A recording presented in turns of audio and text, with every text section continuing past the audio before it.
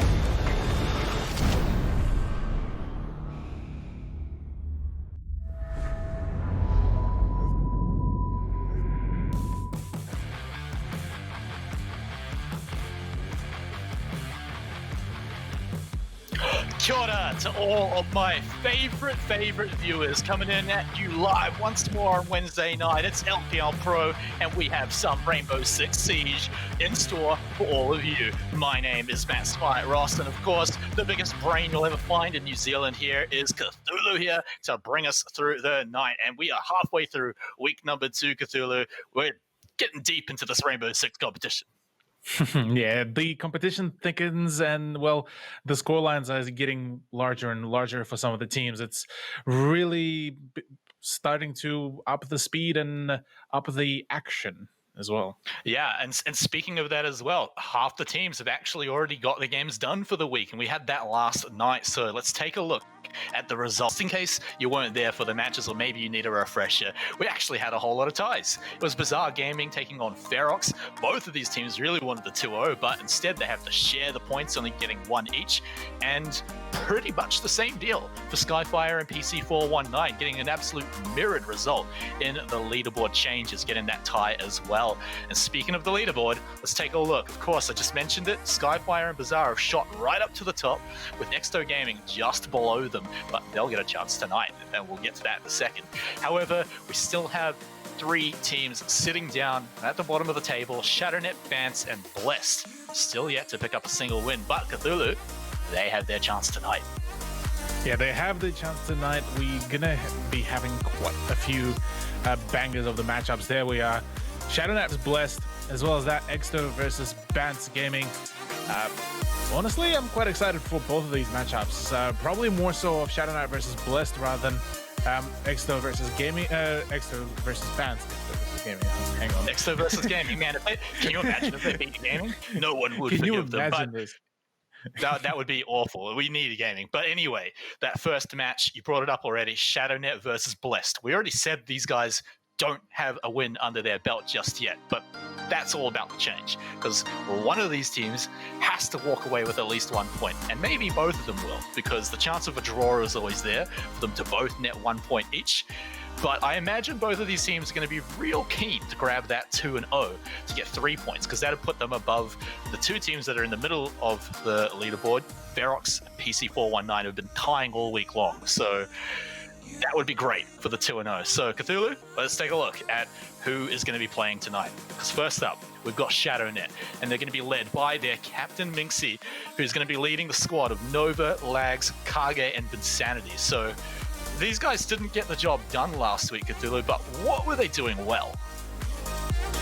Well, they were doing the initial kind of pushes really well. They were getting and setting up some of the entrances into the sites pretty well on the offense. On the defense, they had a fair few good ideas about when to go for a flank, when to hold things off on the anchor.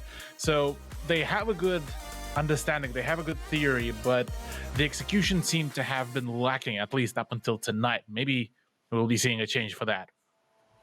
Yeah, real keen to see a change. The plans, want to be seeing them being executed. But guys, it's time to bless up because we've got Blessed Esports here, led up by Space Prism and then Ryan, Papa, Hamio, and ASC. So these guys also didn't get all the way to make it a win at all on the maps. So again, I ask you the question, what did these guys do well?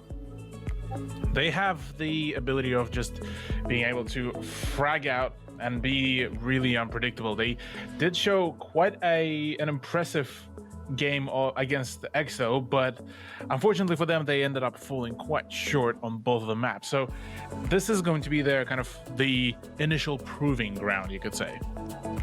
Yeah, you got to imagine both of these teams going to be hungry to grab some map wins, and particularly even just some round wins, because both of them didn't really get too many done, even in the individual maps. But speaking of maps, let's take a look at where we're going, and it's going to be Oregon and Cthulhu's favorite map, Villa, for the second one as we get there. So let's take a second to talk about this first one. Oregon, this is Shadownet's pick.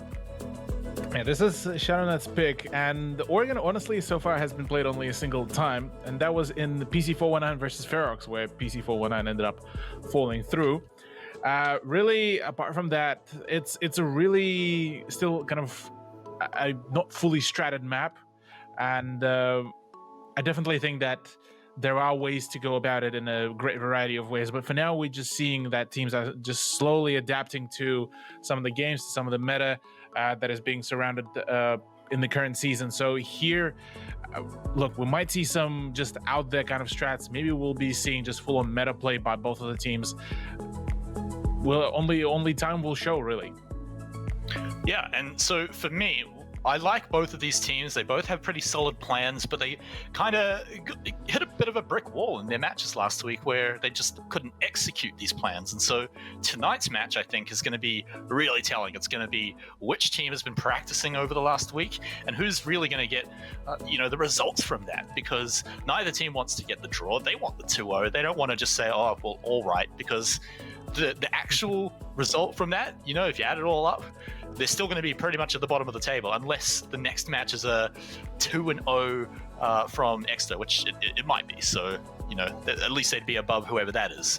But 2-0 is going to be on the table for both of these teams. So picking up that first map, we talked about this last night a bit actually, but picking up that first map gives you a huge amount of momentum against the other team, a big mental advantage too, because if you're not getting the 2-0, it kind of really sucks. Yeah, the lack of the 2 points and the difference between the draw and the win is definitely going to be felt by either one of the teams if we are to see the draw. But for now, it is the first map. It is Oregon, ladies and gentlemen. Blessed are the ones to start things off on defense, and Shadownet are the ones to be attacking. Let's get right into the Ben phase. Yeah, and I'm really keen to have Shadownet on attack first because they get to be put in the driver's seat.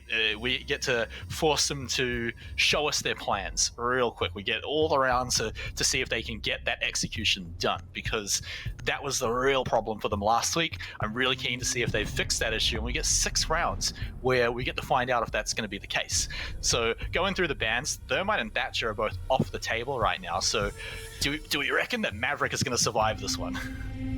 Oh, well, yeah, Maverick did survive this one straight away. Both of the attacker bans have been done. Honestly, I'm not too sure whether he will be used extensively, but only time will tell.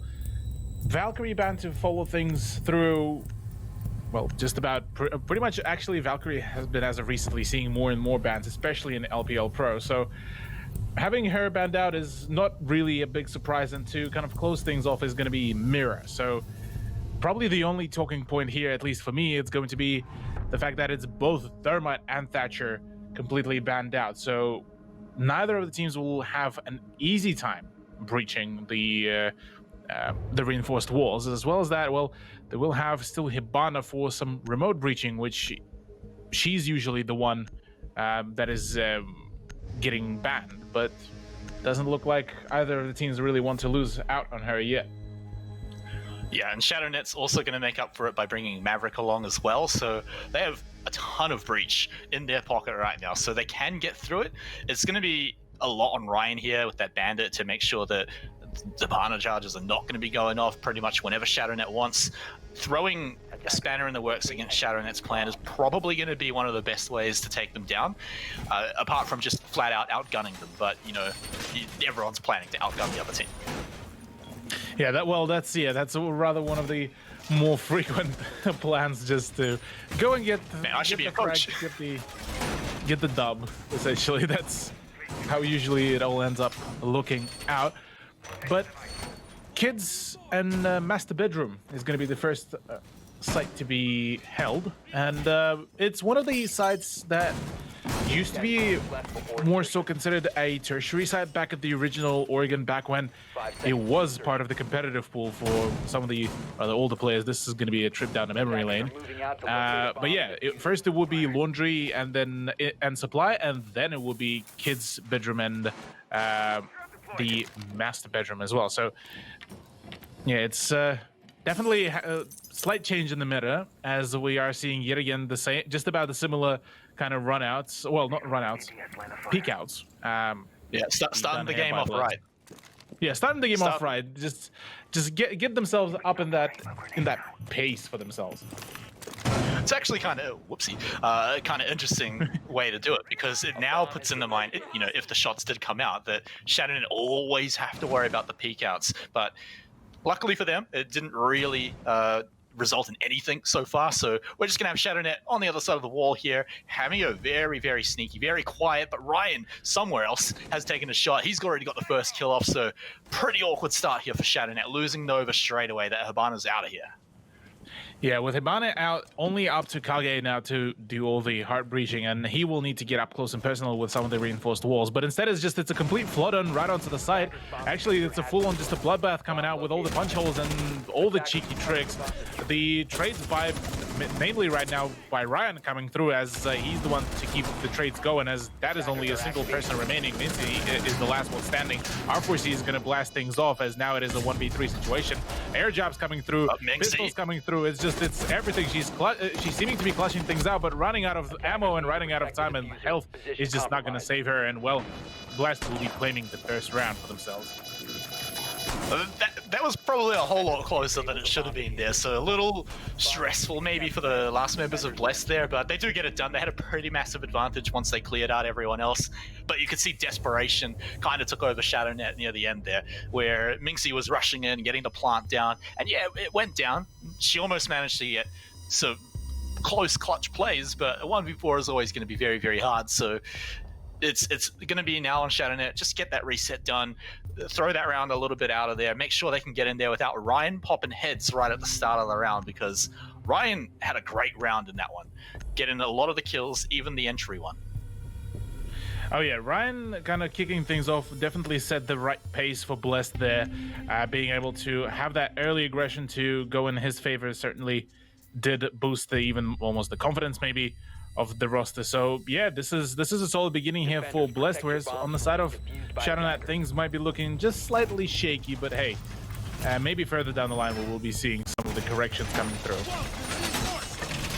Yeah, well, it's only one round, so we got plenty of chances. That's why it's really great that we get to see Shadownet on attack first. So let's see if that plan can come into action. Again, we sort of saw the whispers of it, the little ideas of it, but it didn't really start off very well, because you lose a player straight away, particularly one of your hard breaches too.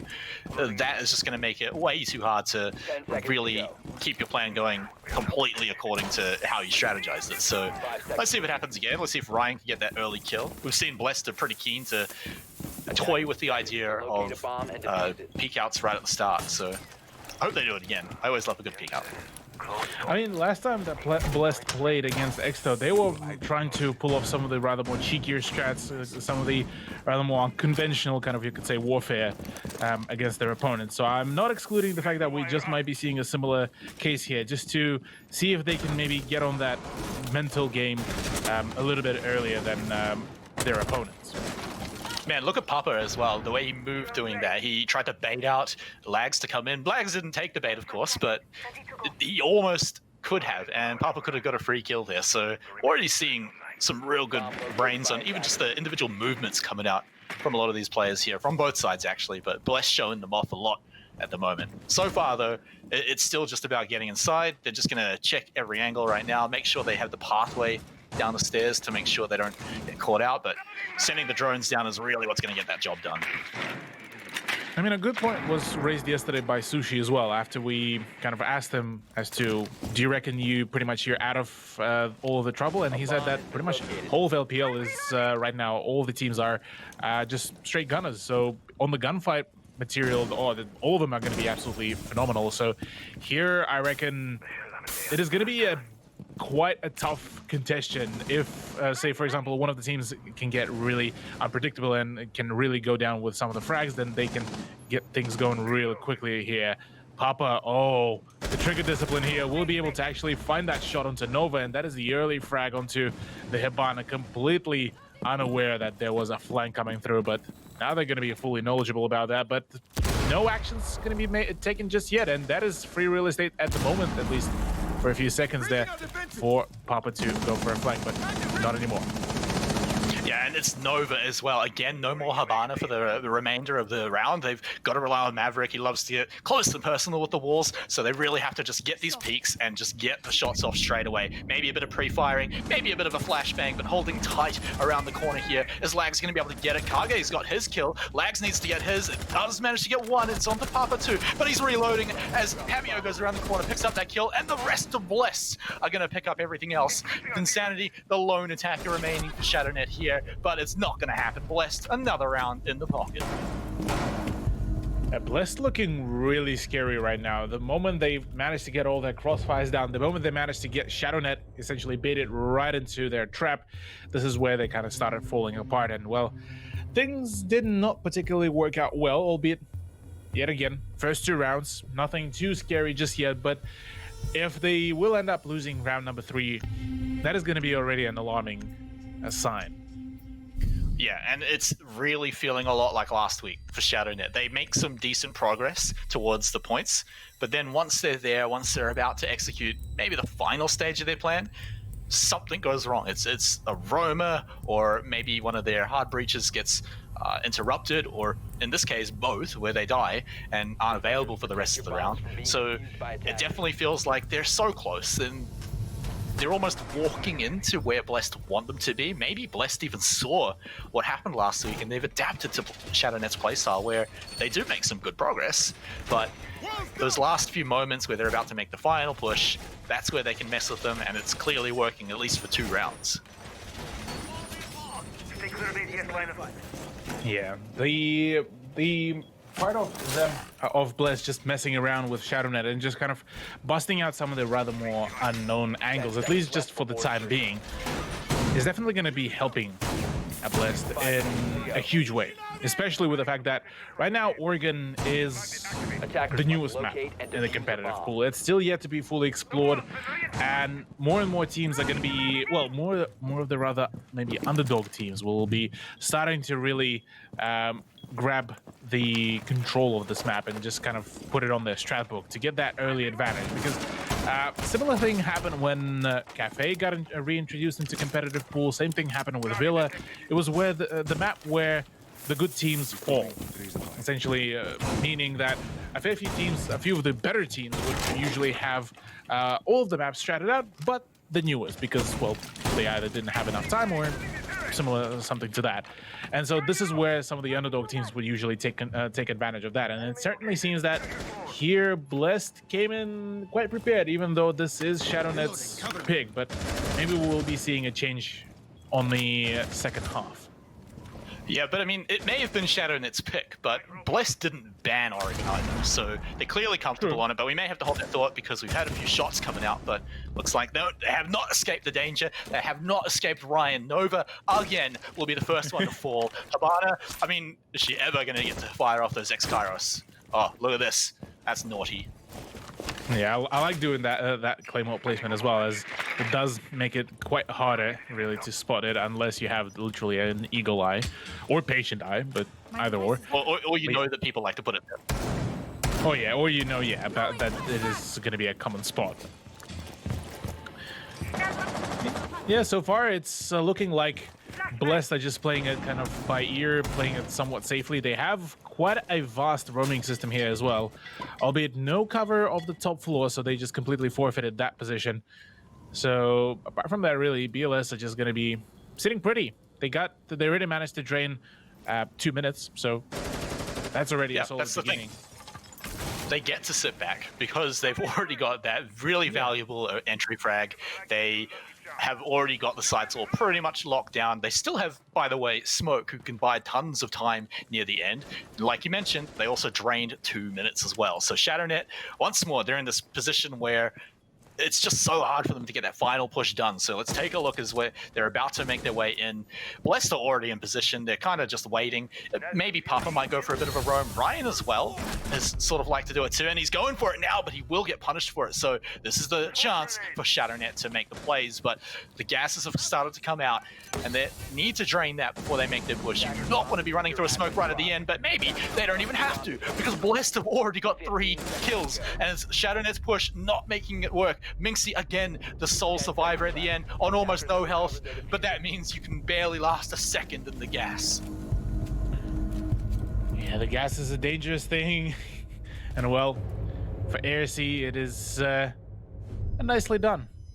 Managed to really get that round going, and well, that's a flawless 3-round streak so far going in favor of BLS, and makes me kind of think, are we going to be seeing potentially maybe a 5-1 or maybe a 6-0 scoreline at the end of the first half? Because so far it certainly does not look like Shadownet has any way of having any solid response really to what so far BLS have been pulling off. Well, I mean, the first step is to make sure Nova doesn't die on these entry frags. It's happened 3 rounds. He just has not been available for these rounds, and so you lose a ton of value. You get funneled a whole lot easier. Yeah, you've got Maverick as well, which is great, but the fact is it's still a lot more risky when you go to make those breaches. They take a whole lot of time. We've seen Shadownet don't do so well with the whole time thing, at least in these last 3 rounds. So that's the first step, is making sure Nova is going to be safe, at least until the end of the round. And it seems to be Ryan that is the one that sneaks up on him too. So definitely make sure you've got your eyes on him, knowing where Ryan is. I mean, sure, it's easy to ask, but to actually do it, it's pretty tough. So the thing is, Shadownet has to do it, though. Yeah, Shadownet has to do it. They need to be extra careful about where they have the Hibana, really, given the fact that Kage won't get really a whole lot of ways to really get the frag going, but Ryan could have had a good opportunity there, but I don't think anyone will be there yet to go in for that peak. But yeah, to return to my point, really, Kage's operator pick, that is Maverick, is partially also due to the fact that he has currently the frag grenade. So it's kind of a nice extra combo of, you can do the hard breaching as well as that you can toss a few frag grenades.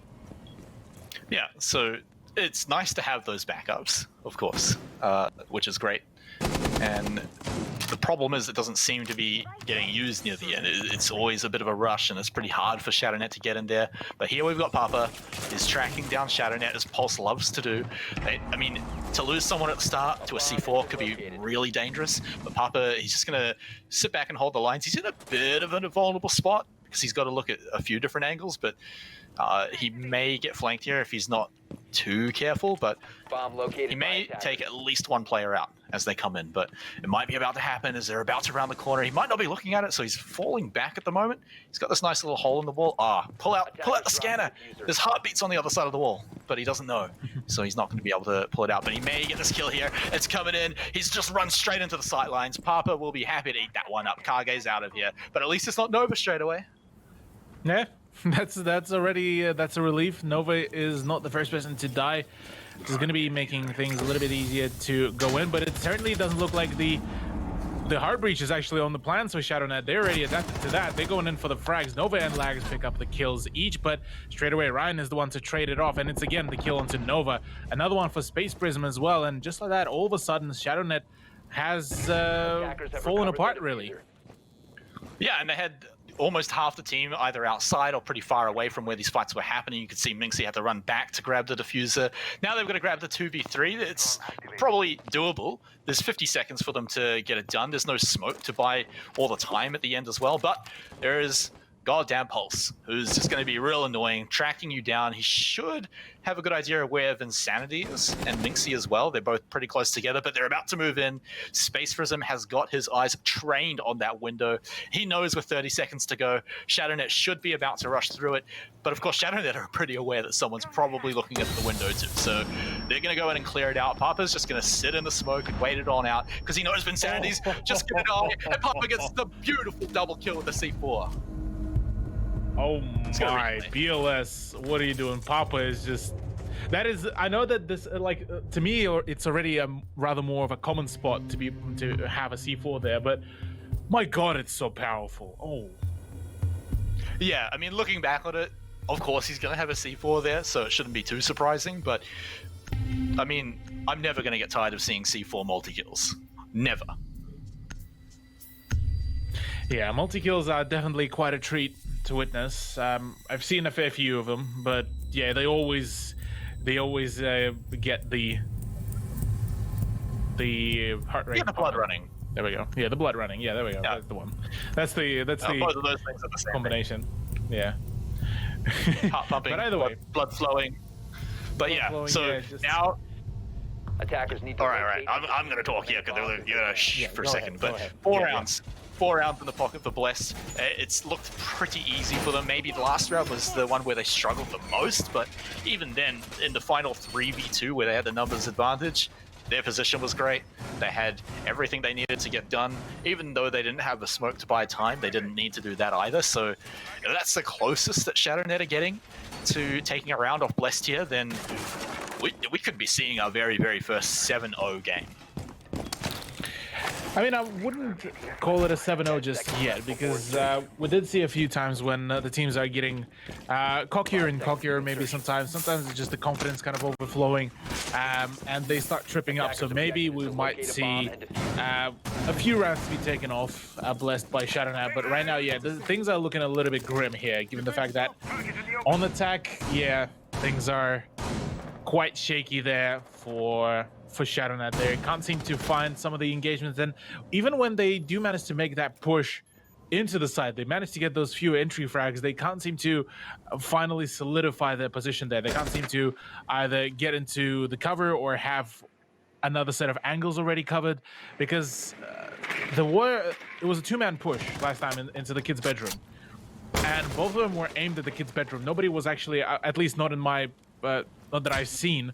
I was watching the main hallway, and this is where kind of Ryan came through. Space Prism as well added things up, and yeah, things were just not looking all well there on the coordination side.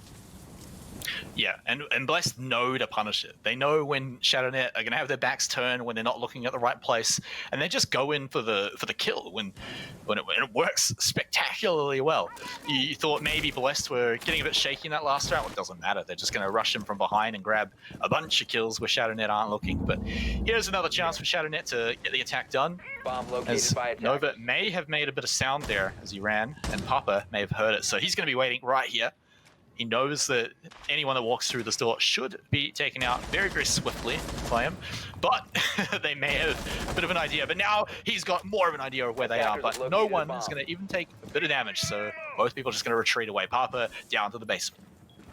Papa has been actually pretty frequent as well on some of his flanks and some of the rather more cheeky positions up close and personal with the Shadownet players. And same goes for Hamio as well. He played the similar position here before as well and was able to actually net himself, I believe, 1 if not 2 kills. So see if Shadownet will be able to read in here. I mean, frag grenades could be used here, so even some of the impact grenades, because last time when Lags used some of his impact grenades, sorry, not the impact, concussion, he got a pretty nice verification that there was somebody just around the corner. So see how things will work out here. Yeah, and he's still actually holding on some of those magnets, but Vinsanity, he's got the important kill onto Papa. He's out of there. He got it for free. Are they going to just run into Hamio's line of sight? They don't. It's Hamio that does it, so Vinsanity will just eat that kill right up. Here we go. 5v3 for Shadownet. 30 seconds to go. It's going to be on ASC to buy that time with the gas. He's lost a bit of health, but he's staying alive. He's taking out Insanity. That's what they need. Shadownet about to make the push. They've gone in. They've taken out Ryan as well. One of the top fraggers. Now, ASC, can he buy the time? Because he's the only one left right now. Space Prism's out of here. All the gas bombs are gone. He's just got to go in for the shotgun kills. The plant's going down. He misses one of the shots, but he doesn't with the second. But he almost gets it, but it doesn't happen in the end. Cthulhu as Binksy will just clean that one up. There we go. Shadownet. One in the bag. There it is. Okay. Shadownet did manage to finally get it, as I nearly choked on getting hyped up from that flank. But honestly, yeah, this is what I was talking about. BLS got a little bit maybe too carried away on some of their holds. Maybe Shadownet finally managed to get a read into what's the general plan of BLS to really have a hold. Managed to finally score themselves a point, so at the very least they guaranteeing themselves not to get embarrassed into 7-0, but a 7-1 scoreline is also not such a great performance. So here they're going to be looking at potentially pushing their scoreline a little bit closer to Attackers need to locate and defuse their opponents, and hopefully for them make it a 4-2, whereas for Blessed, well, they're going to be retrying the laundry side and see if they can make it a 5-1 for themselves. Yeah, it's a pretty good momentum boost, even morale-wise, for Shadownet to pick that one up. It probably wasn't feeling very great with how the last 4 rounds had been going, so round 5, getting a win and getting it done pretty well as well must have felt pretty great. It felt like everything went according to plan. Obviously you lose a person or two in some of the pushes, but sometimes that's to be expected. And one of the biggest points, of course, is that all that matters is you get the round win. So Shadownet pretty stoked to grab that one at the end, but it is still only one. But if there's ever a time for Shadownet to start the comeback, it's going to be now. Yeah, comeback needs to start anytime soon, really. The moment the 5-1 scoreline is going to come through, that could be definitely the point of potentially no return, given the fact that that's 4 more rounds that the Shadownet might need to come through, but that still hasn't happened, at least yet. So for now, they'll need to just play it out round by round, not really think about the potential round stack and all that pressure that could be coming with it, given the fact that, well, as long as you keep your head in the game, that's all that really matters. Yeah, and so here we are in the final chance for Shadownet to pick up a win on the attack side. Unless, of course, we go to the old overtime, but we'll talk about that when we get there. So, one plan, let's make it happen here, Shadownet. Of course, they've been caught out by quite a lot of roams, Papa and Ryan in particular, getting a lot of those kills, especially early on. But everyone on Blessed seems like a massive threat to Shadownet right now. They've all been able to pick up a few kills here. They make their pushes effectively. But here we go, Shadownet moving as one unit, as a hive mind. They've all assimilated to make this final play. They're going to get the breach onto the hatch, and this is going to be where their next progression starts. Next progression indeed. BLS sitting tight. This time sitting a little bit closer to each one another, so they would be able to get some refrags. No more roam from Papa, at least for the time being, as he defaulted back to the side. And Kage, funnily enough, decides to go in for a solo push into the dirt tunnel, which is pretty much given away by BLS. So right now he should have a pretty safe ground to really go in and go get the breach going, and that should open yet another avenue for Shadownet to really get things going for themselves. Yeah, and it's actually just scouting it out too. They've called in for the reinforcements. They've got a 3-man squad down there in the tunnel. So it's going to be an assault on both fronts here coming out. So let's see which one's going to be more successful. The clock's running down, 50 seconds to go. The breaches are coming out. Shadownet about to make their push here. Just going to clear out the remainder of the barbed wire, any kind of traps that are still in the way. Get the last bit of droning done. And we're about to move in. So, Shadownet, have they got the right plan? Is it about to happen? Gases are now starting to come out. The flashes are coming out too. Ryan completely blind, but at least he's going to be safe for now. No one walking into Nova's line of sight. But those gases are now out. I believe maybe ASC has 1 left, if that. But more smoke bombs are coming out. There's the final gas, and it's coming out now. Nova has already taken out Papa, but it's going to be just a trade as they lose him now. But 10 seconds means Shadownet have to go in. They've got 2 kills. This is their time. They've started to rip them apart, but ASC, he can't get it done. It's all up to Hamio. The plant is happening, and Hamio's lost almost all of his health, so he's really praying for a miracle here. But Shadownet look to have locked in this final round here on their attacking side, and there it is. There it is again. Shadownet do manage to stop the bleeding of the rounds, keep it at a 4-2 scoreline, which is fairly standard actually, now that I think about it, for the defense. It's something that most of the people would usually expect, and that is like a much more preferable scoreline for the defense that is rotating over to the offensive side. So here for BLS, they're still going to be going into the second half with an advantage, but right now for Shadownet, they're not too far away from drawing things out here, so this is where they will need to start going in for that push, and Laundry will be the first choice to do that. Yeah, and they've also got the momentum going. They've won 2 rounds in a row right now. We're talking about that when they had only 1 round in the pocket. And so now they've got a streak going, they get to go into defense, so they can throw out something interesting like maybe a clash. Okay.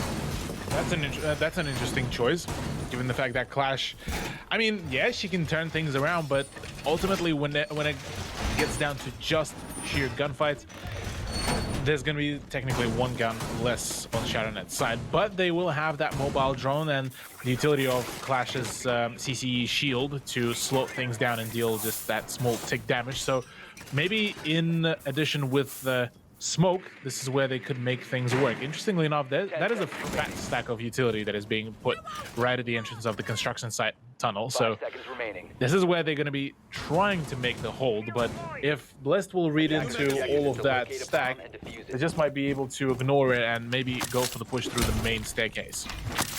Yeah, well, there's only one way to find out. Let's take a look and see which way Blessed is going to be going, because you're right, that is a lot stacked all the way up in just 1 spot. So just maybe Minxie go to the other point of entry, hold the shield up, just so that they can see if Blessed are going from a different point. So now we can tell that some of them are, Papa and Hamio, coming inside, making their way into the building and making some decent progress too. No real threat for now. They're even getting some good scouting done, so they can be pretty safely assured that they're not going to get shot until they go downstairs for now. Yeah, so far, BLS taking their time with really just clearing things out. Seems to have already done most of the clearing, really. Interestingly enough, ASC, Ryan, and Space Prism are all fairly far away from the duo, the explosive duo of BLS that is Hamio and Papa. Well, it seems that Papa is going to be the first person to start making the moves here. I don't think the Jaeger has the ADS device, but that doesn't really matter. Nova is the one to pick up a kill onto Papa. That's a great way to start it off, and it's not super late into this, so it's now Blessed with a little bit of time to try and make it work for the 5 situation. Now, they definitely have to hope that some of these gunfights in their favor for now. Have to be careful moving around the corner, but this is a big stack right now. 3 people very close together. They definitely have to hope that they don't lose these fights here. Ryan's actually lost a little bit of health on his own, but it's nothing too terrifying. But there it is, there's a clash. Checking out where everyone is. Minxie's going to be calling up everyone on a Vodafone to make sure that they know where Blessed are right now with their 3-man push. But look at this. Blessed are going to be forced back a little bit, but they can't afford to use all this time on running around and repositioning. They've got to go in and start making the push now. They did certainly manage to make a rotation here right at the main stairs, which will allow them another point of pressure here. Exactly did manage to read it into the position, and Vinsanity is going to be waiting for the push to happen, really, as that gas grenade is going to be dealing quite some damage and quite some disruption there. Hamio to find the shot onto Nova, will be finding the shot onto Wamai, interestingly enough, as Nova did try to kind of juggle around his ballistic shields. But for now, ooh, naughty shot by Hamio again onto Lags this time. Will be taking care of him, and now it's all up to Kage, Insanity, and Minxie. And Minxie needs to start whipping out her SMG, and the double kill to come through by Shadownet. Located a bomb. Yeah, and now with only 13 seconds to go, it's all on Space Prism to make something magical happen. But the problem is he's got to get past Minxie at least, who's just going to put the shield in the door. That would alone just stop him. And there it is. The clock's about to run out. Space Prism certainly won't be able to get it, so it's just going to dirty up Minxie's shield with a few cracks in the bullets. But there it is. Shadownet certainly seem like they're on a bit of a roll. Yeah, they finally managed to find their momentum, their mojo back, and just managing to just play their hearts out. And this is the beauty of it. This is the beauty of how Siege really plays out. It's a beautiful thing to witness, really. And it's great to see Shadownet really getting the success going. Because, of course, last week didn't go so well for them. They certainly wanted to come back here, make a statement to say, hey, look, we may be at the bottom of the table, but after tonight, we certainly are going to be moving on up to compete with everyone else. And this would be the first step to make the comeback. It definitely doesn't seem nearly as far behind as it was. They're now the ones on the roll. They've managed to do it on both sides too, which I think is really great. They're proving that they're good on defense. They've obviously got something going on attack when they won those final 2 rounds, so even if they get to overtime, it's not like either side's going to be much of a problem. They've shown that they can make it work on both sides. But let's see if we can get maybe more of a sample of their defensive side, because that one went pretty well, but I want to see if Blessed can work out this whole clash strategy coming up against them right now, because it's definitely a little different to what some teams do. Yeah, I mean, we saw a similar thing that was happening in yesterday's matchups when Ferox were trying to deal with the Monty of what I believe was Bizarre. But they couldn't really handle it. Well, yeah, at the end of the day, they did manage to deal with it, but it was there were a few hiccups here and there. So I'd imagine Blessed will be having a bit of a similar issue here, trying to figure out how they're going to be working around Minxie, because right now, even though that she doesn't technically use the gun on a regular basis with the Clash, her utility is going to be quite huge to just keep slowing things down and draining that precious time. Yeah, and then, of course, all of that information for the team for basically free as well. You don't even really have to worry about it. You just walk on out. Pretty easy to just look at someone. You're bringing eyeballs to a gunfight, and that is apparently working out for them right now. But let's see if it's going to happen again. They're going for the breach here. Ryan's going to just finish this one off to get through the banded up wall. It's going to take a little shock, but you know, nothing more than just a static shock from a balloon, really, as he doesn't really lose any health. Yeah, it's quite a minuscule damage that was taken, and for the fact that he has allowed his team to have another avenue for the entry, I don't see anything wrong with that. Albeit that there will be quite a setup prepared there by Nova, same as Minxie, so they will be well aware when the push is going to start happening, and maybe that's just a bait from Blessed, or maybe this is going to be the place where they're going to finally start making the push and will draw out the scoreline eventually. Yeah, well, a few shots have already started, and it's going to be ASC not able to catch his prey, but Minxie has already gone down, so we'll be able to bring them back up, but no, Ryan is going to crash the funeral there and just take them both out. Now we're down to only 3 defenders left.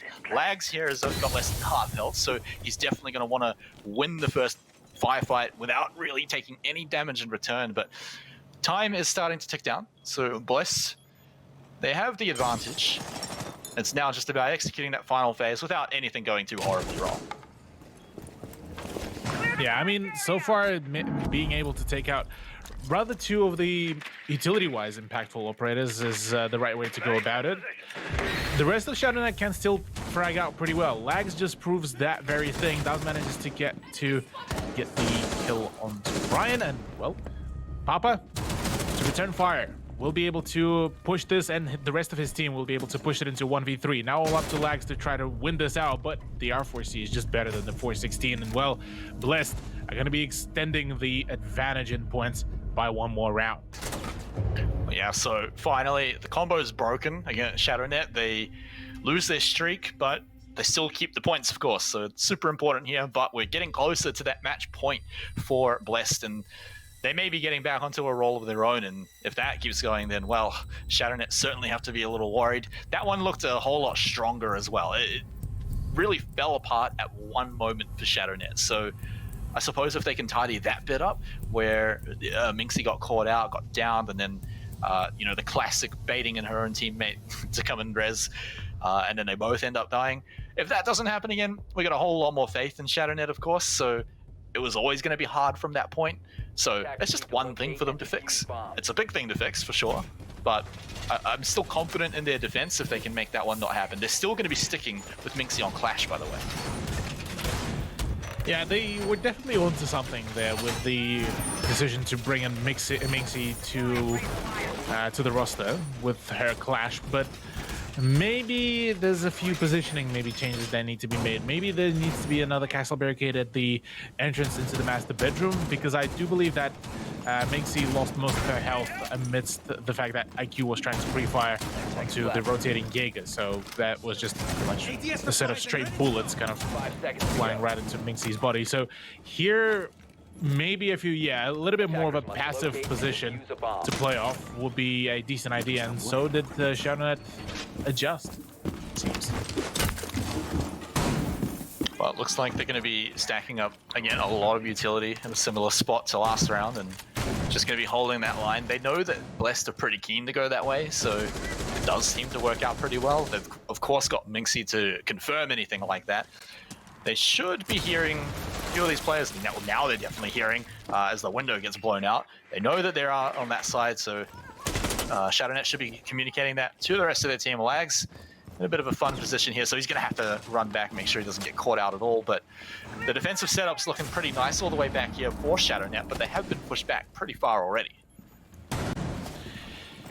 Yeah, being pushed back is certainly not the best thing that Shadownet will want right now, given the fact that, well, they have been pushed back on the scoreline a fair few times as well. This time I like the adaptation. I like the decision to bring in the ballistic shield here to cover things up a little bit more, as Nova will keep on holding his position. And so far, BLS are just, taking it slow. They're just droning things out, trying to figure out how things will go from there. But the ballistic shield will be falling. There needs to be some cover going down, as right now Nova is getting just pressured there. But fantastic angle. Nova does manage to make a respawn there. Actually nearly gets a double kill as well, as IQ is really low. ARC needs his team to really help him out there, because otherwise he would have fell down. But thankfully for him, that's not the case. Yeah, that would have been a game changer if Nova could have got that kill. The double kill would have been great, especially if he made it out alive. Unfortunately, though, ASC can still do the majority of his job as IQ, even on that low health. So they're probably fine with that one. They can hang, even just keep him hanging back. They've even got Minxie to be a big human shield against him. And so Shadownet still have a good amount of numbers here to hold this one off. They can see where most of their opponents are going to be coming through. They've already seen a whole lot of utility just being chucked into the room, but here's the shield, just going to zap everyone as well, and Kage is going to be the one to clean it all up too, and just pick up 2 kills, just running away. But now it's on Space Prison to find out if you can get it. Just going to clear out all the utility, but Cthulhu, there's only less than 40 seconds to go. Not a whole lot of members of Blessed still alive. Yeah, having the ability to get rid of Papa early on into the round was definitely a good beginning as well. And we did actually see quite a change in the pacing and the play position of Minxie as well. The moment she was playing a little bit more careful there, a little bit more passive, this is what pretty much meant the big win there for Shadownet, as Kage does manage to find that nice triple kill, I believe, overall, as he was able to just pretty much slaughter anyone who came through the attic. Yeah, Kage, the sword to Minxie's shield, really working out well in that combo there. It felt like Blessed almost walked into them just exactly as Shadownet planned, their dark master plans in all of these rounds so far. And I'm actually really loving it. When Shadownet win, they look really fun, they look really great. So again, we're not going to change anything too much up right now. Just as I say that, of course, I'm baited. Goyo is going to come out instead of the Clash, so now we're already getting a bit more adaptions, and I'm keen to see how this one works out, and I'm keen to see if Blessed are just going to be expecting Clash again. I mean, it would be definitely a question of the mental warfare and who can outbait one another. But Minxie's decision to actually swap over to Goyo is a good idea, especially here on the ground floor site, given the fact that, well, with Clash, yeah, she is extremely powerful when you cannot play a whole lot of vertical play on a game on her. The moment there's vertical aspect introduced into the round, then she might have a little bit more of the issues there. So having a little bit more of a mobile Goyo instead of the Clash, definitely going to be working out, I reckon, quite well. But Only one way to find out if it will actually work. They're also keen on the ballistic shields as well, and well, Goyo, his ballistic shields are just a little bit more explosive. They're extra spicy.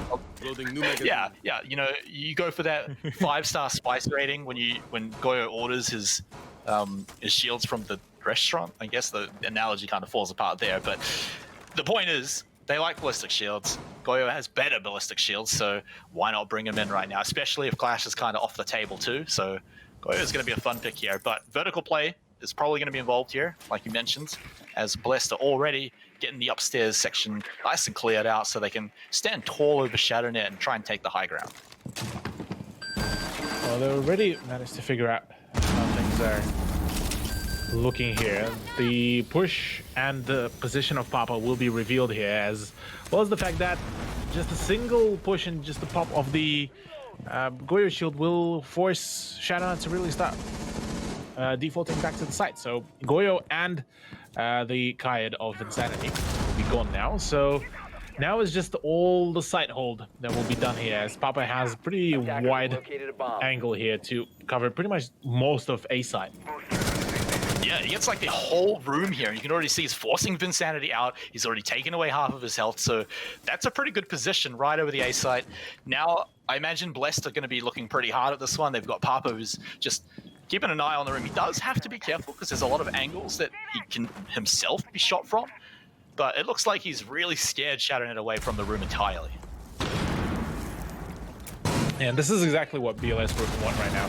They want to keep Shadownet moving, keep them out of their comfort zone. And Hammy already does find the first frag. That is Nova straight away. Space Prism to follow things through as well. To Insanity, and now 3v5, things are definitely looking like they're going to be falling apart. But hold that thought for now, as Kage does manage to return some frags here onto Blessed. Uh-oh, Minxie has been spotted out. She's going to have to move and make sure that she doesn't get caught out. She's going to go for the peak and will be completely slaughtered for it. Now Hamio is going to do the same thing. Will he be able to get up the kill? No, there's going to be a whole shield in the way. Kage still going as well. Maybe Shadownet are bringing it back. Kage, he's on a tear right now. Even though Lags has no health, he just needs Kage. But now it's all up to Lags with that low health bar. 30 seconds. He doesn't have to buy a whole lot of time. He's getting the shots. He doesn't finalize the kill though. That is going to be super dangerous. Has to dodge that one, but now he's got so many angles to look out for. But the plant isn't happening just yet. ASC needs to get to the site. Lags, his eyes set, but he has to get every single bullet before he gets one in himself. And there it is. It only takes one to take him down. Blessed now moving on to match point. That was a much closer round, mainly due to the fact that it was Kage that was getting that triple kill with the Alder, and almost looked like he was able to get that fourth kill, and after that it could have gone into the 2v1, but this time in favor of Shadownet, and that could have been the 5-5 scoreline, but alas, that was not meant to happen, maybe, at least just yet. Laundry Room and Supply is going to be the next choice for the defense of Shadownet, and well, potentially could be the last round as well. Yeah, we're going downstairs again, where probably going to end up with a little bit more vertical play instead. Clash actually going to come back anyway. Doesn't look like that one's going to be changed on out. So Shadownet, like you mentioned, this is their chance to make things happen. They're at that lovely little stage where they cannot afford to lose a single round right now. And they're getting close, but they still have to hope for overtime at best as well, which is always a bit of a tilter. You're always a little annoyed when the other team gets to that 6th round, when they get to that match point. It means you've got to work even harder to get the win.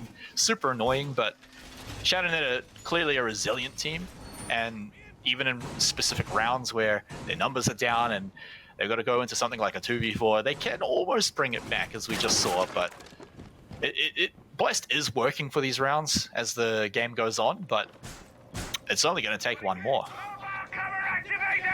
Only a single round for Blessed to get themselves at least a guaranteed 1 point and get a chance of getting themselves those 3 points total. For now, though, Shadownet are showing quite some valiant effort here, and honestly, I'm impressed because from the very beginning of the match, things were not looking also pretty for Shadownet, but they did manage to push this back to a much closer scoreline so far. So if we are going to be seeing a win here by Shadownet, they're going to be granted yet another round to try to push this into overtime. And well, from there, they're still going to need some ground to cover. And for BLS, well, they would want to close this out as quickly as possible. And this is the site where they would want to get the revenge on Shadownet. Yeah, I think they're pretty happy with the site. Blessed. They're going to be pretty keen to just get into position and just outgun with the better positioning in the similar fashions as some of the other rounds they've been winning out. But here we go. They're just running around, making a whole lot of footsteps up above, but let's see where they're going to start firing from above. But Space Prism, he's going to start firing down to below, so they know that he's going to be up there, but it's just going to be Papa looking around the corner. But it's a dangerous corner to be looking around. He doesn't even get anything really done there, but now they're just going to continue to do it. They've got Minxie over there with a shield though, so she should be able to keep everyone safe.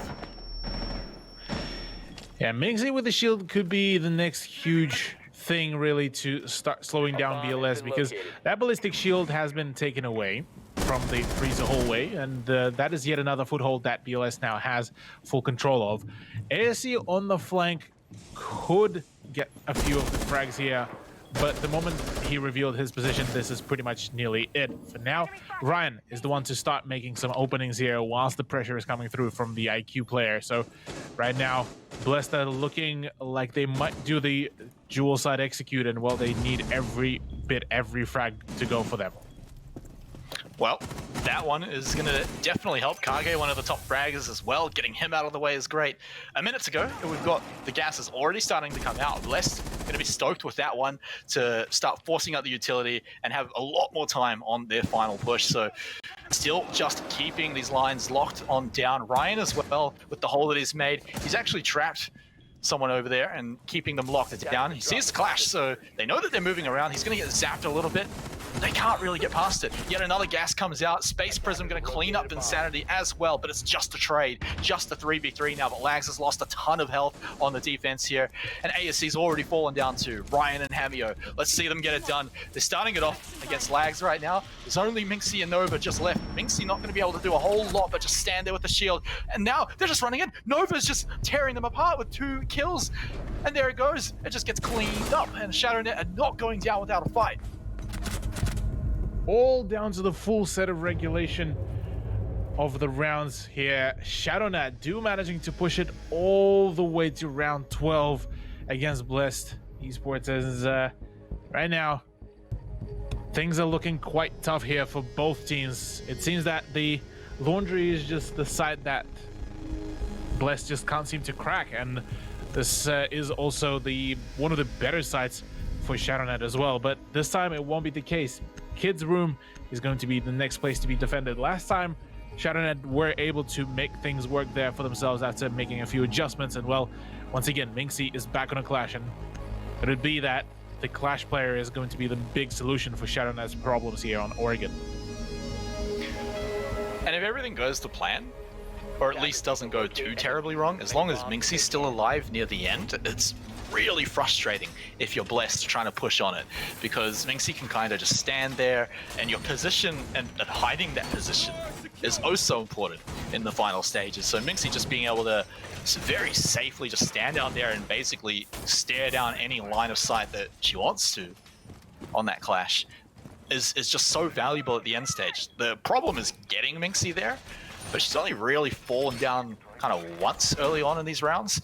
Later on in the final stages, it's usually just Blessed picking up the win from their numbers when Minxie's left alive. But in last round was a real good example. Minxie just making it way too hard to make that final push. Yeah, that Clash Shield has been actually a very, very powerful tool, funnily enough. Of all the things, it seems that Hamio even wasn't able to really crack the code there with some of the stun grenades. Instead, it seems that just no leeway is being granted for BLS, and this is exactly what Shadownet would really want. The fantastic pressure from 2 sides will be forcing Lags off his position, and well, that is already the foothold secured in the armory of the Oregon. Yeah, and Lags actually got maybe a little confident sticking around in that room. He kind of knew that there was probably going to be something going on, but he stayed around, tried to see if he could get anything done, and had to flee on out of there. So it doesn't lose too much for it. It's just mostly half his health, so at least he can still be involved in the firefights. But here we go. Let's get this wall down nice and quickly. Blessed, keen to start moving on in, and well, they've gone down a minute so far. They've got a little bit of damage done, but remember what we're saying, if Minxie can make it all the way to the end, that's pretty sweet for Shadownet. They're going to be pretty happy to just run the clock down near the end. And Minxie not really in any danger at all. Pings go out, but there is not anyone on the other side of the wall there. Not at all, yeah.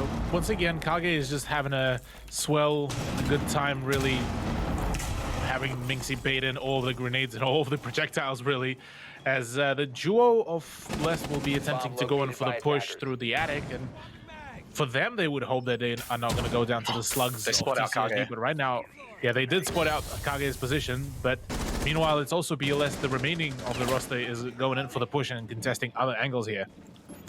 All right, well, let's see if they can get Kage out of there, but Lags will also be the one to fall right at the start of the round.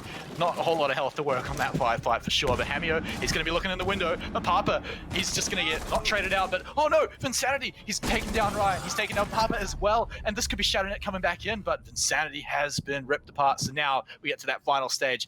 The dynamic duo, Minxie and Kage, against Space Prism and Hamio. Can they find a way to crack the shield and get Kage down? Kage has to get all of these kills right here. Minxie building the pressure, but Kage, he's gone. Minxie's got no firepower left.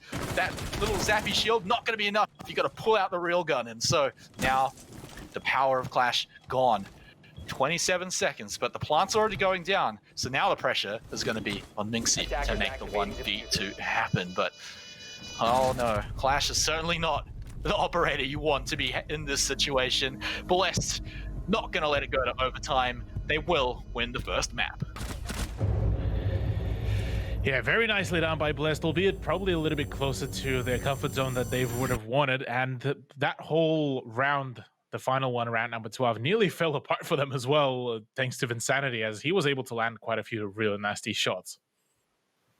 Yeah, it looked like it could have gone Shadownet's way. We could have maybe had an overtime, but alas, it's not going to happen. But they will have another chance to even it up in the next map. After the break, we're going to go to Villa, so we'll see you guys in a few minutes.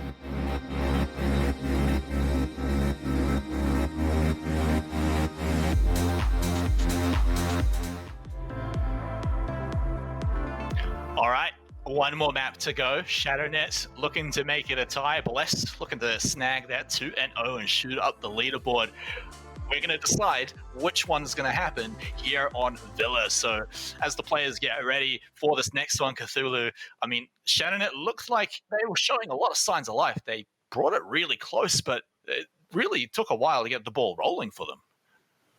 Yeah, it took them a while to get warmed up to kind of figure out the tactics against Blessed. And while things didn't really work out for them as well, as they did end up losing their own map pick, it was still a very close game. You got to give them that. So from there on, it's only uphill really for Shadownet. So it's still going to be quite a learning experience, but we're not over just yet. Villa is still here, and it is going to be Blessed map pick. So I would be expecting a bit more of the confident plays from Blessed, because on Oregon, they seem to be a little bit lost here and there. Some of the pushes were a little bit uncoordinated. And so I would be expecting that maybe this time on their own map pick, they would be a little bit more on the coordinated side. And just like that already, we get the bans on the way, as Thatcher is the one to be banned out straight away.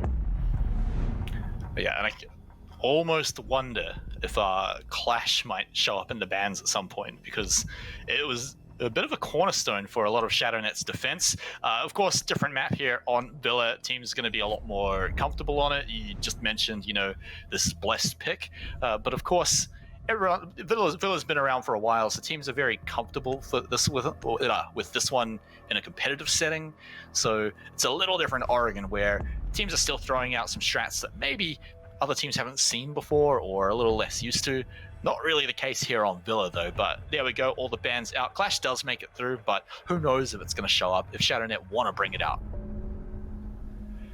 I don't think I don't think Clash is going to be as used here on a Villa, given the fact that there's not a whole lot of those like tight little spaces that where Clash can literally block out the full way. So here, I'd rather would imagine that the fact that Goyo will be banned out is what's gonna make a few changes to the playstyle of both of the teams, given the fact that we saw some Goyo play from Shadownet last time on Oregon, but I don't think we saw a whole lot of it come from Blessed, and this is going to be an interesting showcase. What is more interesting though for me is that Cali 6 pick. Yeah, I'm keen for this one because I think it was Ryan that picked it up, right? So Correct.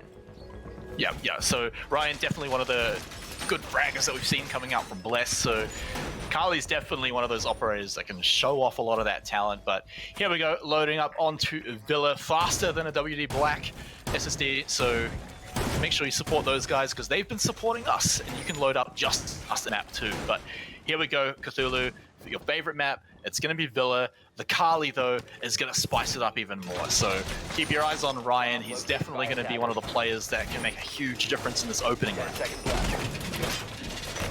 Yeah, Ryan and him being on Kali is going to be quite a interesting decision because Kali, first of all, well, she's not particularly a fragger operator per se, but her utility is somewhat similarly mimics the Thatcher utility, which I'm genuinely quite looking forward to. And after the recent patch as well, she's got the SPSMG off Clash, so she's going to definitely be a bit more viable to go in for some of the rather more unorthodox pushes here and there.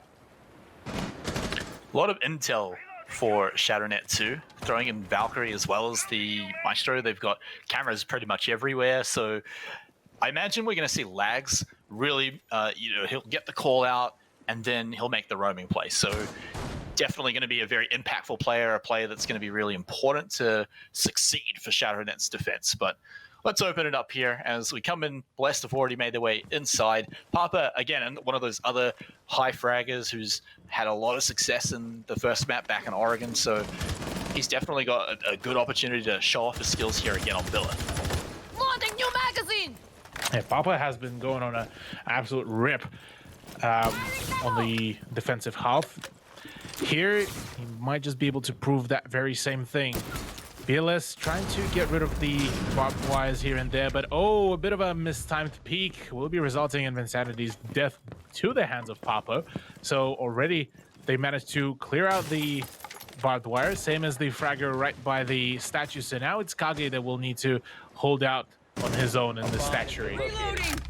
Oh, wow, and Papa, just no fear at all, walks in there, pre-fires, rips Kage apart, and now they've got a great, solid hold on the site. So now it's going to be on Shadownet to try and find their way back in, and Minxie and Nova are going to be the ones to do it, picking up a kill apiece, and Minxie, not to be outdone, is going to make it 2 instead onto Papa. Shadownet are back in here, and they're still going, but Hamio isn't finished just yet. But here we go, 1.5 v2 right now, the diffuser on the ground. Blessed pretty easily will be able to grab that one back up right now, but Lags still alive, still running around. Hamio, not a whole lot of health. Still a bit of utility though. Oh, there goes Lags though. As now it's all up to Minxie. I feel like we've seen this one before, Cthulhu, where it's Minxie, the lone survivor left, and she's got to get the job done. But she may be able to do it here. All of her cameras now gone, but she's got to make the push here as the plant is going to be completely put down right now. You're going to go in and just go for the pre-fire and get ASC out of there, but she's got almost no health. But Hamio's not too healthy himself either, but he knows where Minxie is. And Minxie's just going to go in. She's going to rush for the defuse. Is she going to find Hamio? She's going to wait. She's trying to bait it out right now, but Hamio is way too patient. Hamio knows. I don't think we need to see how this one's going to go. That's one way to really close out the round there. Hamio just cleans it up at the end, decides I'm not even going to try to really challenge the angle. He knows that Valka's going to be really tagged up, and well, the only thing that he really needed to do is get that impact grenade out of the way, and well, so he did. BLS to score the first round, and in a similar fashion so far, BLS are able to get the initial advantage here points-wise, but they are on attack, so they are from the get-go kind of on that disadvantaged game right now, at least with the fact that they need to dictate the pace. Did get a little shaky though, Cthulhu. That was a round that was in the hands of Blessed right from the get-go. They had 2 kills pretty much for free. And yet, the Shadownet just come back, tear it apart. Minxie picking up 2 kills to bring it back in. And then I think it was, who got the C4 kill? I think it was Nova picking that one up. And so, that one is just a good example of what Shadownet can just sometimes pull out in these rounds. And all the way back to what Sushi said was, any of these teams have the chance to just win these fights here because they're all such good gunners, and apparently for Shadownet, really creative in finding the ways to get these kills to come back in too. So it's a good sign for Shadownet for sure, but Blessed, if they don't manage to pick up 2 kills right at the start, can they still get the same success? Only one way to find out, really, as we are prepping up to go on the way with round number 2. Shadownet this time bringing in the AVG site, which is considered one of the few main sites on Villa, and rather probably one of the more advantageous one. And interestingly enough, Minxie will actually prompt to go for a full downstairs roam to see if some of the drones may ignore her position and then allow her to go in for the left flank, which could be quite beneficial here for Shadownet. Yeah, and Minxie definitely one of the more successful fraggers, and so I'm keen to see what she looks like on a bit of a roam here, if she can stay hidden. So she may be able to even save the round almost like she almost did in the first round here on Villa. But let's start it off. Papa's already taken a little bit of damage here, but nothing too life-threatening for now, so he'll be all right with that one. But Blessed is still just trying to get some of their members inside and trying to hold down some of these angles here. Papa hasn't really moved at the moment, so progress is slow here. They're still just trying to grab all that until they can. Hamio and ASC looking to at least get a little closer to Papa here, make sure they can cover the other angles that he's maybe a little bit pinned down by at the moment.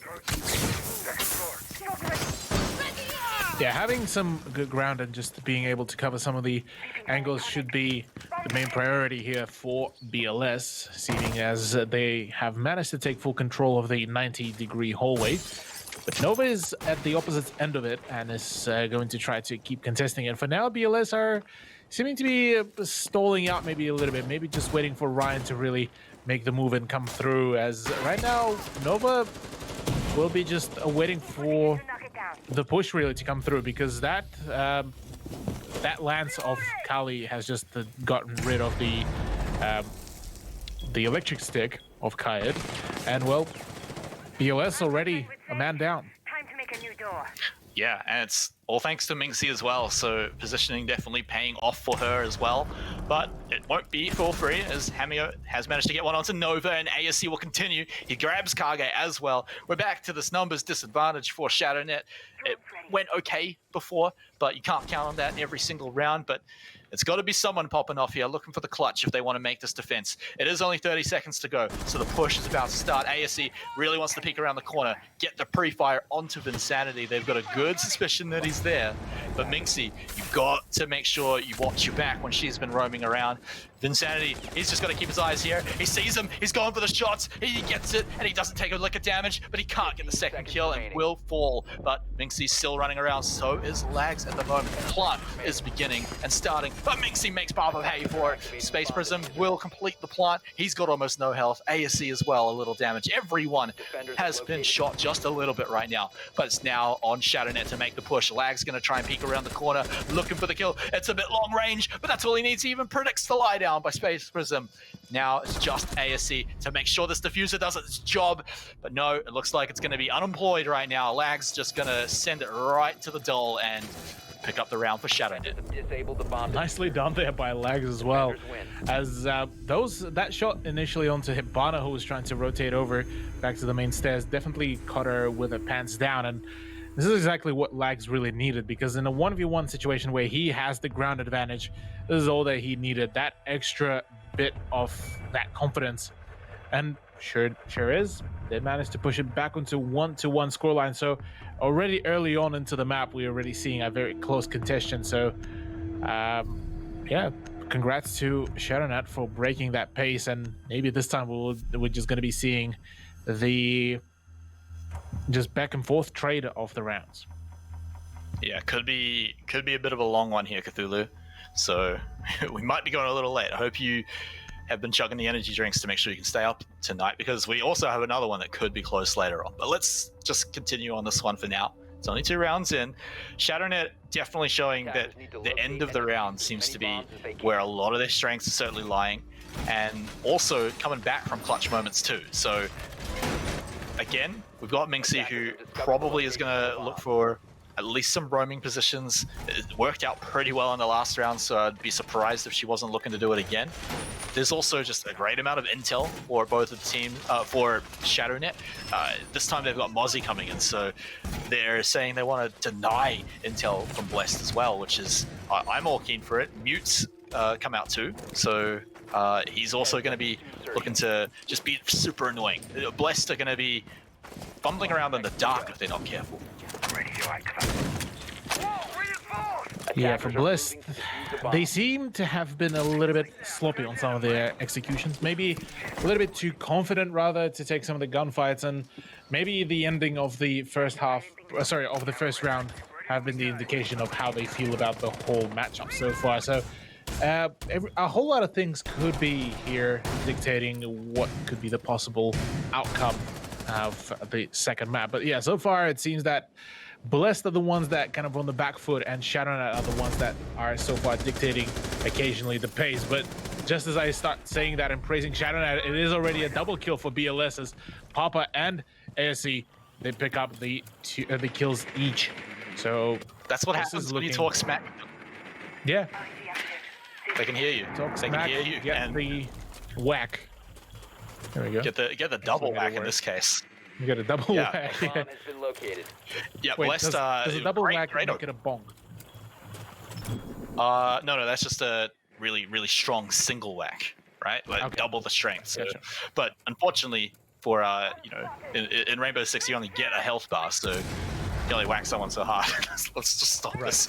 All right, Blessed, 2 kills, great entry. That's the main story of the show right now. The C4 is not going to find anything, but it will open up a nice little hole in the floor for them to find a few kills in. But Shadownet going to be cowering a little bit. They don't have the main fraggers with Minxie, and now with Insanity falling down too. Even Kage is on death's door right now. Everything is going Blessed way, and they're looking to make it a flawless round apart from a little bit of damage that Papa's taken.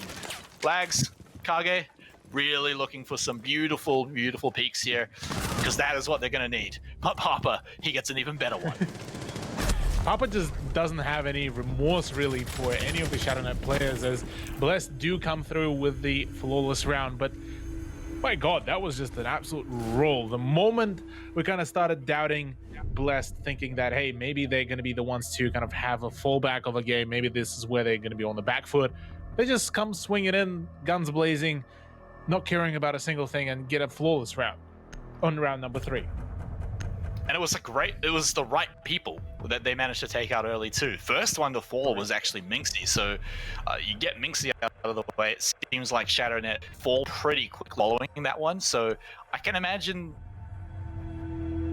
they're probably going to look to similar to what we saw in the round that they won, because it did work out pretty well. So let's see if that is the case. They certainly want to be keeping up all of that intel gathering again. That didn't seem to really work out either in the last round, obviously, because you lose 2 members straight away. Who cares if you can see where the enemy team is? It's still a 3v5. So Shadownet probably gonna just make sure that doesn't happen. It's a bit of a throwaway round where you lose 2 people so quickly. It's just one simple mistake. You can fix that pretty easy.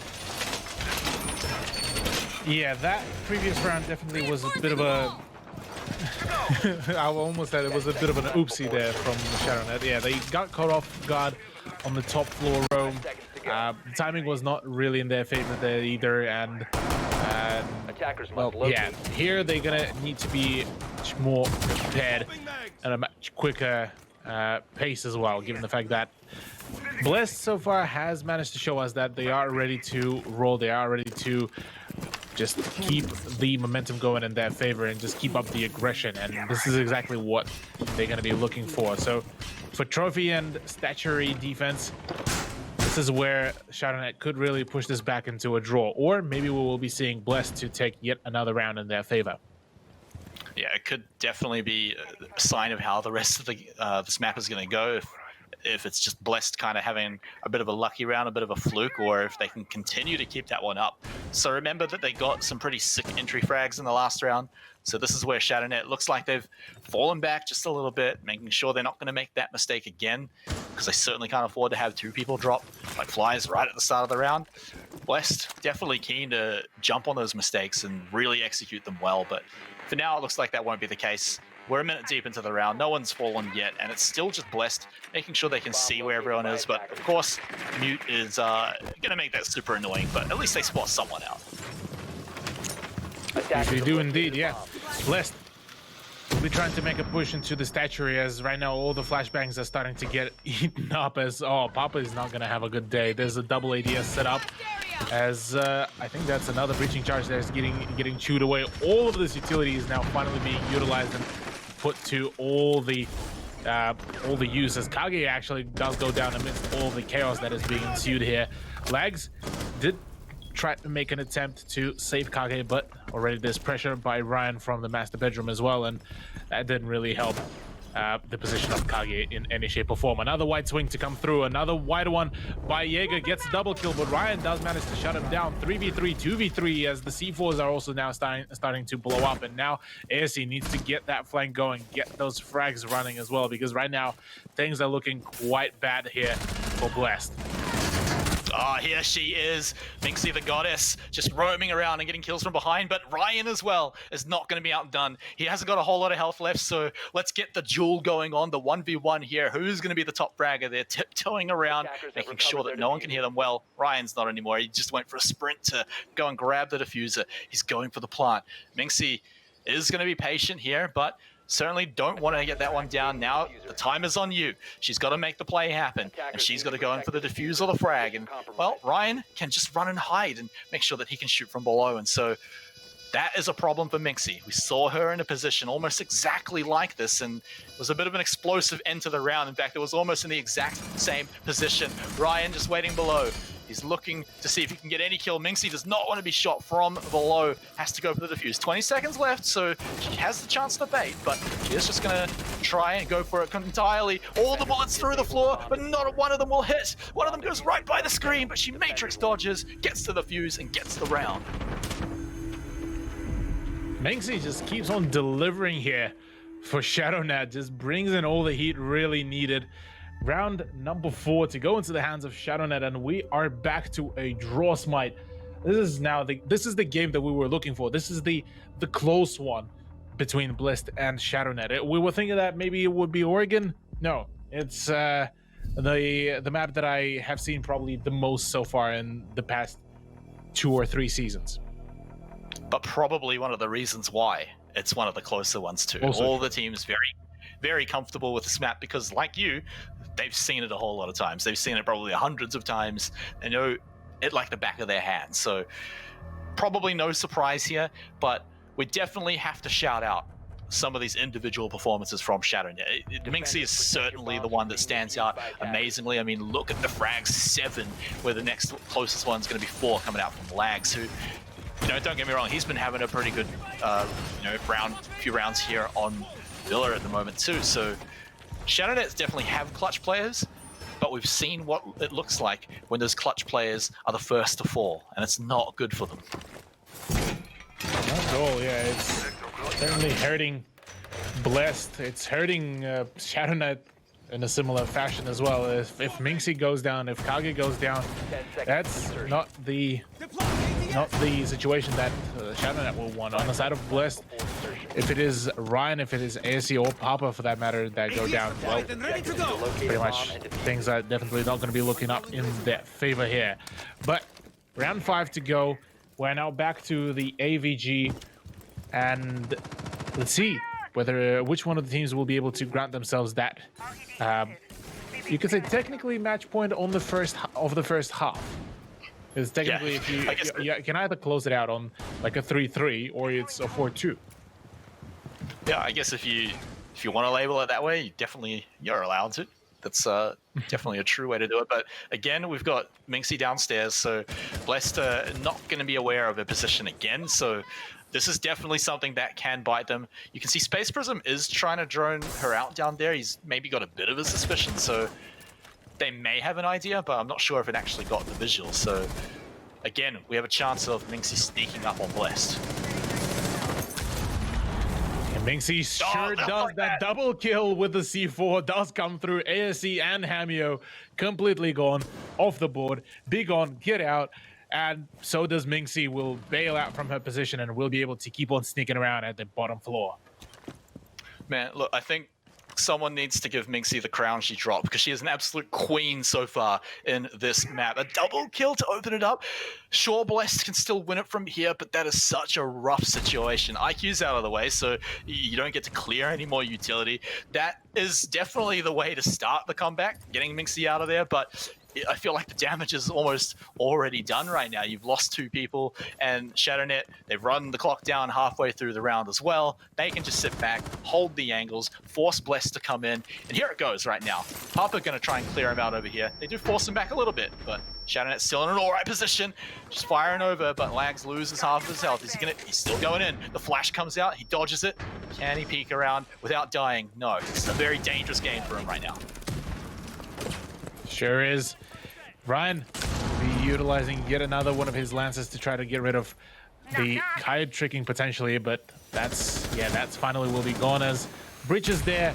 There's another opening to peek out through for both sides, but for now, Shadownet are running down the time. 40 seconds remaining. Jaeger is still in his very powerful position, but will be forced back off it as Papa does manage to find a shot onto the Insanity. That is another one off the board. Now it's back to a 3 versus 3. 30 seconds less than it, rather, will be remaining as Lags does manage to pick up a kill into Papa. There's the SPSMG coming through as well. There's a double kill as well for Ryan, and it's all crumbling all apart. 1v1 situation, 17 seconds to go.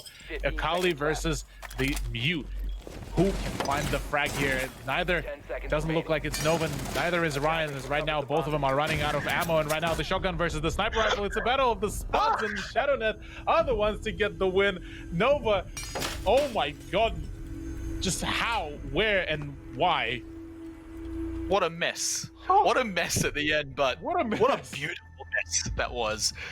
Wow, I just can't believe it, but Shadownet at the end of the day do pick it up. It got dicey. I mean, imagine what that round looks like if Minxie didn't get the double kill at the start, but hey, look, it works out at the end. Nova somehow finding the kill at the end there and surviving at the end with seconds to go, but hey, look, Shadownet, they've already locked in at least a decent half. Right now with the 3 wins, they definitely want to close it out in the last round here on defense, make it that 4-2, turn the tables onto Blessed right now. It really feels like Shadownet have got the ball rolling and they're really warmed up. Yeah, it's certainly looking like Shadownet has managed to activate themselves here on their opponent's map pick out of all the places.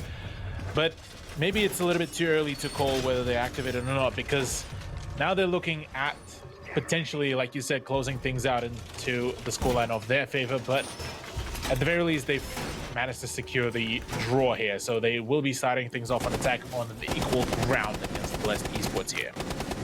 Deploying ADS! Well, someone's warmed up, and that's Minxie. Yeah. She has been the star of, I mean, not even just Shadownet, but almost the whole game right now. Yeah, some of the players on Blessed are certainly up there, but they're a lot more spread out. At least all of their players are having a bit of a consistent performance, but Minxie is head and shoulders above the rest of her team right now with maybe Kage, well, not even in this map here either. Kage hasn't really been having the best map on Villa. He was last time when we were on Oregon, but it seems to be just Minxie right now. Yeah, it certainly is looking like a Minxie show with occasional sprinkle of Lags and Nova pitching in onto the whole recipe of success. Whereas on the side of BLS, it's all kind of coming all together. We see occasionally Ryan, occasionally ASE, sometimes Papa and Space Prism pop off. So it's not like there's 1 or 2 players that are continuously carrying BLS. It's the whole team that is kind of, if they fall apart, then yeah, the whole team just falls apart. Whereas on the side of Shadownet, the moment Minxie, the moment Lags fall down, there's not a whole lot of chances that the remainder of the squad will be able to clutch back, at least according so far to their performance on this map. All right, well, Kage here. He's getting so much intel here onto Papa. He knows exactly where he is. Drops the C4, but no, never mind. Papa will just take out Kage instead. So already a nice start for Blessed. But of course, remember, we've been talking up Minxie, even Lags as well. They're still alive. So Shadownet feels like they can always clutch back, no matter how low the numbers can get sometimes when they've got those players still left. So Blessed, it's a good start. Now they're going to execute it, make the final push, now that they've already taken out the Pulse. Well, with Pulse gone, things going to be looking a little bit pretty here, but Lags is not going to have any of that. Papa to go down. His hands is a solid beginning here for Shadownet to potentially push this into 4-2 scoreline, as Insanity doesn't pick up yet another one. Space Prism here, leaving BLS in a 3v4. And, well, Ryan with the SPSMG, he could do some damage here, but, oh, yeah, the sniper rifle ain't gonna help him here against the 416, as Lags is still keeping his reins here as tight as ever in the art room. And this just going to continue, although ASC not to be just completely out of the game just yet, evening it up a little more, but it's still a 3v2. It's still Hamio and ASC that have to make the push and get these firefights winning. And you could actually see before Minxie was hanging back quite a ways to make sure that she's got that opportunity to go for the flank again. But here we go, moving on to the site, diffuser in hand. Just going to try and flush out Shadownet, but they are not going to be having any of it right now. Their positions are pretty solid at the moment, so it's got to be the peaks and it's got to be the pre-fires to find these kills. Here it goes, one down, Vinsanity out of the way, but Nova will make Hamio pay for it, and now it's just ASC. He's looking for his own pre-fires, but there's just too many angles to be looking out for. Minxie cleans it up. Minxie, fantastic performance here, once again, continuing her rip through the BLS lineup as it is a 4-2 scoreline. Shadownet making the big return here and potentially looking at scoring themselves the draw here and not allow Blessed to move any further than that. Shadownet would love to pick up this draw. I mean, getting 2-0'd here, they'd still end up having 0 points at the end of 2 weeks, would almost cut them out of contention because they've still got a lot of the harder teams to face in further weeks as well, at least if you're power ranking them. So they really want to pick up the draw here. The momentum has been good, but now we have to swap sides, and we've got to see if it's really just the power of being on the defense that has been making Minxie so amazing, or if we can see if she can continue it up, keep it up on the attack. Well, yeah, this is going to be the big test here for Shadownet's prowess. They are the ones that are currently in the lead for the points, and Blessed are looking like they are just about to fall through, even though they had a few rounds that were extremely powerful, extremely well coordinated. It's just not seeming to be enough. Kage to bring in the Hibana, as well as that we're going to be seeing Minxie bring in the Jackal rather than any other attacking op. Any other aggressive op. There we go. That's the word that I was looking for. And already sitting on double digits. That's quite a statement that she made. Yeah, only halfway through the map and already looking fantastic. So definitely now a chance for them to catch up here. Just Blessed. Shadownet had a chance to do it in the last map, so Blessed are basically in their position now.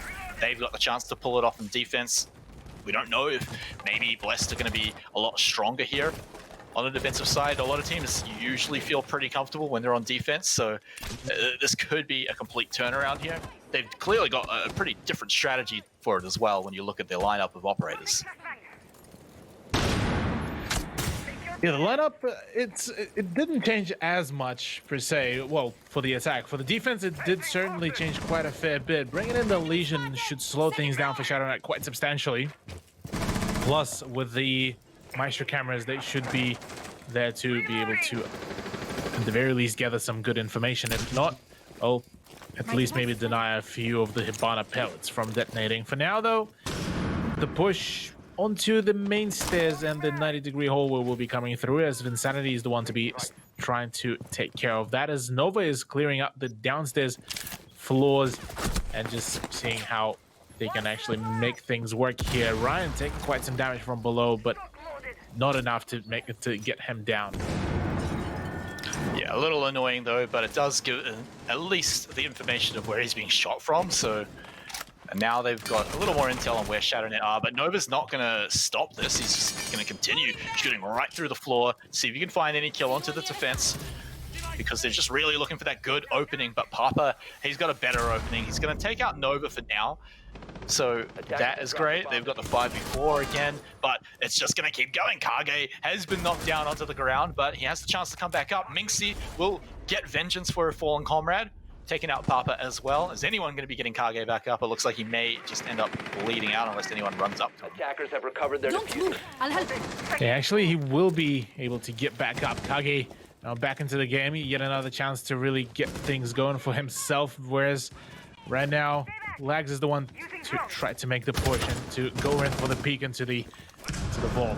Not really successful, but at the very least gathers some information about the position of the Maestro player. And well, right now, Kage does manage to get the next set of the Hibana pellets off on the wall. And so it's now time for the final push here, Cthulhu. Shadownet about to start moving in. They've got 4 members, but they're starting to go for the peak, starting for the pre-fire, but it's going to be Blessed having none of it. Ryan ripping out Lags for now, and now it's all about that shift W as they go in, and Kage's got the plant down. Shadownet have to hold it here. Minxie started it off well, getting rid of Hamio, and now Blessed, can they find it in? Ryan has been taken down as well, and it looks like it's all up to Space Prism as it's all been cleaned up by Shadownet. Space Prism has to get the biggest clutch of his life. There's not a whole lot of health, and especially on the remaining members now as Minxie falls, but the angles are going to be enough. If you can't get a single bullet off, it doesn't matter how much the defense's health has left. What a nice push there by Shadownet. Matter of fact, I didn't even realize that Kage was already inside the site and going in for the plant, really. That definitely pushed the favor quite heavily in favor of Shadownet, and well, they were able to play it off that really, really well. They managed to pace themselves down a little bit, managed to get their angles right, and well, this is exactly what you get. A solid 3-round difference right now between themselves and Blessed. Yeah, and it felt like the one thing that Blessed had going for them in that round was the fact that the timer was getting down, but Shadownet, like you said, Kage just being so sneaky, just get right in there, get the plant down. Suddenly, Blessed are panicking, and they're running in, and Shadownet just cleaned them up in a lot of that panic. So, really well played coming out from them. They're now close to that match point. Again, they're showing that it's not just the defense that they're going to be good at. They can clearly get it done here on attack. So, Blessed in a bit of an awkward position here, still yet to really get the ball rolling. They've had some good rounds on the ones they've won, but Shadownet just seemed to be shutting them down at every corner. Yeah, the fact that Shadownet were able to nail down the pattern of how Blessed are going in for the defense is already looking pretty well and pretty scary here for Blessed as well. They were looking so dominant in the first half of Oregon, and then all of a sudden, the moment Shadownet started figuring out all the positions, all the plays, this is where it started falling apart for Blessed here. So let's get it up again. Blessed, another chance to get this defense down. Shadownet still looking really good. If Blessed can get one of these entry frags. Uh-oh, Hamio, what are you up to, mate? He's going for the run out. Can it work? He gets 1 kill, but he gets taken down in return. It wasn't onto Minxie, though. It was onto Nova. So is that going to be the value kill that he was looking for? Well, we're going to have to find out. Sure will. Right now, Shadownet, yeah, losing out on Nova is not going to be the best thing to really go for, but at least they managed to trade it out for a Valkyrie, and that is the C4 of the board at the very least. Papa is in a bit of a tricky position here. He does have a single magnet to play off, but really that's not particularly enough, and will be forced to fall back from the bathroom position. But now BLS are looking like they're just about to start just playing it a little bit more passive. They're just going to wait for Shadownet to go in for the aggression, and then after that, start making their move, because, well, they are the ones that are defending, so maybe going for anything overly aggressive may not be the best thing to do. All right, so we've got a little bit of a triangular setup here, but Minxie downstairs as well, so they're definitely looking for some of these different angles. If she can find out where they are above her, she may be able to shoot off some toes and get a nice little entry, but here we go. Starting to push up here from the east side. Shadownet making their way inside, but it's already halfway through the round, and you've only got 4 attackers. Yeah, there's 4 defenders, but they're always pretty happy on the defensive side to keep the numbers even. So this one is looking a little slower, and this is something that can sometimes bite Shadownet. Is that, oh no, that's definitely what's going to bite them. Papa taking out Minxie, and we all know how the rounds go when Minxie dies pretty early on. Yeah, things are not going to be looking too swell here for Shadownet. The fact that Minxie and Nova did go down right before the push starting, this is going to be potentially spelling doom here for Shadownet, but still 48 seconds to go. Kage, Lags, and Vinsanity are remaining, and they might just be able to find some of the gunfights. Kage does certainly find a shot onto Space Prism, but Ryan is just too powerful in that SMG-11, and right now Papa is the one to close things down. Blessed are not yet ready to give things up yet, as right now they're going to be preventing Shadownet from granting themselves the match point. And it was Blessed as well, throwing something a little interesting into the mix, doing a really early run out. You pretty much never see something like that. You know, maybe a spawn peak, but fully running out, it's basically guaranteeing that it's going to be a trade at best. And so it's not very likely it was going to make it out of there, but it clearly worked, right? You get one player out of the board, and defense is always happy to have the even numbers. So I wonder if we might see it again, because it could be real interesting. Of course, Blessed going to be pretty desperate to not let Shadownet get to that 6th win, to get to that match point, because that's where things start to turn around. That's where you got to get to overtime, of course, and you know, we all know that's just a bit of a mess. But is this one going to stick around? It looks like it will. Gridlock. And Gridlock choice is not a bad idea, given the fact that Shadownet are currently stacking the flank denial operators. You got the Nomad and the Gridlock. Surely, at the very least, Shadownet will be knowing when the flank is coming through. But right now, on that previous round, they did fail almost on the fact that they just weren't able to really make a whole lot of advancements. So that flank watch isn't going to be particularly too useful, but at the very least, Nova's track stingers are going to be quite powerful to even just forcing out some of the positions, or forcing the defenders to rather start looking downwards at the floor, and that's where the momentum swing can come through. We can also give them the chance to get at least one of their players, and I'm probably predicting Minxie here, to get into position to flank them a little bit while they're busy dealing with the fact that track stingers are out. They've got to go certain ways. You'll get it eventually there, Ryan, in the place you want. But yeah, so Gridlock, it definitely throws something different into the mix, and it's definitely one of the more important rounds to do it on as well. So Shadownet have the room to drop 1 or 2 rounds if they really need to try something else, something a little risky, because if the surprise factor, the difference that Gridlock's going to bring is enough to just pick up a win here, then that's all they're looking for, right? Just one more to lock in at least that overtime. Yeah, well, the lockdown of the site will need to keep staying for as long as possible. BLS right now looking at having some fairly close by to the site roaming. Nothing too out of norm, really, as Shadownet are already busting through straight into the study room, and might be looking at making the entry into the 90-degree hallway, where Nova is already prepping to throw in his track stingers, and there's no congestion there, interestingly enough. So right now, Shadownet might be looking a little bit puzzled there to see what exactly do they need to really make to make things work. Yeah, well, it does look like they're getting a bit of a surround on the site right now, getting a good amount of angles around. So it's going to be pretty hard for Blessed to keep their eyes on every possible approach that Shadownet can be coming from. And not to mention, we can throw in the track stingers to make sure no one's sneaking up on them. No one's going to get them by surprise. This is a bit of a surprise, though. Kage gets a little bit of free information as well. So things looking even more in favor here for Shadownet right now. So they've taken their time to get these positions. They're looking to drain out the last bits of utility. and looking to just get a little bit of droning done at the end. They're probably not going to get the entry frag here before they make the push. Blessed are just a little too fortified right now. So really, all that's left right now is to find out what they're going to do and then go and do it. Yeah, but Papa's position here could be quite powerful if he manages to get some long-range shots.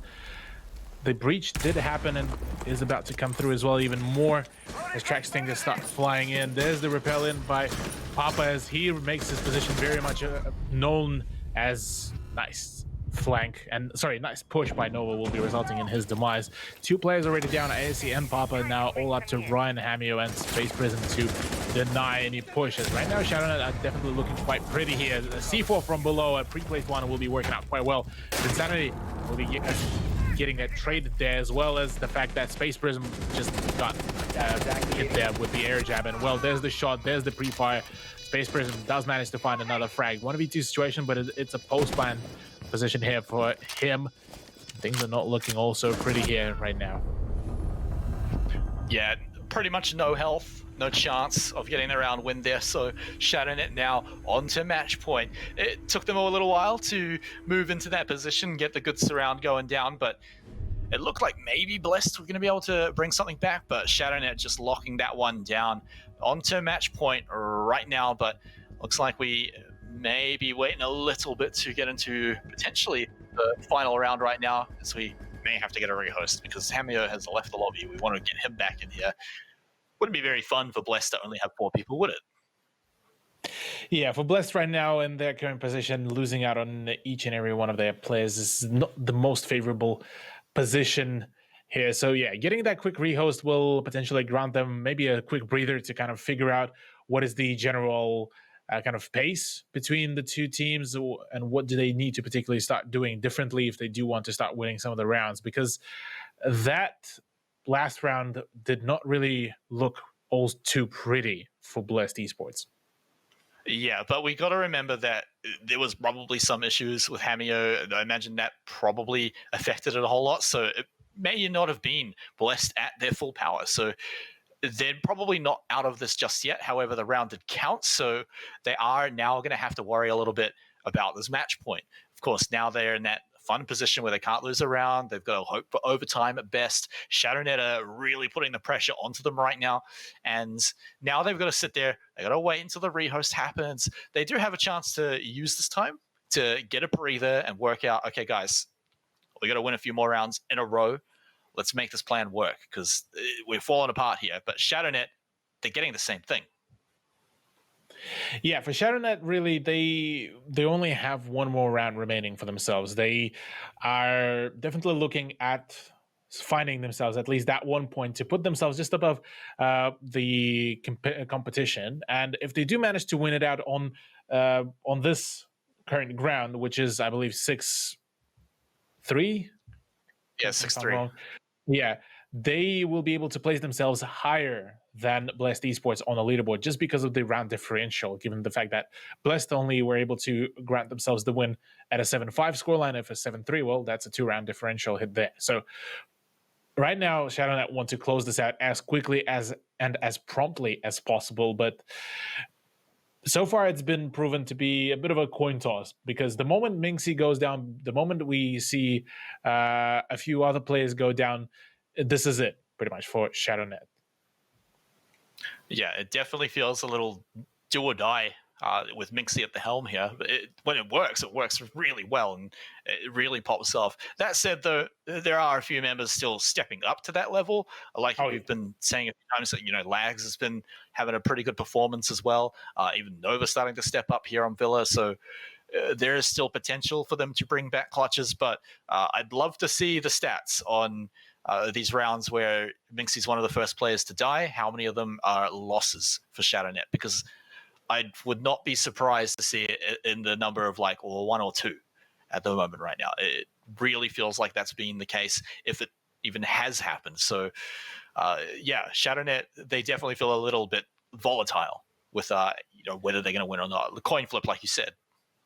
Yeah, I mean, I'm pretty sure I remember that before we went to a rehost, Minxie's death count was, I think, at 4. So out of so pretty much the 3 times that she died, it was pretty much a lost round. One time that she did manage to die, it was still a comeback by the remaining of the team. I believe that was Lags who was able to bring it back on one of the AVG defenses as well. So yeah, there's a few ways.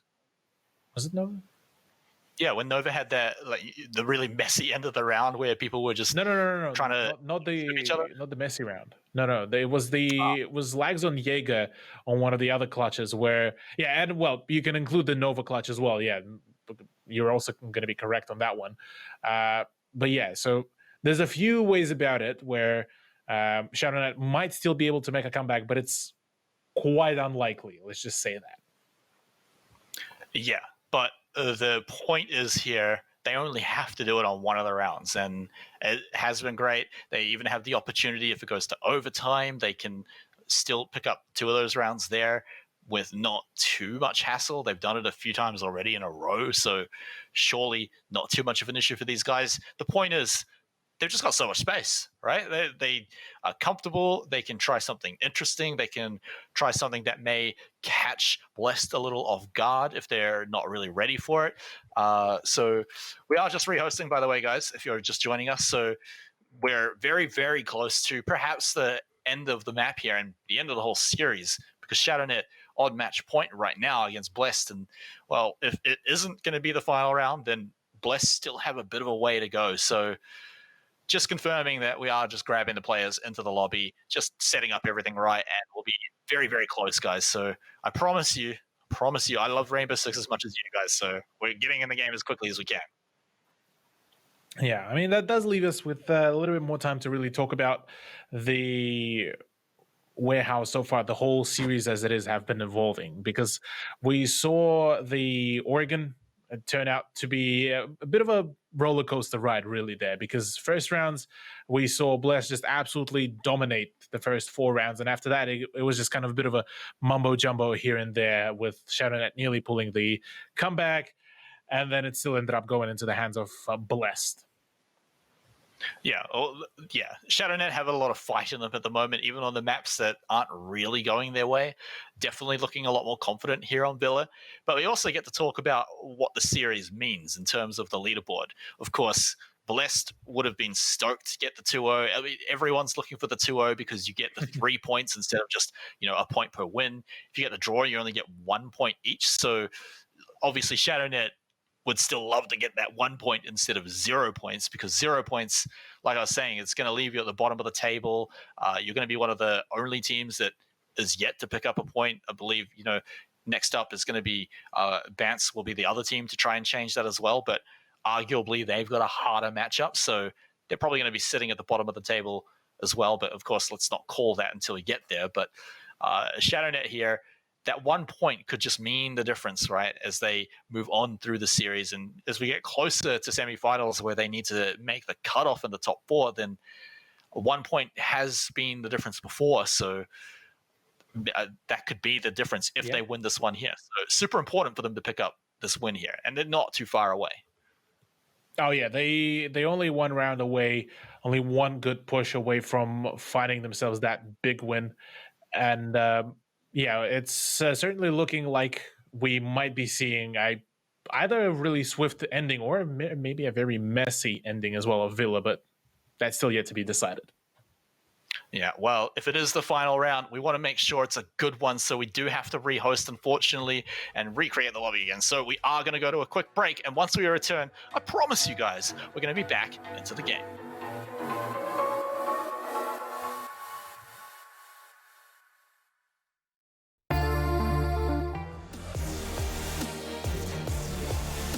All right, we're back, everyone. Don't worry, we are getting this match right underway, just where we left it off. We're on match point for Shadownet. Blessed, still 3 rounds to catch up to them. Very close to the end of the round, and apologies for having to make you guys wait for that one, but we're keen to get into it, and the match should be starting momentarily. I believe we're getting into it right about now. Sure are. As we are back to a 6-3 scoreline, Shadownet just was able to score themselves that match point, only 1 round away from glory and from finding that draw and pulling them away from that what was initially feeling like imminent loss after the first map. So yeah, we're back to it.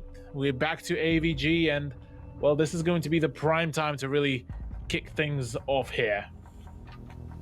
Yeah, that's right. 6 wins in the bag right now for Shadownet. So close right now to tying the series up, making it a draw, walking away with that 1 point that Shadownet desperately need right now. Blessed, at least, they've already locked in 1 point. They've already got Oregon down and taken 1 map away. So not the end of the world here if they do lose out, but Shadownet desperately want to grab this one. So it's very important that they've put themselves in such a comfortable position here. Just so much room for error if they need it. You know, you can have 1 or 2 rounds fall down and still win the round, and you can skip overtime entirely. So Shadownet, just great position right now. Yeah, Shadownet right now are definitely looking quite strong. 10 seconds The left. fact that Minxie was quite recently on a tear as well against 5 seconds Blessed to go. is certainly looking pretty good as well for the team. Now they will need to keep things as straight as it can get, because if they will end up losing some of the players early on into the gunfights, things are going to be starting to look a little bit shaky for them, and they're going to start bleeding some of the rounds in. So right now, this is potentially the final round, or potentially one of the few rounds that we might be seeing between the two teams, given the fact that, well, they will be still duking it out here.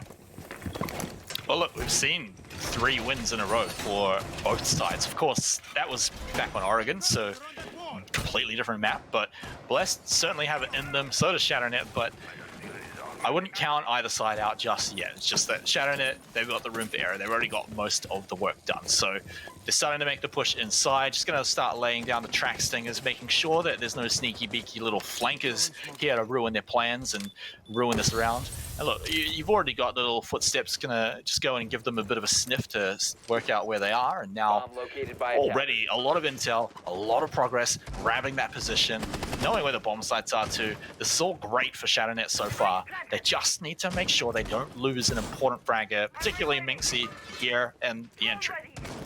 Deploying magnet. And Minxie will need to be quite careful there on her gunfights and make sure that she lands each and every shot possible.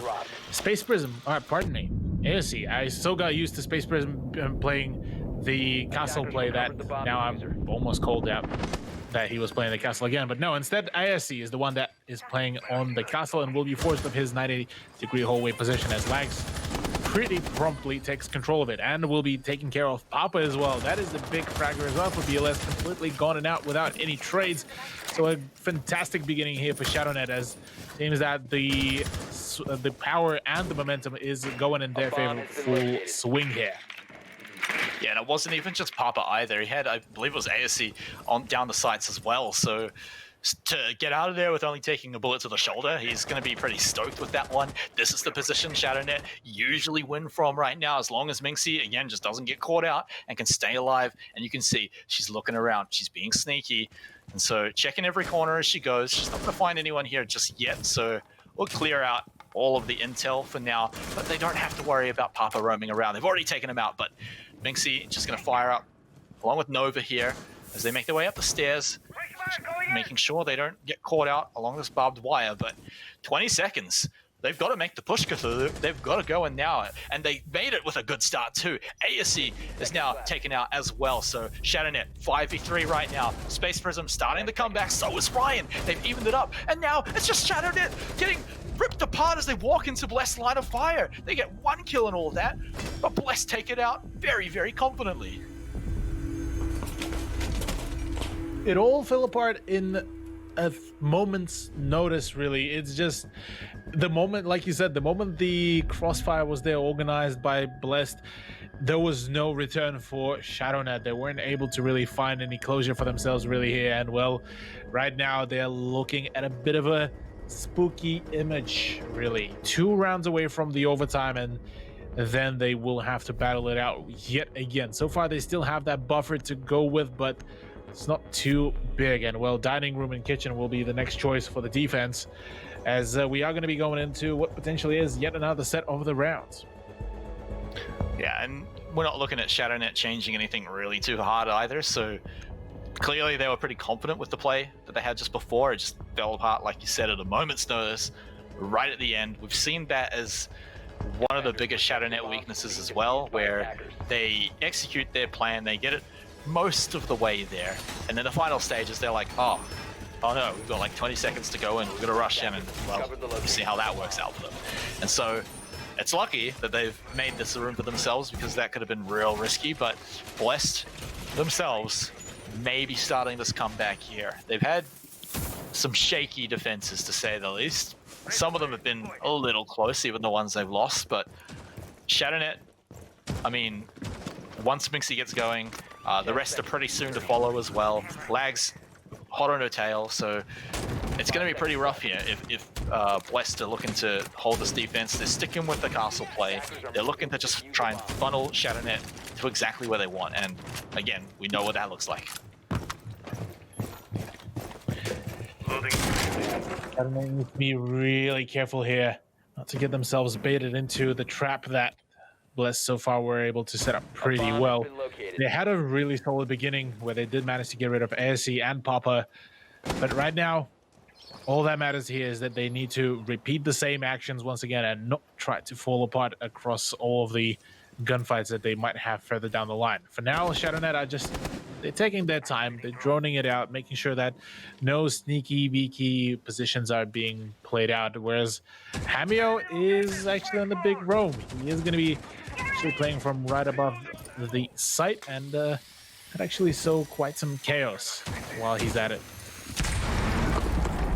Definitely have to watch out for him. Remember, Shadownet still struggled even when they got the first 2 kills in the last round, so that's definitely something they have to watch out for right now. So Minxie just gonna Analizando, apparently that's what it's called, and so she'll be able to get a little bit of intel for her team, and that's exactly what they're looking for as they make their push a little further into the building. But it seems like progress is slow. They're definitely taking it careful, and this is something that has been a little bit of a weakness for Shadownet in the past, so I'm definitely getting a little worried for them if they don't start making their push pretty soon here. They do have to take it carefully, of course, but I mean, they've already started losing health. At least they haven't lost a player yet, though, because that is how you take a player out. And Minxie, solid beginning here, kicking things off onto ASC, as well as that Nova picking up yet again, kill onto Papa. So once again, the same trio is now alive. BLS might need to be extra cautious as Ryan does fall down. Space Prism and Hamio are the last men standing, and Hamio is quite far away from the site. Space Prism is off the site as well, and the air jab does alert of the attackers about the flank. So there it is. BLS now potentially might be on their final round here in this matchup. Well, that's how you start coming back. Space Prism getting the early easy kill, but he will pay for it. Minxie knew exactly where he was. Just Hamio now. Time to drop down below. Shadownet, they had match point. They win the round, and they tie up the series right now here on Villa, taking home a point apiece for each of the teams. Point apiece indeed, and that did go down for both of the teams quite well. Namely, though, for Shadownet, as they're going to be seeing themselves up higher than Blast Esports on the ladder. And, well, massive congratulations to both of the teams tonight. Yeah, so it will be a little unfortunate for either of them to not get the 2-0. It would have really helped them out on the leaderboard, so it's kind of spiting both of them a little bit. It's going to be really rough as you move further in, but at least there are other teams that have been only getting the draws. You know, you've got PC419, Ferox, also only picking up draws, so they're only 1 point behind him, at least Shadownet is. So it's going to be, Blessed as well, actually. So both teams not too far behind these guys, and they could change it when they eventually play later down the line. But Cthulhu, that's that match done and dusted. We've got one more to go. It's going to be Bance versus Exto Gaming, and I'm keen to get into it. So we're just going to have to go to a quick break before we get there, but once we return, we'll be back with the final match of the night.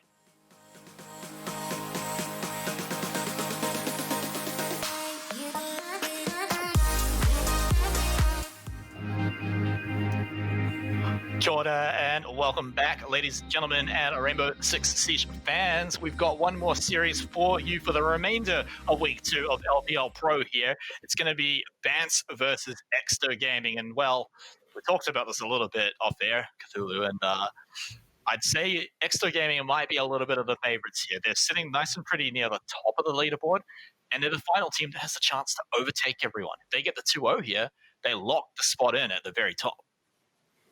Yeah, they have the big chance here. They definitely seem to be looking like the favorites going into, after their first matchup. But here for Bans, this is also the chance to really make a comeback here. So far throughout the whole of the season, throughout the whole of the 2 weeks that we did manage to witness, we saw pretty much the storyline repeat itself. The underdog seeming to be the one that is taking the upper hand here against some of the top dogs. And well, this is the chance here for Bans to really make a statement as well. Okay, well, let's take a look at their opponents. It's going to be Exto Gaming, and these guys really gunning for this 2-0. So their roster is going to be Sawyer, Geordie, Shoots, Mitchie, and Edpan coming in tonight. So these guys, I mean, look, we keep talking about them being the favorites, but with this lineup, why are they the favorites? I mean, the fact that they have been just a very coordinated entity so far throughout their previous matchup, and they've proven to us, at least with that very matchup, that they were able to really outperform their adversaries there. It's just the sheer ferocity that they can sometimes approach some of the gunfights, some of the battles, just pretty much does the statement for themselves. All right, well, they do have some opponents to get through tonight. It's the last team of the week. It's going to be Bance Gaming coming in, really desperate to grab some points here tonight. Pluto, pre-kills, Nath, Jaden, and Rhetoric. So these guys, again, let's talk about them. What can they do here to pick up a win? Maybe even get the 2-0 that they would really love to grab. Look, I mean, yeah, Bance, they had a bit of a sloppy performance against Skyfire where they weren't able to really slow down the burn that Skyfire were bringing in with them. Here, they're going to be playing against a somewhat similar team, but with a little bit more coordination sprinkled into it. So they might be somewhat familiar to the overall pace that Exto might be bringing in, but I'm still kind of questioning their potential to really make the big plays here. Well, let's talk about where the big plays are going to be happening, Cthulhu, because we got to look at the maps. First up, it's going to be Villa, picked up by Bance, and then following that, it's going to be Clubhouse, which is Exto's pick. So we've just seen Villa. We just came from there, so we're going to be sticking around for a little bit longer.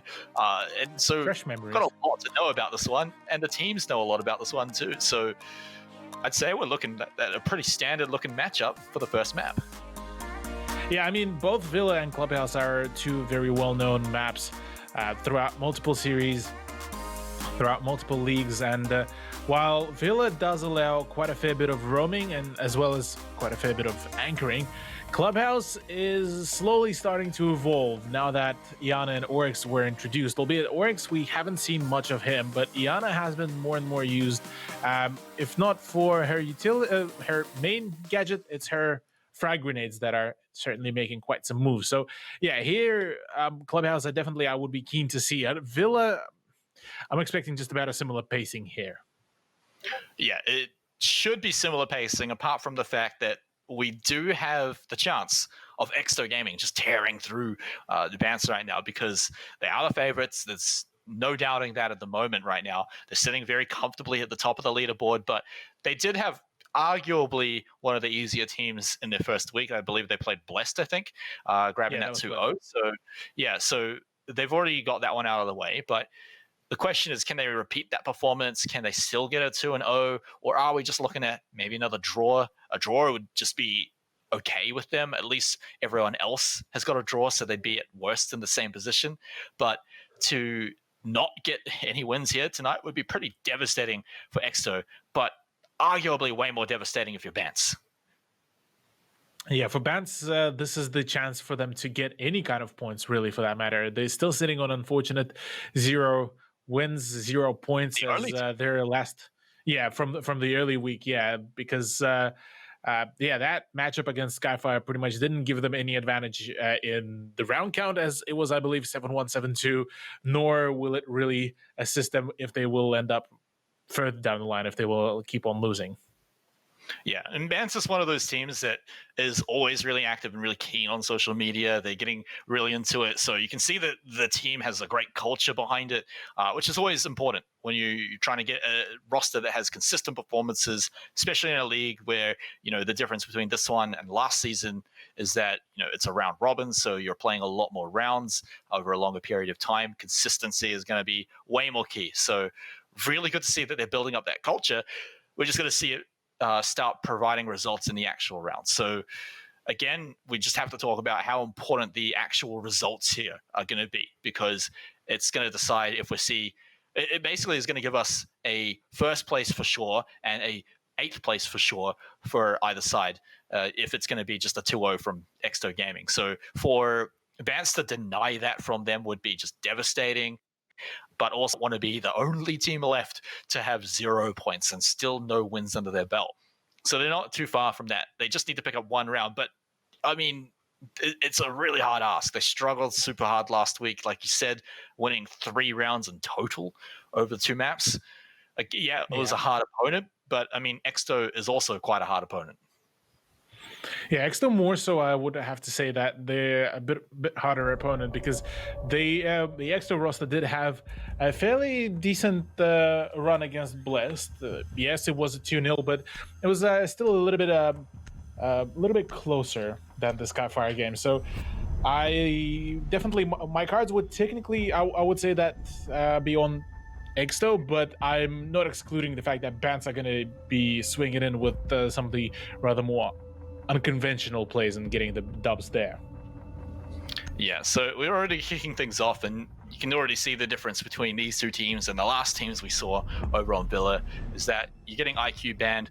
Although here's something that everyone loves to ban out: Stature, just super annoying. Just get that operator out of here. No one wants to deal with EMPs. You want your batteries, you want your Kayed sticks to stick.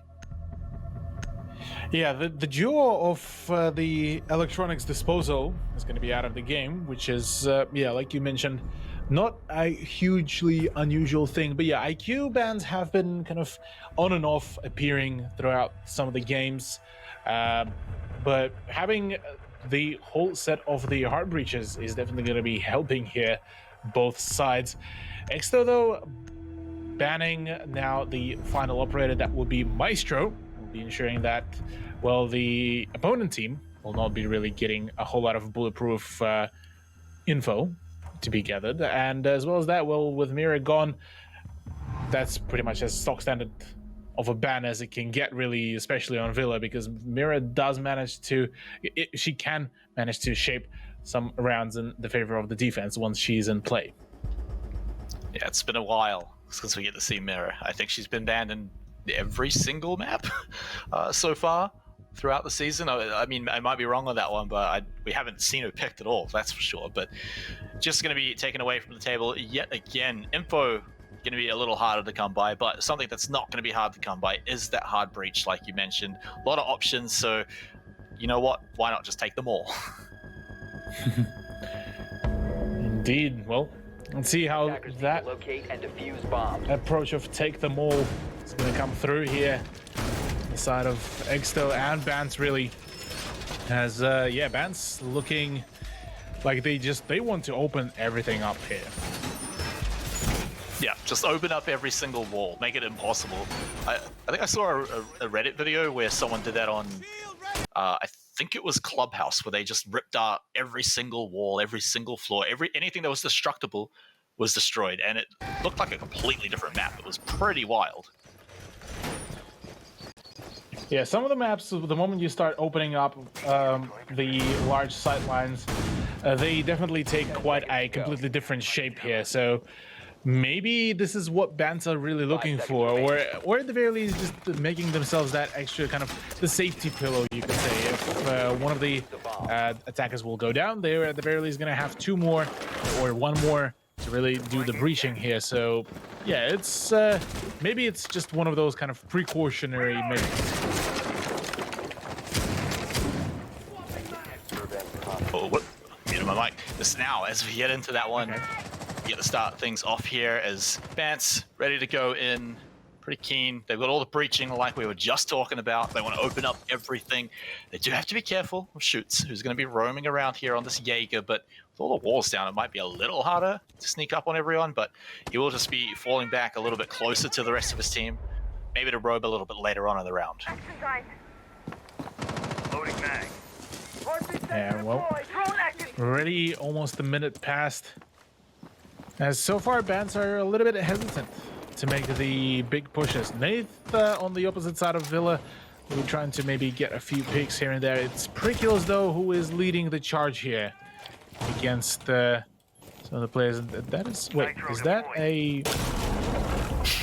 Yeah, that's a kill. That's a double kill, matter of fact. That's a C4. Sorry, I got stuck there looking at the floating round there of, I think that was Sophia's explosive charge. But what was more mesmerizing is that double kill. That was a fantastic coordination there by Jordy, as he was the one-man killing machine. Yeah, maybe Lime Cordial and Pre-kills were a little distracted by the floating bullet too, but just not to get caught up here. Jordy's tracking up absolutely everyone right now. The intel is all here for Exto, and they're going to capitalize on it. Shoots will take out Nate. Only 2 attackers remain. One of them still sitting outside. Unfortunately, all but impossible for them to get there. At least they have the diffuser, so maybe they can make something happen, but really, they're just going to be looking for these frags, and well, they've got to be some pretty godly frags for them to get the win here. Oh yeah, they will definitely need to pull out some really incredible plays here to come through. Really, Pluto and Artie will try to make things work, but all those ADS are just chewing up. Mitchie just goes in for the push, but gets punished straight away by the Ash charge. Still has the ammo, still has the health, but oh, a little bit of a sabotage from his own teammates will be forcing him to lose even more health from that gas grenade. But apart from that, really, time is running low. Not a whole lot of utility, not a whole lot of resources to really play off, as right now Shoots is the one that is trying to hold things down there and not allow any further advancement by one of the band's players. Oh, g'day, mates. Knowing exactly where they are, Jordy just has his eyes completely on the prize right now. Pretty much nothing Bants are really going to be able to do here. They're going to have to go for pre-fires and just snap their curses onto the heads. That's one, but they're going to need a few more in 7 seconds right now. And you can already see Jordy is super far back, just waiting for them. But he gets taken down. 2 seconds left. They just need one more. They're starting the plant. They may be able to get it done. Rent is going on a tear right now. The 1v1, but no, it wasn't to be. And Exto will just clutch that one out. And it's crazy to even call it a clutch. Oh my. That took a massive turn and went 0 to 100 very quickly there, almost resulting in, yeah, like you said, in Bance's win. But unfortunately for them, the time was not in their favor. And well, if they only had maybe another, say, 10-15 seconds, I reckon they could have actually taken that dub. Pretty amazing that they even made it that far, though. We were just talking about how it's all but impossible for them to make it in, but the good teamwork, the good calls, made sure they could get the pre-fires, the shots done, and it was so close, but I mean, the time pressure on, like you mentioned, just made it pretty much impossible to just clean it out there at the end. So with that, we've got Exto picking up a win so far, but let's remember that they worked pretty hard at the first part of that round to get a huge advantage. They got it down to only 2 attackers left, so again, you get to ask what happens when Bants don't let that happen? What happens when it's an even numbers push when they start to go onto the side? Reinforcing one. Yeah, I've been saying that as well. A similar thing in the beginning and even before the broadcast, that yeah, whilst Exto are the ones to be the favorites in this matchup, Bants are the ones to be the underdogs. Not a whole lot of pressure on them from the public, not a whole lot of pressure from themselves. They're just playing it out, trying to make things work. And well, like you said, if things were slightly different, if they didn't allow those early frags on them, things might have gone in a completely different way. But alas, we won't get to see it, at least just yet, or not on this site, but it will be a trophy and statuary hold, and a very remote setup as well by Exto, with Soya having quite a fair bit of utility and quite a fair bit of reinforcements to play for him. Yeah, he's really prepared up his little station as well, so he's going to be able to play some sneaky little moves. Nath may even be walking pretty much into his path very soon. Soya He's locked it all up. They've got a pretty good idea he's there. You can probably hear that drone just around the corner there. We're just going to wait and see if they can spot him out. So he's going to look for a peek, but doesn't find it. Going to fall back, just blowing up his Vulcan shield, buying a bit of time to get a next position in the following room. Oddly enough, Lime Cordial hasn't yet played off that very opening as well. The pre-fires do be coming through as Nath, I think, tries to get that grenade going, and he will. A fantastic throw. That is Soyo off board.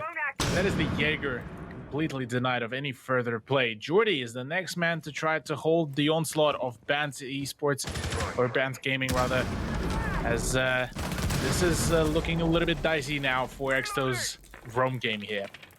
Yeah, but this is what we were talking about. What does it look like when they don't get double C4'd at the start of the round? So 1 kill in the bag already, and it was a pretty stylish one too.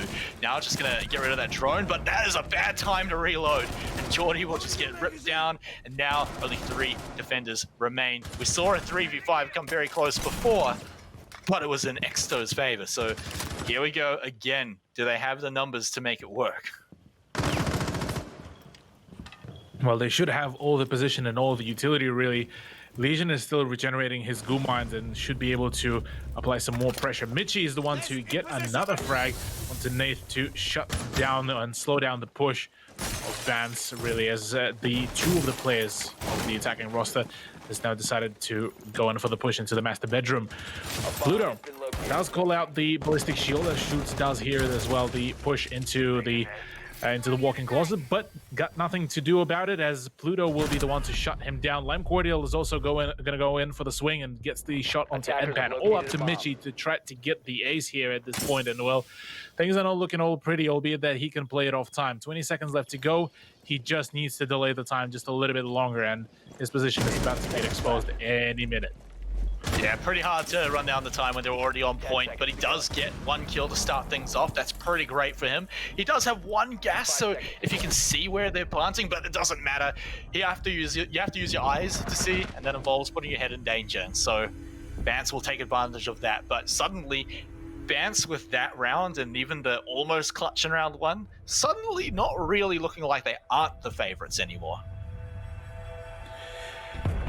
Yeah, Band's making quite some good moves there, being able to isolate some of the gunfights into 1v1s or just use some excellent grenade throwing techniques to get rid of some of the roamers on the opposite side of the wall. Definitely looking like they are prepared this time for Exto's plays, whereas Exto can't seem to be able to get their gunfights right, given the fact that I believe, no, this is Bance's map pick, so at the very least, we can say for a fact that Bans are going to be feeling much more comfortable here rather than Clubhouse.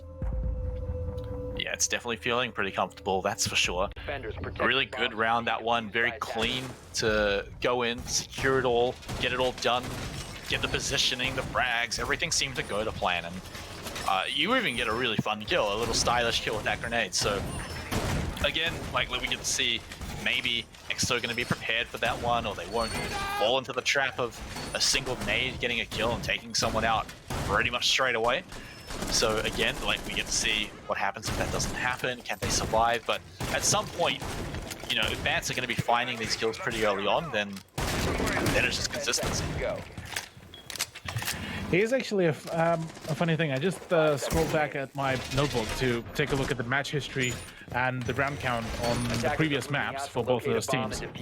Bans on Clubhouse were able to only grab a single round away from Skyfire, right? Mm-hmm. Whereas on the side of Exto, when they did play last time on Villa as well, their Villa, the first half was extremely shaky. It was a back and forth game, and the moment they swapped on over to the second half, which I believe was their offense, if I'm correct, this is where they were able to really perform quite well. So here could be a similar story where the defense may not be too well coordinated or not too well done, and maybe on offense they will be able to prove themselves instead. Yeah, well, the defense definitely a bit shaky at the moment, where things are getting a little close or just flat out getting demolished. So they do have a few more rounds to try and clean that one up.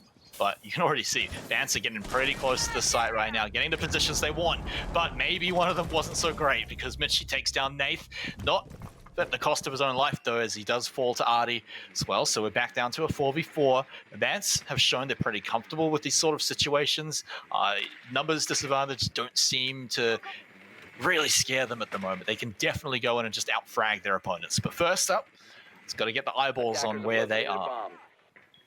Yeah, for bands here, they're almost looking like they're playing with that kind of attitude of got not really much to lose here, given the fact that, well, yeah, they swing it in, they're going for some of the rather more wild picks here and there, and being able to really play off some of the really oddly aggressive plays of Exto. Whereas for Exto, they have all and every right to really here to lose nearly everything. And right now, this is what might be also holding them off for now.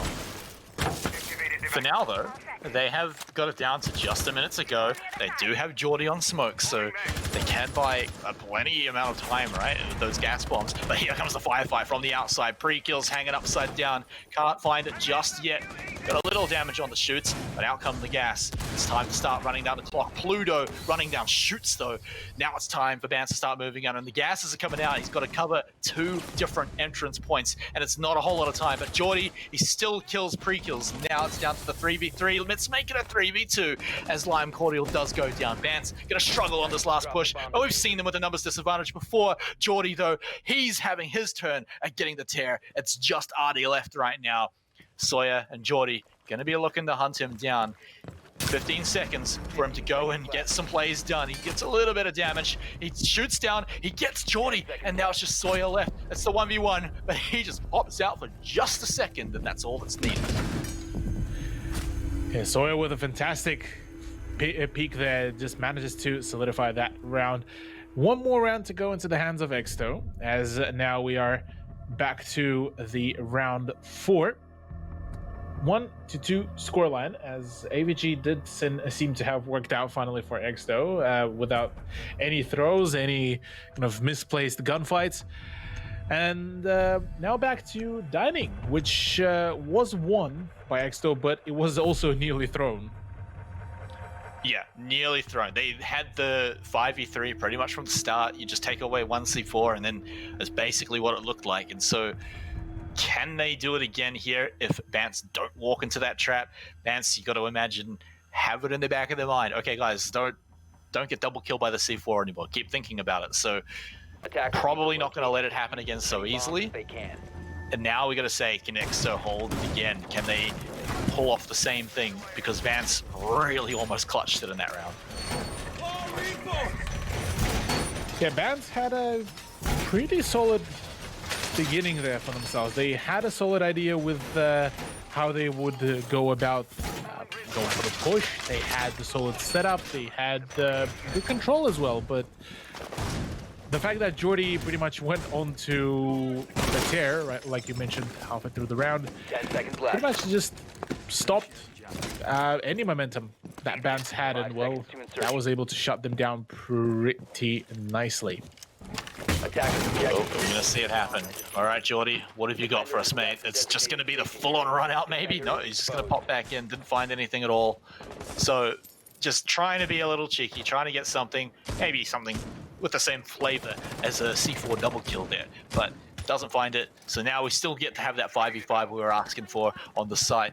Now here we go. It looks like Vance are even going to get some pretty free entry in here. They're already pinging out, so they've got a pretty good idea of where the sites are, where Exo is holed up. And already you can see the drone's just leading the charge for Nate. He knows exactly how safe his pathway is going to be. He's firing down onto the shield. He's going to even try and frag it out, but there it goes. Nothing coming from it, and he's just going to go downstairs instead. And Nath is quite knowledgeable that there might be some roam downstairs. Shoots is on the opposite side of the building, waiting for maybe some aggression to come through, just like we just saw some aggression to come through from Battle Eye, as that yet another ban wave is just an absolutely glorious thing to witness. But with the match at hand, really, Nath decides to drop any attempts to really try to find any downstairs roam, thinking that there's going to be nobody there. And, well, maybe further down the line, this might actually bite back at Vance very harshly. They're still checking it out downstairs, but upstairs, Lime Cordial trying to get some firing down, but it's actually going to be Artie to get his first kill. Artie's already lost just a little bit of health for that, but he's fine with how that went. He can just run up, meet up with the rest of his team, and keep going on that 5v4 right now. This is the push the Bants are looking for, even from above, just denying some of that intel right now. But you can see they're just all over the place right now. And they're all over the place. They trying to swarm up and around the site, really just to get things going for themselves, see if maybe they can find some off picks and find some odd patterns. But no, instead Exto just decided to promptly fall back and default back to the site. So for now, it's just going to be rather of who can aggress harder against each one another. Mitchie is going to be here to assist Jordy on the peeking, as Ash is going to be there to try to get some picks going. But oh, a prone Ash. Hello, that is a little bit unexpected, as quite a chunky amount of damage being dished out to Mitchie. Same as going for Jordy as well, as that is a lot of damage and not a whole lot of return on the investment. I'm Cordial to find a shot. Same goes for Nath as well. It's a trade by Jordy somewhere down the line. Edpan also pitches in, and in a 2v3 situation with 17 seconds left to go, Shoots just needs to deny the push. Pluto is there with the diffuser. Diffuser is down actually, and well, right now 10 seconds left to go. The site is fully open as Brickkills is now taking full control. Edpan on the rotation will be able to take down Artie as well, and that is, well, now 2 seconds. Oh, the damage is being dealt. 1 second remaining. Exto will be able to drain the time and only buy a slither of health there. That was so close. We've actually seen rounds come down right to the wire like that last night, so getting a little worried there. But Exto, they managed to run down the clock. That was all they really needed to do. It definitely got very shaky near the end, but Shoots, he got the one kill that he really needed, and then of course denying the plant was really locked in that round. Now Exto getting a pretty solid lead here. They're 2 rounds ahead, feeling fantastic with that one. It's still a much closer series than maybe a lot of people were expecting. Of course, the round lead is not really showing that, but Bants are making every single round really close. Yeah, Bants have definitely stepped up their game here. Comparative to what we saw when they tried to play against Skyfire, they were looking, for the most of it, toothless. And yeah, like you mentioned, the scoreline is not really telling the story, but yeah, this is definitely a much-needed improvement for Bants. Can be pretty hard, of course. They definitely don't want to walk out of this half with anything less than 3 points for Bants, so definitely want to start looking at picking up the round wins here. And close is great and all, but it's really not good enough when all that matters is those points at the top. And so Exto, doesn't really matter how close these rounds are getting for them. The fact is they're locking in the rounds, they're getting the points, and that's exactly how happy they're going to be. They're looking to do it again here to grab that at least 4-2 kind of scoreline. The thing is as well, they seem to fall back pretty early, but it seems to be very well planned and make sure that they're in a good position. But I feel like Bants can just take advantage of that. They can kind of bait Exto with a fake push or something like that to make them fall back, throw out gases pretty early. It's a risky play for sure, but it's something that Bants can have in their toolkit to kind of jump on that weakness. Yeah, Bants were able to quite consistently put Exto in that uncomfortable zone where Exto kind of forced to really play kind of by ear almost and on the go, and this is where it might be hurting Exto further down the line, given the fact that, well, those were a few fairly sloppy rounds, even though they do have now the point advantage, and potentially that's all that matters for them, really.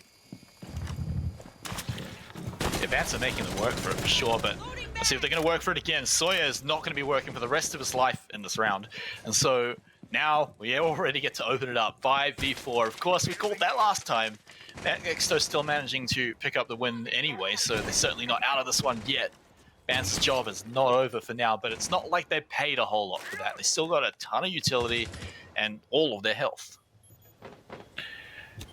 Yeah, Exto losing out on Sawyer is going to be quite an impactful frag and an impactful loss, given the fact that Sawyer was able to bring in a fair few frags earlier in the matchup. So seeing him out of the round that early is definitely That's quite a oversight by Extra roster. But just as I said that, Idpan makes another save. That is one of the other fraggers. This time it's Nath off the board, and that is off a very nice vertical angle that Idpan will be holding from the trophy room. Sorry, statuary room. Yeah, definitely getting all over the place here is Exto, making sure that they can punish them. There's a good little sight, but Pluto won't pull the trigger yet, but he's probably expecting someone to poke the head out, but it was in a different spot, but he was still ready here. Pre-kills will clean up the kill, but of course Pluto helping him, but now it's time for Bans to start clearing out the rooms. They've got 2 kills down. Things are looking good for them. They just need to maybe make a little more progress and then start the push. Progress can be made quite easily, and with the pre-fire as well, and the push by Lime Cordial, shoots will be going down as well. All down to Jordy as Mitchie just fell to the hands of Lime Cordial as well. With 42 seconds, he's got the C4 going for himself, but there's a tiled floor there. Won't be able to really do much there. Jordy's position has now also been exposed here as the drop down might be coming through from the attackers sometime very soon. There's the C4, won't be connecting. Oh, it will actually, as pre-kills will be going down, but in a post-plant situation, things are definitely going to be looking quite rough there. Opening up of the doorway, and on the opposite side of it is his demise. Yeah, unfortunately, he can only really do the C4 trick once. And if it's not getting a 4-man kill, then unfortunately it wasn't going to be good enough. So, pretty rough situation for him, but it still shows that he can maybe try and clutch some of the more close rounds later on, but that's Bance bringing it up a whole lot more even. They're looking to just come out of this half with a 3-3 scoreline. They'd probably love to grab that one, not going down, but those are the rounds that look good for Bance. They are getting these good entry frags. Of course, Exto trading some of them back here. It's on the pushes where Bance are looking the strongest, I'd say. Yeah, the moment Bans do take the aggression into their hand rather than waiting for Exo to make the move, this is where they manage to exceed. This is where they manage to really bring the heat to the game and to the opposing team. Whereas on the side of Exo, it seems that the moment they try to go for some rather more unorthodox, maybe experimental roam plays, this is where they seem to be falling through occasionally. Albeit that last time we saw the dining hold, that did work out pretty well, albeit quite literally with a second remaining until Smoke's demise back then. But nonetheless, it was a win. Here, AVG has been a successful site so far for Exeter to defend, albeit that it did go down to a 1v1 situation. So here, for the defensive side, they will need to really make sure they nail down their gunfights, because this is where they need to score yet another point if they want to feel themselves really comfortable on the offense. Yeah, the thing about last time we saw the site, though, was that, yeah, it was close, but it was one of those ones that shouldn't have been close. It was where Bance had already picked up some pretty early kills and had a good numbers advantage, but coming down to the wire in situations like that, always a little awkward, but it shows the clutch potential for Exto, so they may be able to pull it out again. We've seen situations like Jordy sometimes getting some pretty sick C4s. He's also had a pretty good few rounds on Smoke as well, not just getting the frags, but not being afraid to throw out early gases. And I kind of like that from Jordy, the fact that sometimes you can tell when they're panicking, but it doesn't seem like Jordy's panicking. He's throwing them out in very specific positions and times, but not too early. Not too late, not just holding them only for the final push. Yeah, holding off the utility is definitely not the thing for Bans. They need to keep on upping their aggression if they do want to keep up their momentum, if they want to keep up their potential streak of wins here. As already just managed to find some information, but Nath wasn't just too quick on emphasizing of that, but instead we'll just go in for, well, tempted. He's tempted to go in for a solo peek at the doorway, and so he will be able to actually find quite some quality damage and actually take out and pan fairly early into the round, but will be paying with his own life to the hands of Shoots. Yeah, got a little bit too greedy there, thinking maybe he could find something else, but of course Shoots already ready, so still sitting here on the 4v4, but going to be a free little breach here for Bance to get the way inside. Now they've got to view multiple angles to make sure they can pin down Exto, find a kill. They're just checking out each and every angle, making sure that they're in a bit of danger, but Lime Cordial's fallen down. Can they find the revenge kill? Mitchie trying to find even more for his team right now. Does he go around for the peak? He's looking to surprise, but oh, he got cold feet, had to fall back, but it's going to be good enough anyway as he takes down Artie. Now it's just Pluto and pre-kills. Double P's looking to try and get the succeed. And now, again, trying to go in from a different angle here. They've got this big hole in the wall here that they can play off, but instead going for the door. Pluto taking out Mitchie. Soya with a C4 takes him out instead. Now it's just pre-kills. Just pre-kills in the 1v3 situation. And it's going to be very hard for him to get a plant down, so he's just going to have to go for some of the frags instead. He's going to run around the corner, and that was a mistake here because Exto Shoots was waiting for him. Yeah, EXO finally finding their mojo here, their performance enhancer almost, you could say. Will be able to close out the first half in a 4-2 fashion, which does put them at quite an advantageous position here against Bans Gaming. But maybe for Bans, they should be able to perform here even better now on the defense, now that they were able to catch themselves on at least 2 points and not allow Exto to really bleed in some of their rounds. Maybe this time they will be able to find their closure, find their push, but that is still yet to be discovered. Artie bringing in the Valkyrie instead of the Alibi will be a good idea, given the fact that, well, Valkyrie just get a little bit more information and more of it being rather an impromptu one. Yeah, there's a reason why Valkyrie's picked a little more often than Alibi at the moment, and so it's definitely going to be on the minds of Bans to just grab that one up. The intel just completely invaluable here. But as we've swapped sides, we got to remember last time we saw Exto over here on Villa, they had a much more successful half on attack. So we've got the opportunity to come in here and show off if they've still got that talent here, if they've still got all that advantage here, if they're going to be that much better now that they've swapped sides.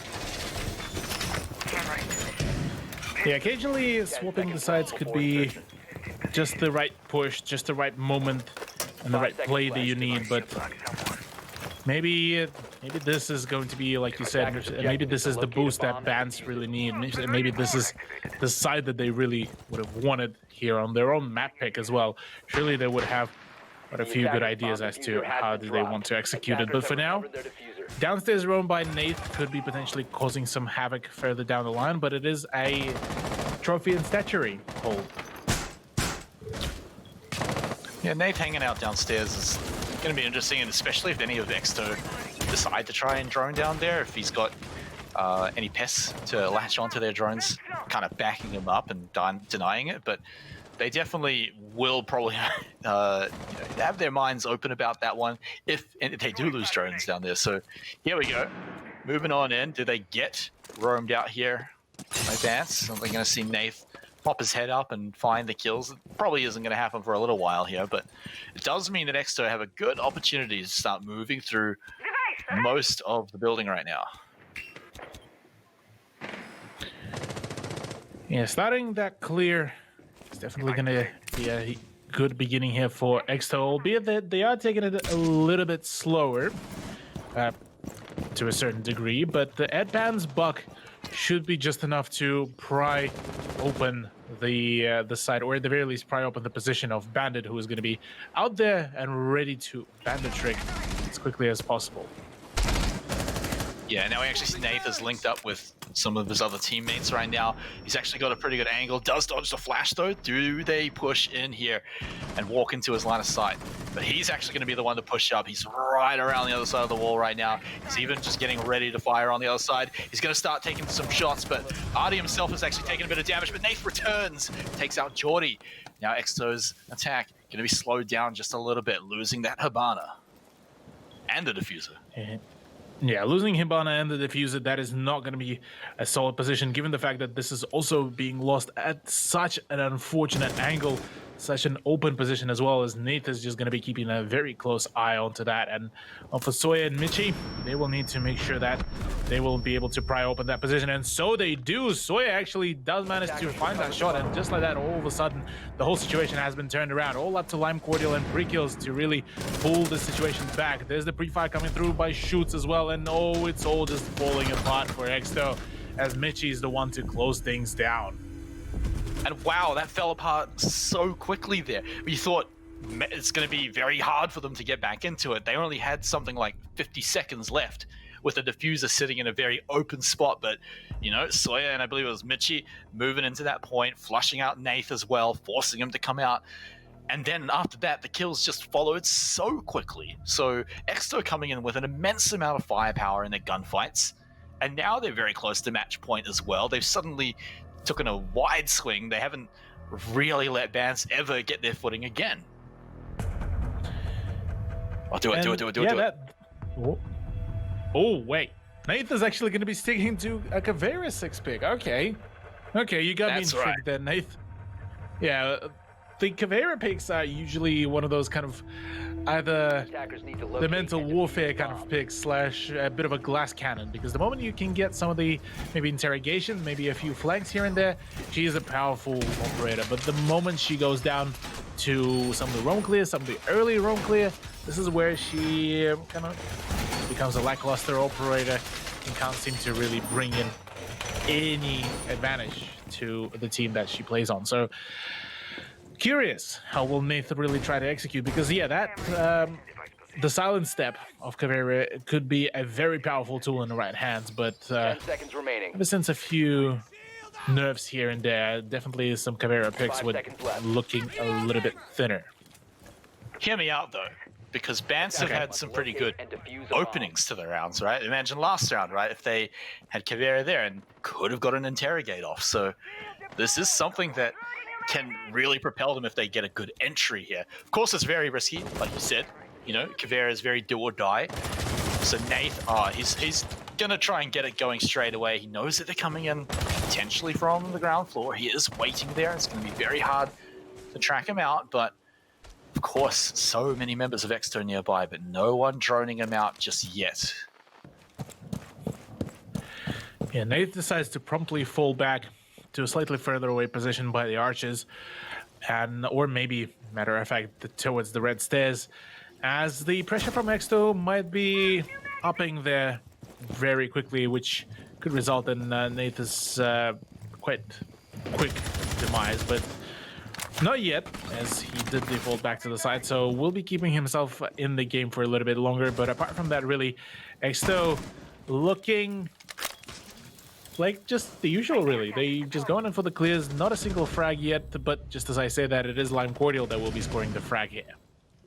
Oh, and that's really awkward, because you definitely want the numbers advantage when you're running something like Caveira. So now what can Nath find? He is going pretty hard on the roam here, but that silent step about to run out. He's now going to go a whole lot slower, and he hasn't found anything yet. Exo just aren't there, so he's got to work pretty hard in the second half of the round. Silent step back up, so now he can start moving out again, but that drone just completely shutting down that path. He's going to have to run back. He's okay with that because the time is starting to run down. But, of course, he would love to get that interrogate off as early as possible.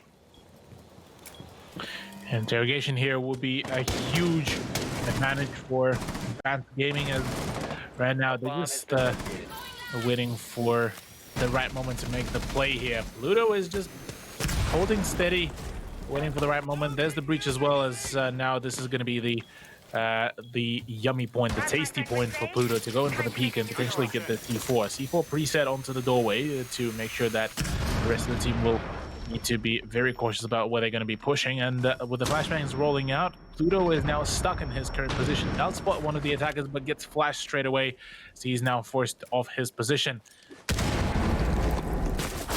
Still managing to survive, but maybe there it is.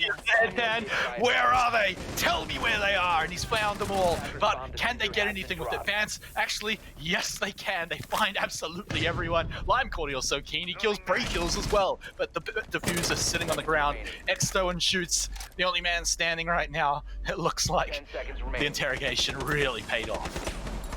Yeah, that was a huge play there. The moment the interrogation went off, we just saw pretty much the execution of Order 66 as all of the Exto roster just fell apart. Nath to finish things off, to rub in the salt on the wound, as the M12 will be finishing off the final operator. And Bans getting a little bit closer now to drawing out the scoreline. But it came off the back of that one interrogation. If that didn't happen, it could have been a lot closer there for Exto to come in and pull out the win there. And like you said, it was just an absolute slaughterhouse once it popped off. But I would not be surprised if this vigil to stay, because it seems like Bans are really trying to pull out the really interesting picks, the do or die picks, the ones that are going to be throwing your opponents off. And it looks like it is going to stick around. And we don't get the Monty though. That could have been fun, but Vigil, hey, that's fun enough. Yeah, Vigil pick is a very solid one. It's a very stable for the defense, given the fact that he can ignore quite a fair bit of drones as well. And if you want something to make sure that, well, you won't be spotted early on into the round, well, Vigil is just your man here for this game. So Nath, now after practicing his Caveira, decides, yeah, I'm going to now give a crack at playing the Vigil. Yeah, so it's not as do or die as Caveira, but it's definitely on the closer end to it. To make it kind of work, you definitely want to just really execute anyone that you find. You're able to sneak up on them. The roaming is absolutely there. Let's see if Nath can pull it off. He pulled it off pretty efficiently in the last round for Bance, so there's certainly looking to pull this one a little more even. We definitely saw, Shadownet, when they were in a position like this, pull some of the rounds back, but what are we up to here, Nath? What are we up to here? Nath is just waiting at the moment for, he's waiting for the the opportunity for a run out, given the fact that, well, Exto were quite persistent at continuing to go at the current position that they were, at the garage. As for now, it's just, it's going to be a bit of a game of chess, or rather maybe cat and mouse, in the fact that Nathan will continue his push around the downstairs floor, as Exto are going to be a little bit unaware, at least for the time being, of his positioning. Yeah, they spotted him out with that drone, but of course, immediately he swaps places. He just moves about as far away as possible. He will pop back downstairs as well, and probably go almost back into the same spot. So he's keeping Exto on their toes right now. They definitely can never be 100% certain of where he is. But as we can see, Shoots also hanging out downstairs, so he'll have to be careful. But the rest of Exto, by the way, is starting to try and push in from a few different angles right now. We've got Geordie, and now Mitchie as well, as he links up. They're trying to go down the 90-degree hallway, see if they can find anything through here. We've seen some pretty sick nade kills through the walls, but of course, we've got pre-kills and one teammate sitting around here.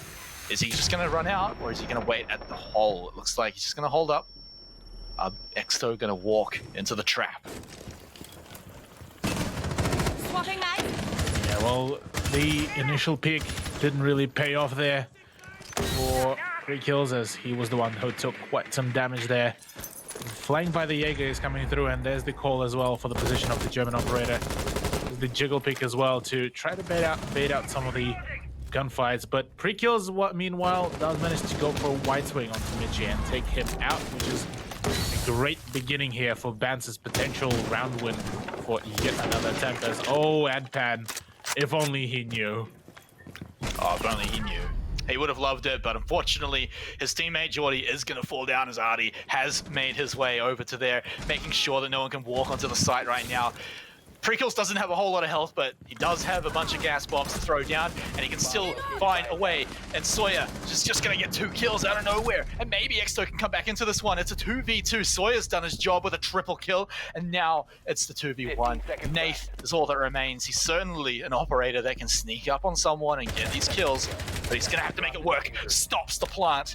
Denies it. 5 seconds to go. He can just stop it again. Sawyer has to get the frag because he can't go for the plant. The gun is pointing out. He knows he's there, but Pants, run the clock down and keep the rounds going up.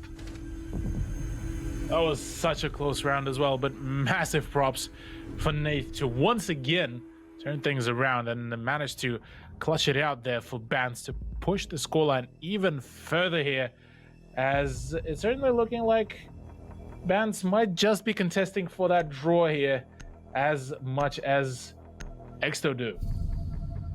Yeah, Bants are really making it a lot closer than quite a lot of people probably predicted. And now that they've started throwing out these interesting picks, I mean, the Kavera obviously came out. Vigil, while a little less out there, he's still sticking around.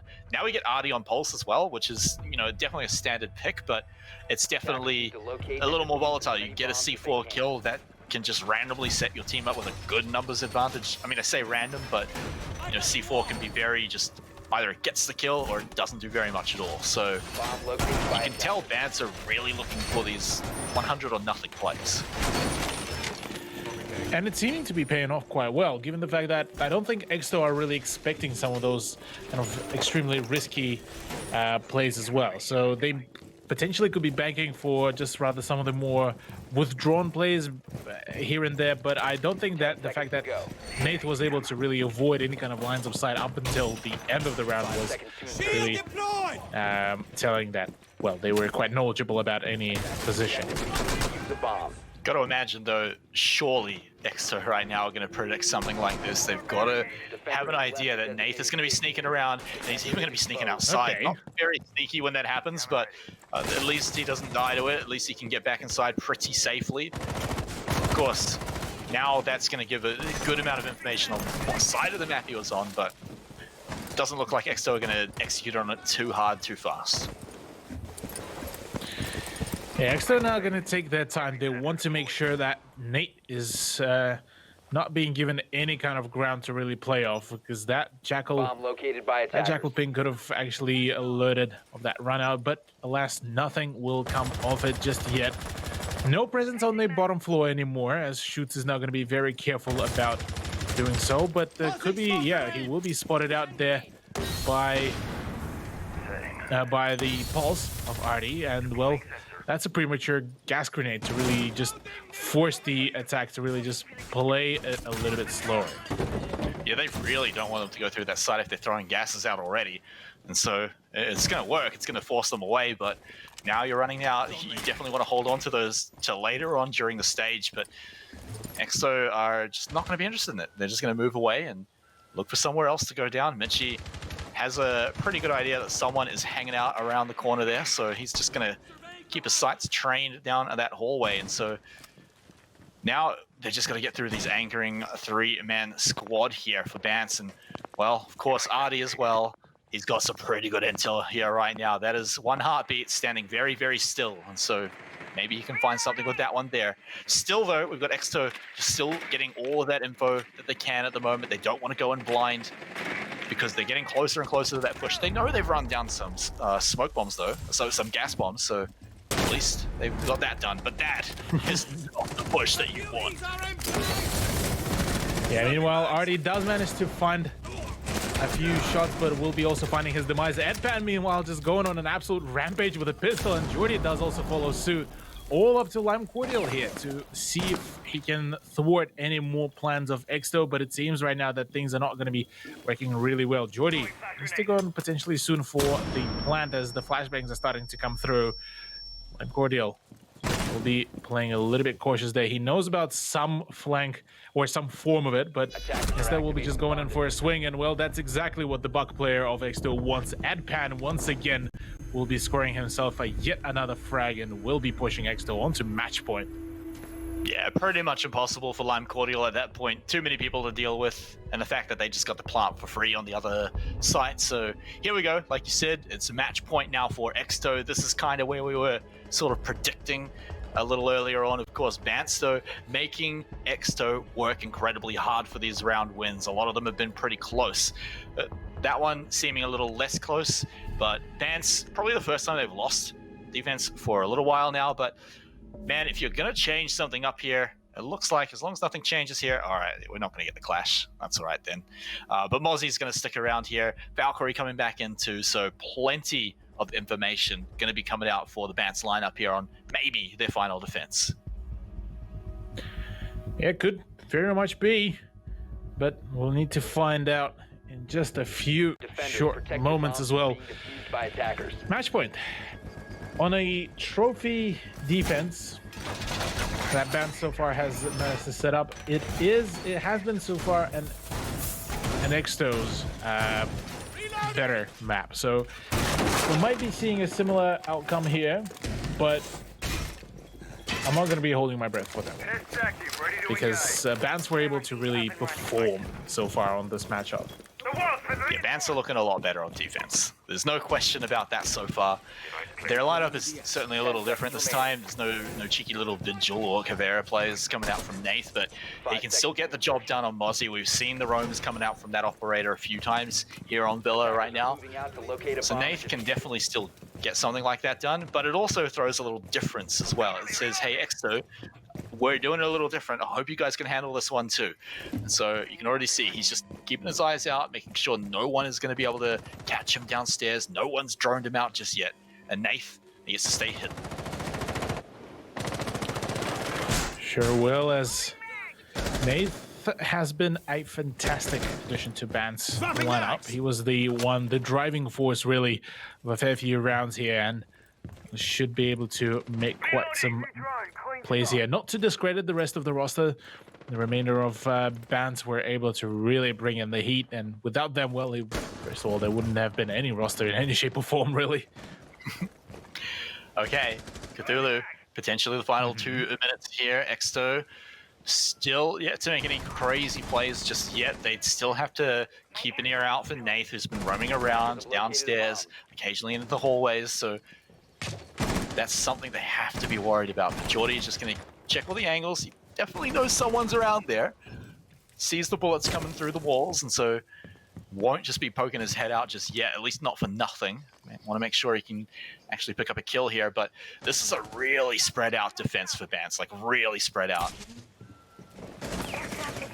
Yeah, Bants right now definitely looking a little bit thin, but hey, maybe if they do manage to isolate some of the gunfights into 1v1s, this is where they might just be able to play it out. But instead, it's Exto that is starting to apply some pressure. Nath just took quite some damage, and with a C4 thrown, I'm not too sure where, or maybe it was a pre-placed one, will be pretty much extinguished here.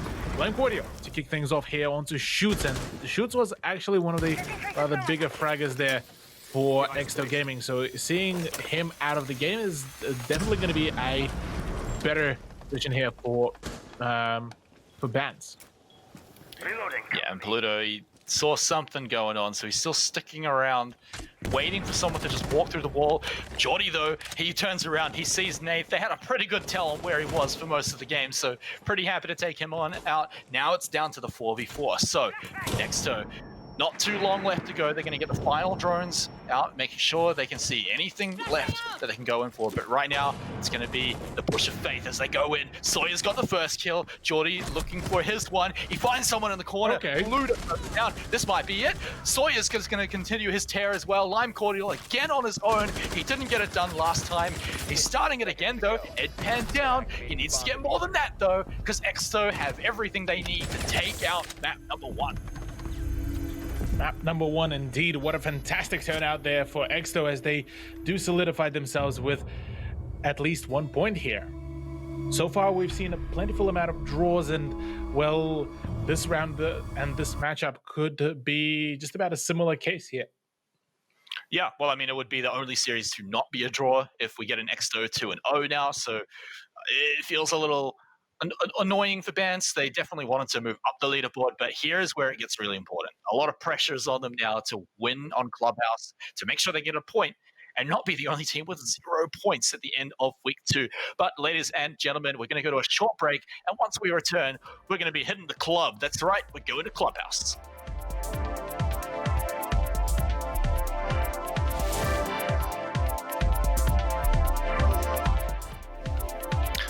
Cthulhu is it Friday night because we're about to go to the club. We're going to go to Clubhouse for our final map of the day. Exto versus Bants.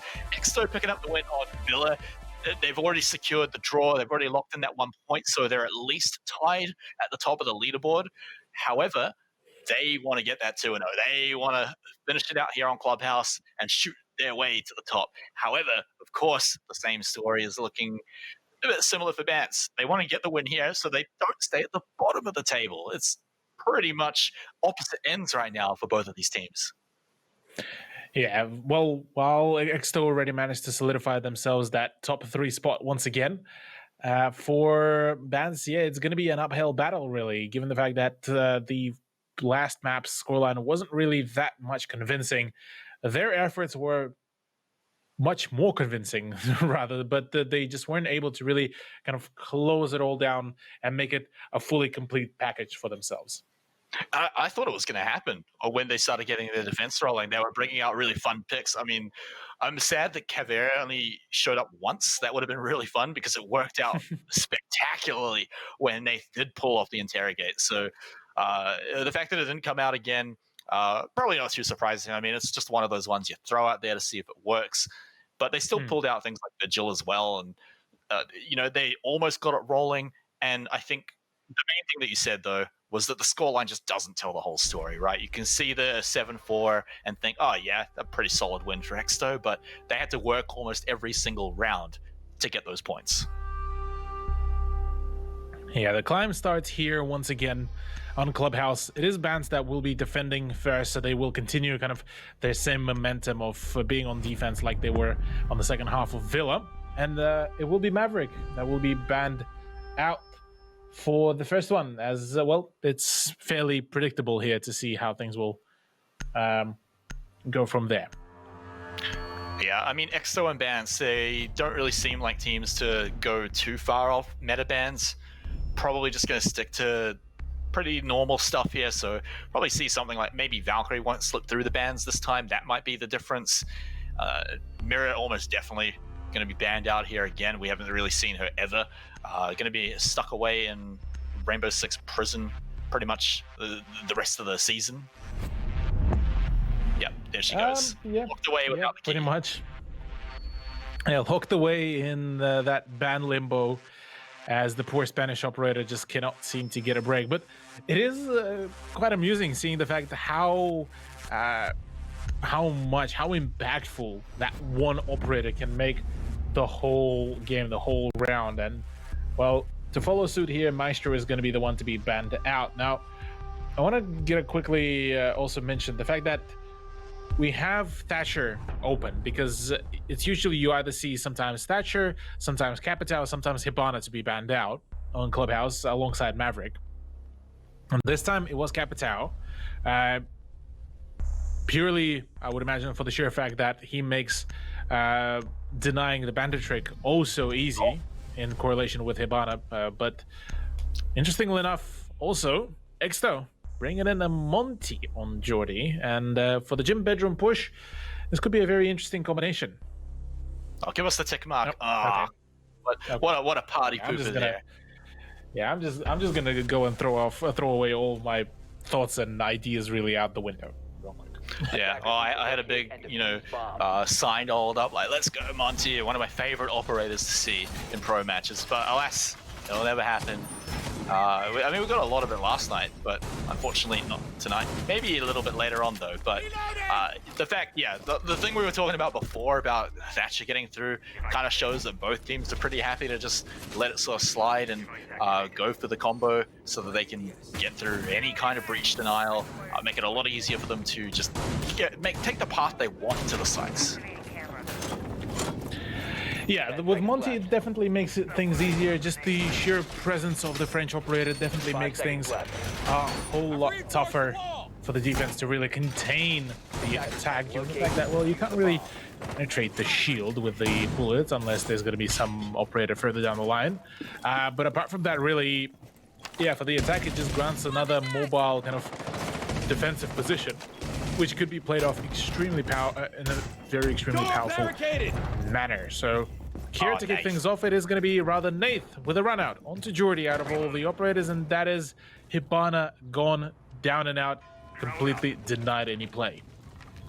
Yeah, real annoying to have that happen, but not really a surprise from a player like Nate who loves to make little plays like this. So looks like it's going to be all on the Thermite Thatcher combo to make it through the door here.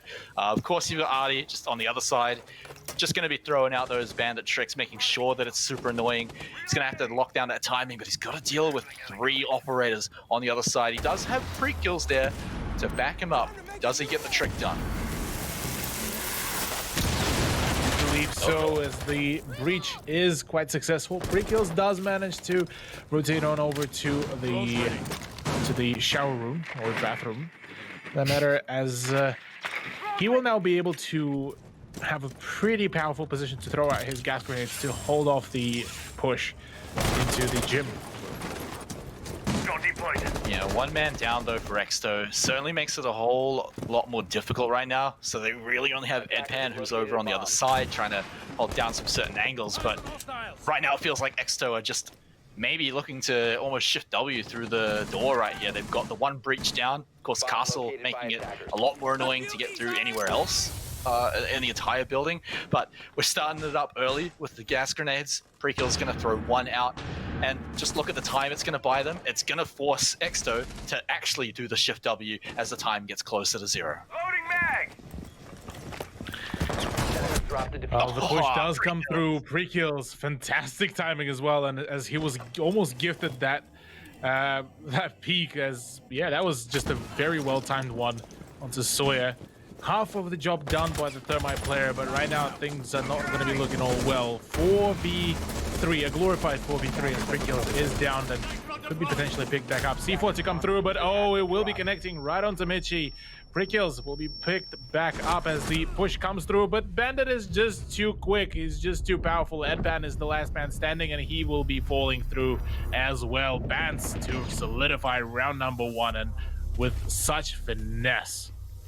And it all starts with that run out from Nath. Getting Habana out of the table means that Exto are funneled into a certain point. They have to use the Thermite, and we all know he sticks around that 1 door. He pretty much never goes anywhere else. So it was real easy for Bans to just say, all right, let's lock down over here, make sure they can't get through. Of course, Pre-kills making it a little more fun, popping out with a 1 tap to the head with a shotgun. Definitely made it a lot more dangerous for them, but I mean, great defense all around from Bans right from the start of the round.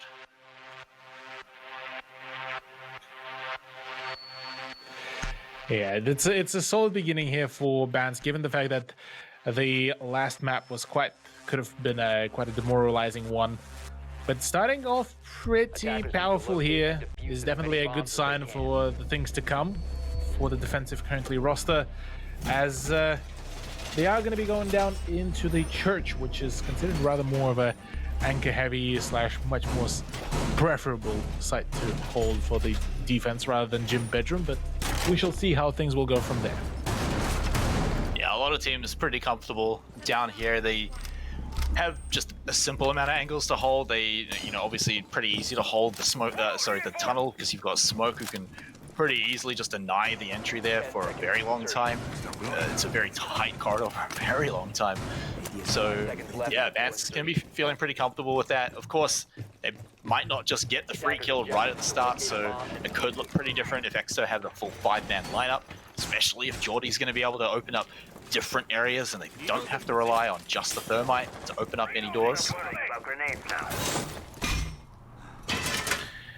I mean, with doors, it could be, well, if they won't be able to get any breaches, any hatches going for themselves, yeah, the choke points could be quite a tough one to really pull through. Geordie to open up the first hatch, and that is on the blue tunnel, which is not a bad idea, but I mean, with already almost the minute gone, only opening a single hatch, that's a little bit out there.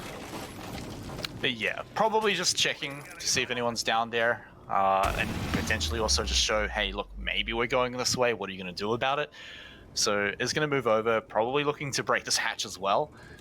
Keeping his eyes on it right now. Actually has a little bit of a peek hold to see if he can find anything down there, but nothing just yet for now. And yeah, time is running down just a little bit. It's still not halfway through the round yet, so Exo certainly haven't run out of time or anything, but they're still yet to really run down a lot of this utility. Now they're really starting to throw them out here. They've got the EMPs, so this hatch should be pretty much guaranteed to go down. Pluto can't get it done to block it.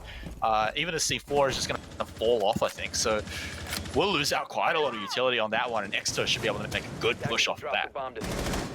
Attackers. Yeah, an excellent timing on the Thatcher grenade has been done by Shoots as well. So here, really a beginning for a solid execution. Another breach will be coming through, as this is actually a double-sided breach, and right now Light Cordial is going to be pressured from so many positions, but there is a full-on swing. Michi is the one from the blue tunnel stairs, will be able to pick up a kill. Jordy has been downed as well to the hands of an unknown defender yet, but Nath is the one to finish off Sawyer rather instead, and Jordy will be picked back up as Sawyer is just completely confused as to what, where, and how. There's the peek, there's the kill by Shoots as well. Pluto to go down. And, well, Exto are currently in the man advantage.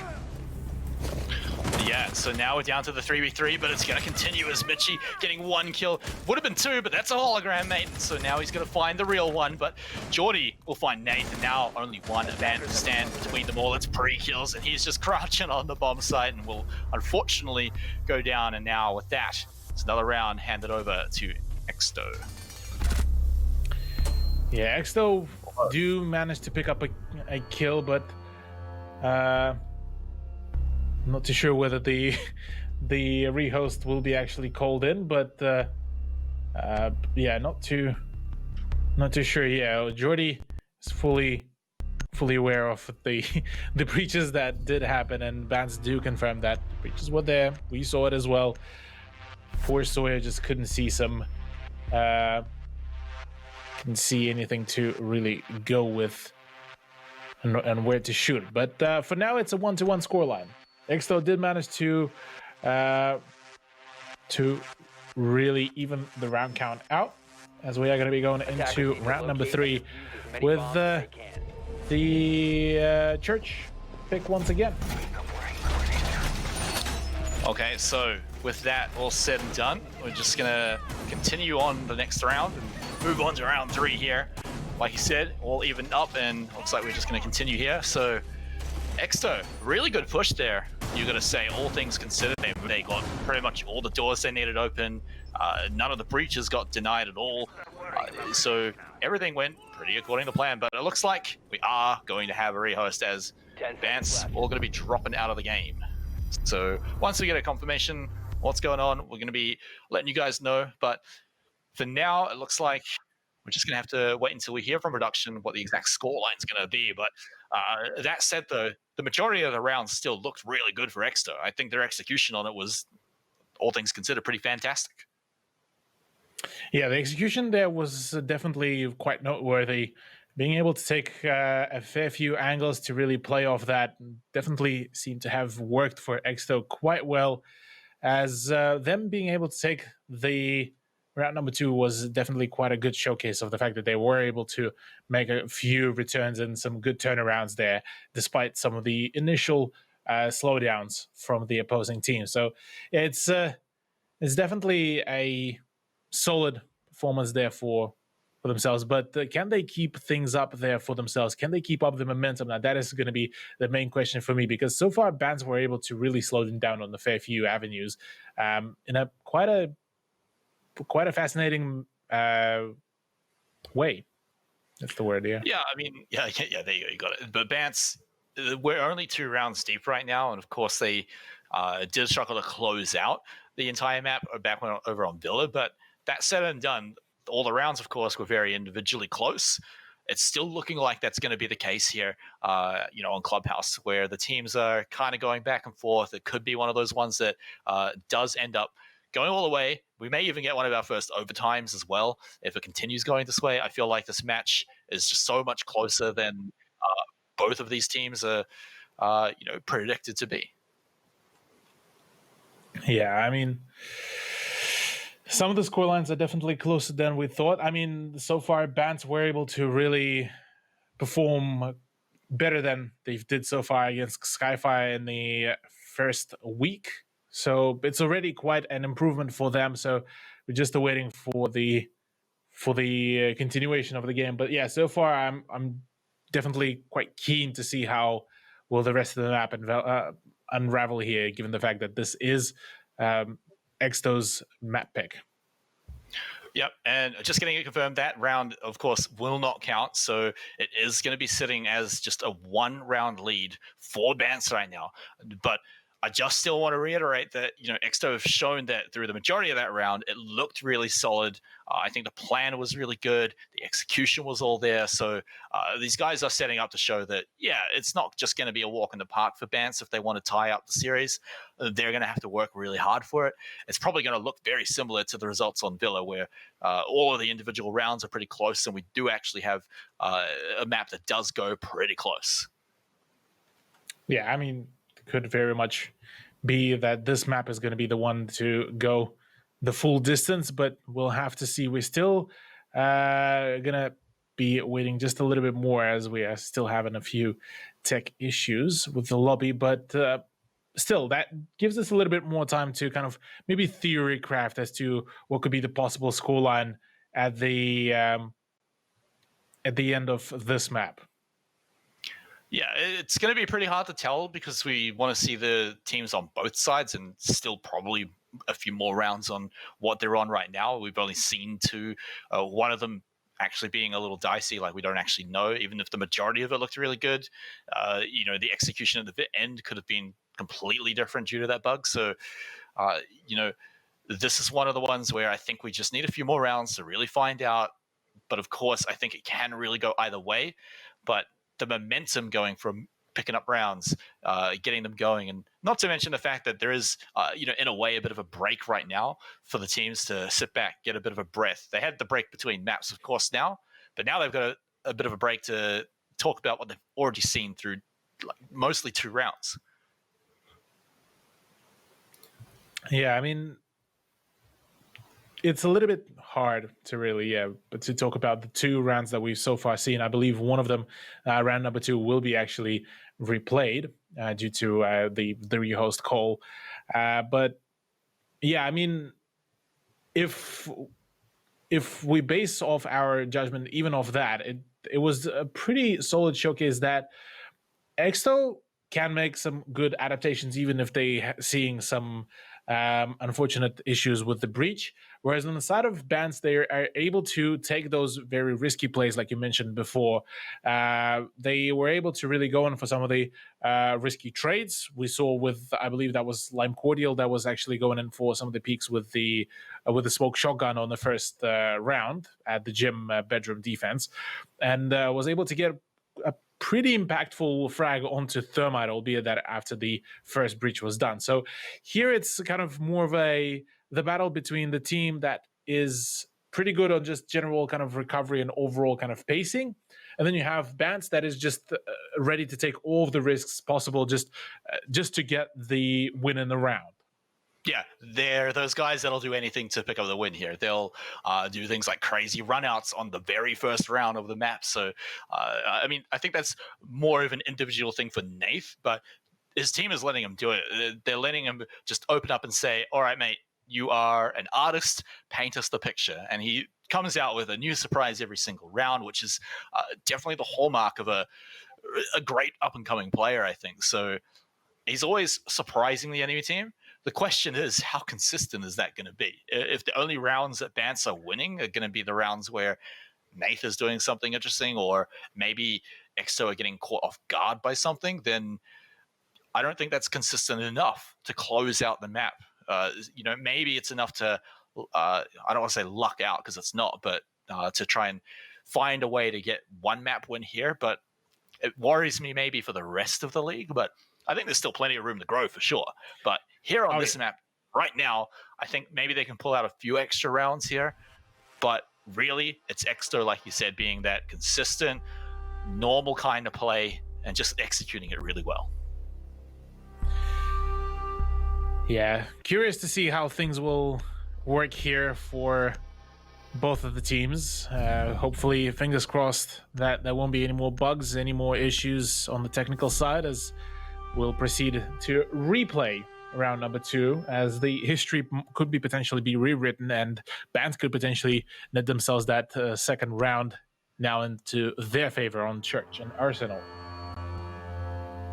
Yeah, so of course, both teams have sort of seen how it went. Of course, all the operators are going to be the same. We're on the same site, so both of them sort of know what's going on. The question is going to be what's going on for Exto. Are they going to be stopped on all their breaches? That was probably the main strength for them on this round when they did it last time. So the question is, are Vance just going to stop it in their tracks now that they kind of know what's going on? Yeah. Well, now that both teams pretty much are knowledgeable about the overall pacing and how the general approach will be done, I'm curious how things will be really things will go down. Yeah, now that the strats and everything has been exposed, 5 seconds left. should be an interesting performance here. Attackers. Yeah, I've got a feeling this one is going to be an interesting one, but let's play it on out here as Exto now starting to move on in at the moment. Looks like the call is just going to be it's whatevs. And so here we go. Bance sitting back onto the defense. You can see they're all anchoring down right now, pretty far back onto the side at the moment.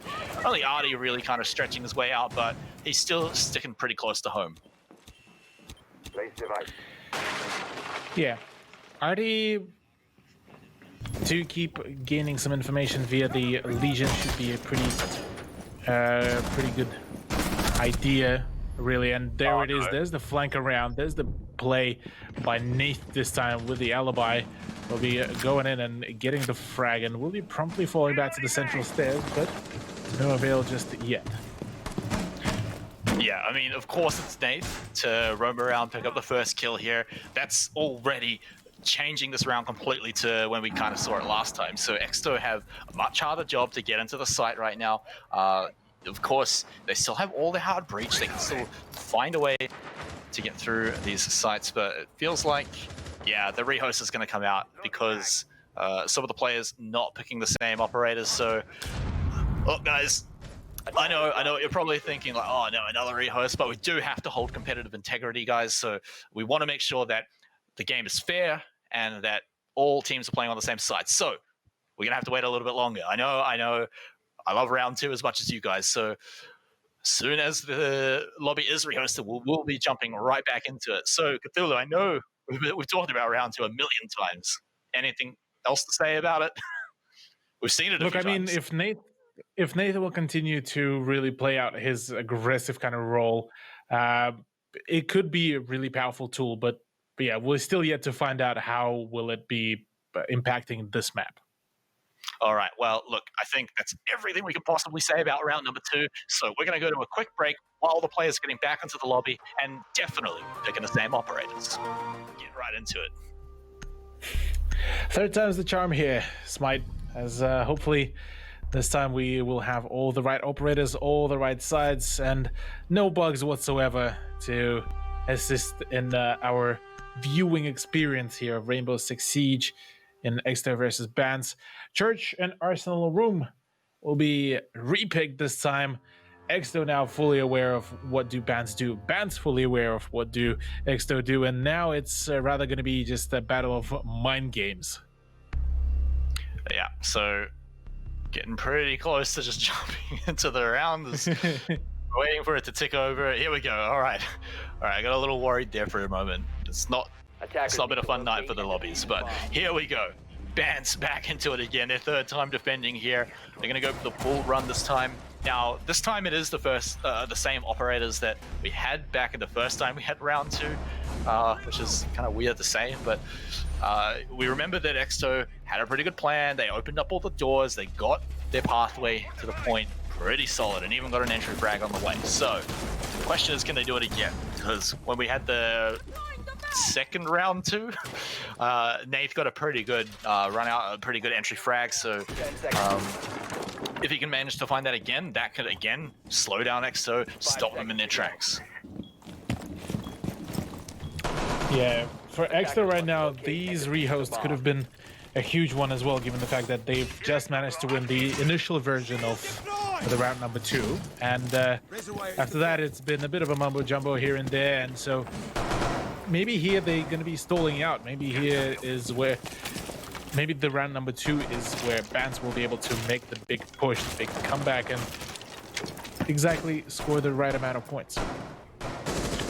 Yeah, so it is another slower one, but that's kind of what it looked like the first time we saw it. So Exto pretty happy to go this way, although you can see a few members actually taking a different entry point this time. Although Shoot's going to be happy to just help his team get this hatch down, make sure that they can open that one up. Last time they didn't go through it, they just opened it up, but looks like they're just going to hold on to it for now and just try and maybe bait some kind of denial out at the moment. But it's going to be Mitchie as well. He's taking a bit of a different path, looking to see if he can see anyone just down the stairs, but no one's poking themselves out just yet, so he won't be able to grab any of that. Now it's just going to be Geordie running around the dynamic duo again. Not going to be able to go through this one just yet. They're going to have to throw out that EMP, make sure that they can get the breach done. Let's see if it's going to be successful. It's going to be very important to get this one down. First one, not so much. Yeah, being left with only a single remaining EMP charge is definitely going to make things also quite hard for any future breaching, as Shoots will need to be quite punctual with that final EMP grenade. Whereas the remainder of Exto roster will just be doing actually just about a similar thing.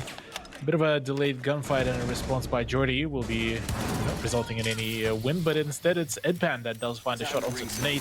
That is the big Roman, the big scary player that has gone off board, and well, Sawyer will now be the first one to go in for the peek into the church, as well as the X-Kairos do go off. Edpan on a double kill already, does find 3 kills as well. The big scary one as well, going off the board. Lime Cordial is the next man to step up here, but even he will be traded off pretty quickly as more pressure is being applied. Edpan is on a triple kill already, and now all up to Artie to try to play this out, but even he will be just completely shut down. And there we have it. I mean, probably the quickest round 2 we've had so far, so good on Exto to manage to go in, get there, get the entry frags, and Edpan being the real star of the show there. Wasn't really anything Vance could do about it at that point, as he just went through member by member and managed to really lock down the win. So getting the breaches done, making the pathway pretty good, it was all nice, but really it just came right down to Edpan. Yeah, massive credit that goes to Edpan, as he was the driving force really for Exto's success on that round number 2. Being able to claim the triple kill certainly seemed to have worked out quite the right amount of work for the man. Attackers need to locate and defuse as many bombs as they can. So we get to change it up.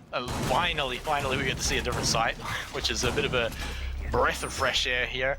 It's going to be right up here, and so with Exto going to be scouting it all out, they should be able to find it. It's going to be a very different path, of course. They're probably going to be hanging out here on the rafters for a good majority of the rounds here. It's a bit of the game of chicken between the breaches and the Kaya this time, so going to be real keen to see if Exo are going to be able to break their way through. Vance, we're going to be setting a solid position up, but you know what? Let's just make it rain pre-kills. Let's make it rain. Make it rain indeed. Attackers now, final moments of the setup. Nath once again decides to go in for the peek out here, and will be able to catch the Hibana off of the guard, but oh, just a little bit of damage, and instead it's Nate that took quite a chunky amount of damage, but this time he will be able to heal himself back up, and Jordy won't. So damage dealt will still be just about enough to force Exto to keep on checking that doorway, but not enough to score a frag. Yeah, and it also gives them a pretty solid idea of exactly where Exto are coming from. Of course, probably pretty predictable to know that at least some of them are going to be coming up here on the rafters, but here we go. Let's see if it's going to be pulled off here for the breach. Sawyer just waiting. Nath still just sitting there, seeing if he can find any kills, but of course, we know no one's there to deny this breach, so it's going to go off without a hitch. Nath going to be waiting there to see if he could have found anything, but wants to get rid of these drones instead. But as we can see, well, we got an assault from both angles here. Edpan and Geordie going from the other side. Yeah, Edpan Having a nice long angle into the construction site, should be able to catch some of the rotations of guard, but so is Lime Cordial. His position has been completely missed out on and completely left out by the drone, so he will have a very powerful position to deny at least one of the operators. But right now, oh, there it is. There's the one on shoots. There's the two on Jordy, and there it is. That's a round turning performance here. That's another one, making it triple for Lime Cordial, and this is all falling apart. Artie to pick up a kill onto Edpan, and now all down to Soya, the last man standing, the lone thermite against 4 members of bands, and things are definitely starting to not look that well and not that pretty for Exto. Yeah, but it does give both teams a bit of time. I don't believe Sawyer's gonna just rush on in there. He's gonna give his team a little bit of a moment to hang back, talk it over, make sure they've got the right plan going into the next round. Pretty much impossible for him to come in and win this one. You got 4 full health members, you know, probably a bunch of gas bombs, gas grenades still left, so it's pretty much not going to happen here. They're probably just talking out the next round at the moment, but Bance, I mean, all off the back of Lime Cordial there. He just walked in and just found absolutely everyone he needed to. There's the gas grenade.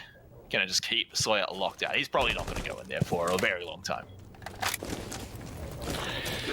Yeah, time is running low, opportunities are running low, health is running low, pretty much everything is just low here for Exto in this round.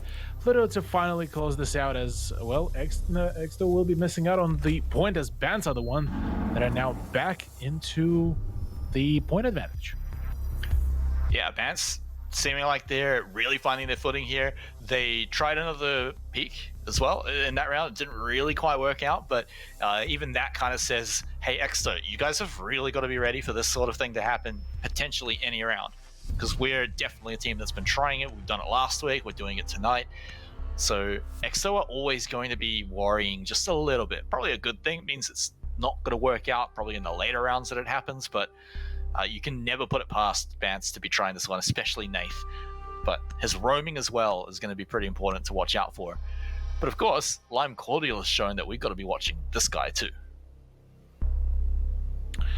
Yeah, Lime Cordial has been on an absolute just streak going on so far. He was the reason that Bans were getting a fair few of their rounds into their pockets, and well, on that very round, he was able to really provide his team with the goods. But now going into the gym bedroom, the site that was actually originally won by Bans, could be a repetition of the success there, albeit that it was off the back of a few really risky plays. So let's see if those ones will be seeing a reappearance and whether those are going to be worth to really go with or not. Yeah, and of course, it's always going to help when you get the first kill of the round. So again, watch out for Bance, see if Nate's going to go for a peek or even a run out. You got to remember as well, Exo usually going to be entering the point from pretty much the same site every single time, so it really gives Bance a pretty good advantage to go for those peaks and maybe go for anything a little cheeky, which seems to be their specialty. Ready to go. Could be the specialty in just having those flanks as well. I mean, Lime Cordial has been proving that to us on and on and on, and same goes actually for Nate.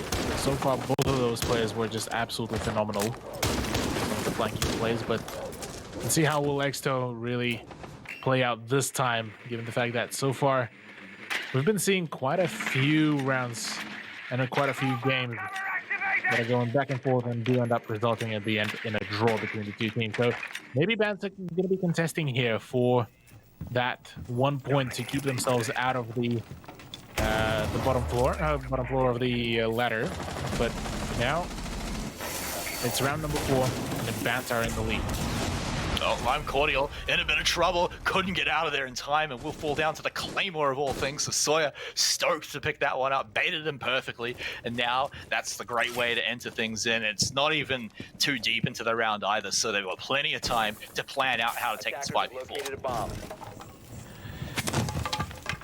And Bans were able to make a few comebacks real nicely. to kick things off here. Nath is going to be the one to Attackers really will get cover a the flank, but Edpan is already on top of the things. He's able to get those frags going. Edpan, matter of fact, has been really proficient so far for his team and was able to really claim a fair few of the frags. So now in a 4v3 position, Bants are not looking too good, but there's still some ground. There's still a chance to really clutch this out, to push this into their favor. Yeah, Pluto on the site, but in perhaps a bit of a dangerous position, and Exto pretty aware that he's in there after he took those shots outside, so he may be in a bit of danger, even with the 4v3 right now. And here it comes, Pluto just waiting for someone to walk through that wall, waiting for someone to come through the window, but two angles means he cannot look at both at the same time, and so he has to constantly keep on the move and constantly keep looking at different spots. But we can tell that Exto not actually very close to there. They're approaching it from a bit of a different angle. Talking about a different angle, Jordy is the one to find the peak and the kill onto Pluto, which will be putting Bants at a 2v4, well, make it 2v3 rather, as it's just all falling apart. It's a consecutive 2 kills by Edpan and Mitchie, and well, Exto do manage to claw their way back to a draw, 2 apiece. Yeah, it looks like we've got one of those back and forth ones. Cthulhu, again, I've said it a few times, that maybe we're going to be here for a while. We're almost hitting midnight 30 here in Kiwiland, and so these guys really looking to make it a long one. We may even get to that overtime if things keep it up this way. But tonight, and even a little bit last night, we saw teams go back and forth, but then suddenly one team just starts shooting ahead, getting a bit of momentum, getting a few rounds in a row. So I'm keen to see if one of these teams is going to be the one to do that. The first one will definitely take a lot of the momentum, especially if they can take it into the second half. Yeah, the second half should be a really interesting one to see how things will really work out for both of the teams, really. Bants here looking at potentially scoring themselves those points, as they so far were able to take quite a few, well, a couple of rounds really so far from Exto in a very timely manner. Whereas on the side of Exto, they are kind of coming off from a high horse after the first map, and here they seem to be falling back a little bit. We got to remember the pressure, though, that is on Exto. We even talked about it at the start, where it is their series to lose, or at least they're probably feeling that way. It's also points-wise going to be pretty important for them, because Exto have already locked in that 1 point. That's fine. They will end up tied at the top of the table anyway. So this is just bonus points. It's their chance to take the 2-0 and go to the top. But Bants, it's just so painful for them if they lose. They stay at the bottom of the table, no one tied with them, and it just makes it so much harder in the follow-up to catch up. But at least in this one here, if Bants are feeling the pressure, then they're not exactly showing it in at least half the rounds so far.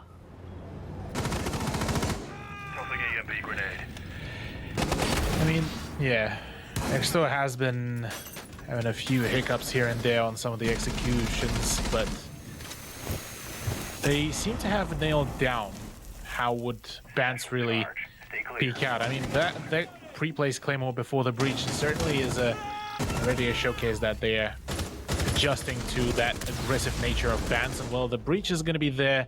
The kill onto Lime Cordial is going to be there also, so already fairly early into the round and into the gunfights, it is a 4v5 situation.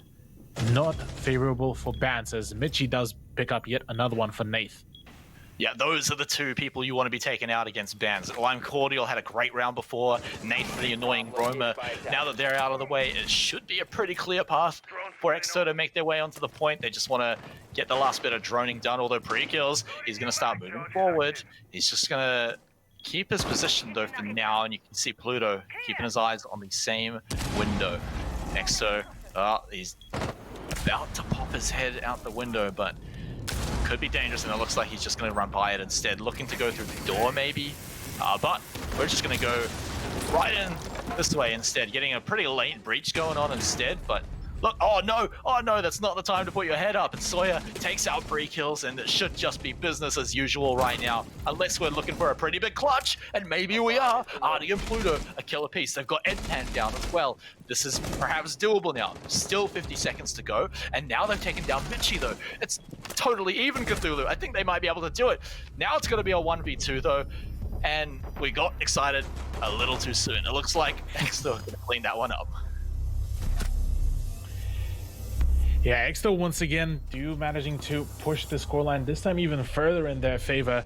Now returning from the draw now and pushing the advantage into their side. 3-2 scoreline, getting closer and closer every bit. Now, last round of the first half, the final map, that was on the verge of here being played out. And well, two outcomes could come through, either a 4-2 or a draw between the two teams, and both of them are very much on the table.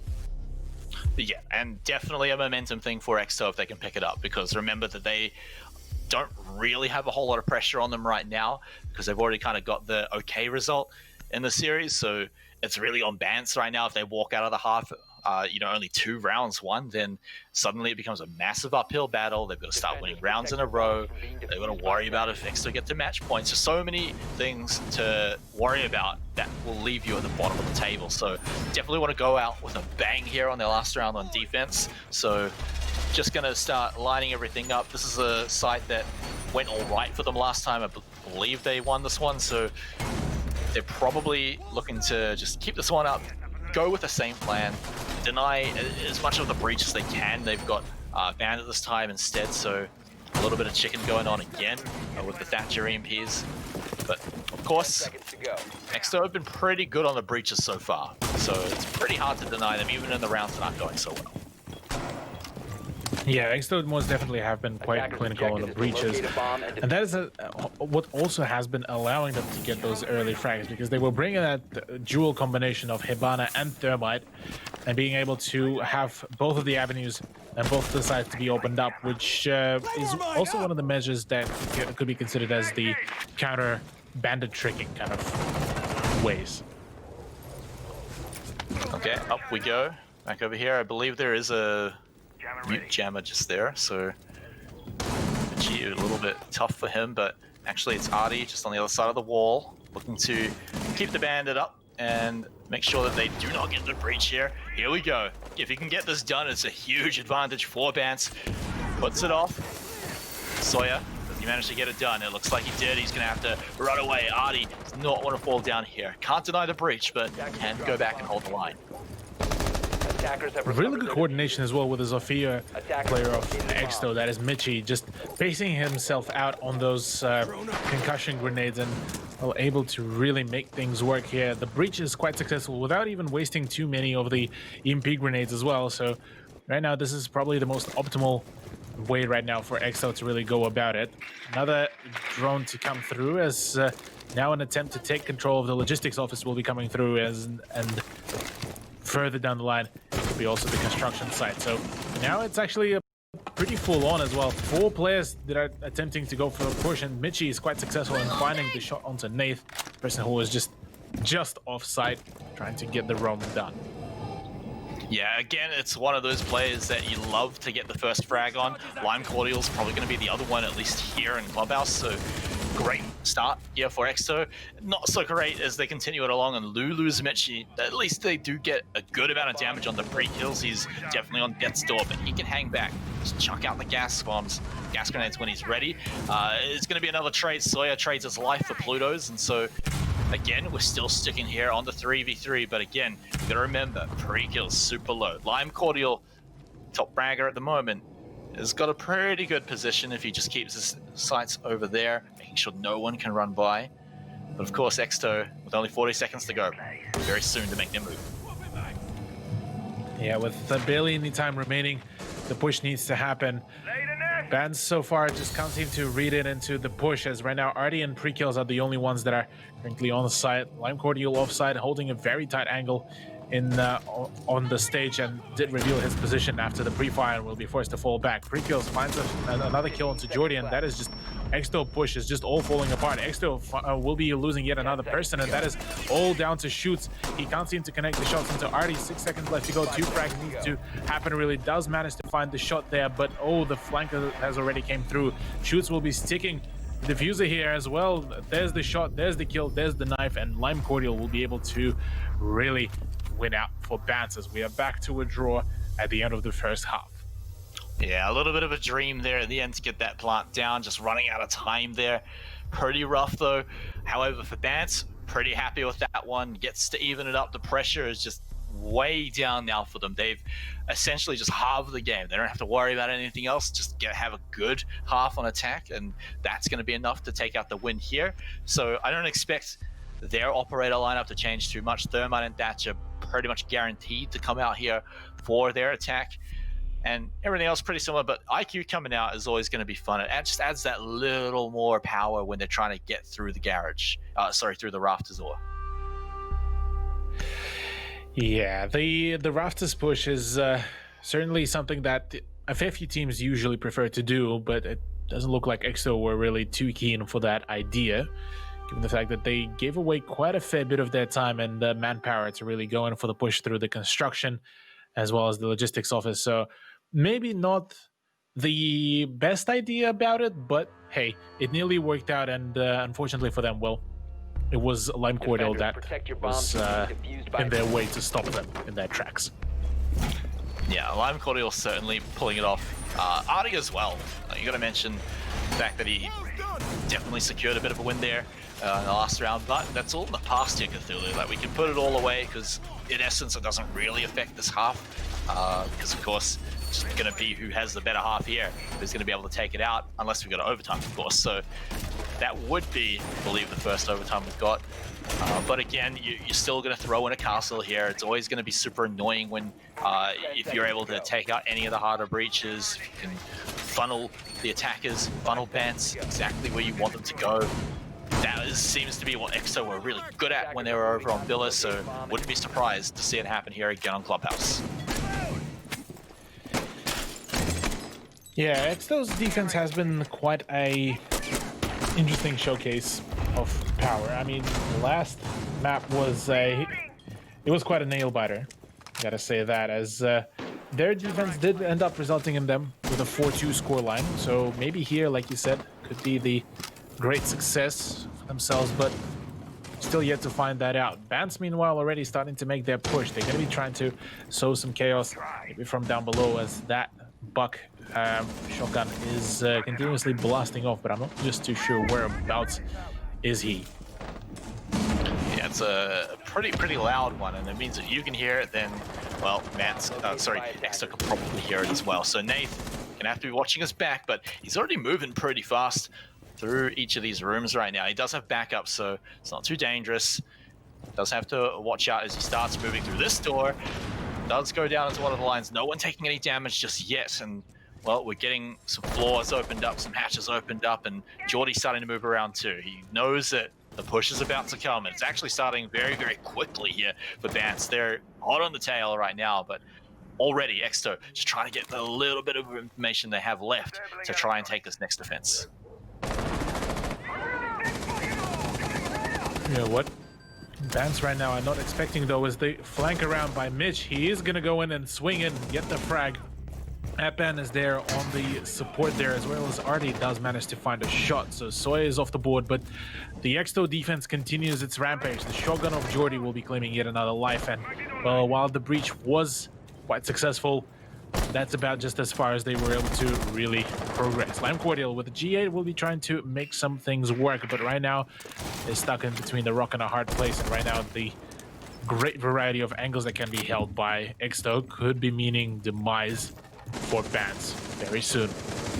Yeah, they've just been flushed out of the building, finding it really hard to get through the breaches that they've made, and just outside, they're going to fall down. Edpan and Pluto are both going to be out of here, so it's going to be a two-man attack now. Only Pre-kills and Lime Cordial left. Certainly two good fraggers for sure, but he's going to run into the line of shoots. Shoots almost looking away, almost missed that one out, but still won't finalize the kill, unfortunately. Also, got to mention, Diffuser in maybe a bit of an awkward spot, but it's more awkward. Okay. Falling down, all right. That's an interesting decision to try to go for a peek, but what is more interesting is the fact that Jordy just managed to find another very tight angle. Ooh, pre-kills does land a fantastic shot, but so is the pixel peek of Jordy, as he is the one that is able to clutch this out for Exto. The point advantage is back into the swing for Exto. Yeah, and it could be the start of a pretty good streak here. Of course, they're looking pretty solid on the defense, although it did come quite close. A lot of it came from Mitchie on the roam, but you got to give credit to Bance. They traded a lot of those kills back. They didn't make almost any of them for free. I think just the first kill for Mitchie was the one for free, so it's still quite hard, quite difficult for Exto to finalize the frag wins, but the fact is, Bance got locked outside and had to take some pretty awkward angles to get inside. And once they did, well, it got a little chaotic, a little hectic, and Exto were happy to just jump on top of that. Pre-kills almost brought it back, but just a little bit too late. Attackers need to locate and defuse bombs. Yeah, unfortunately for pre-kills, just stars didn't align really there for Old Mate.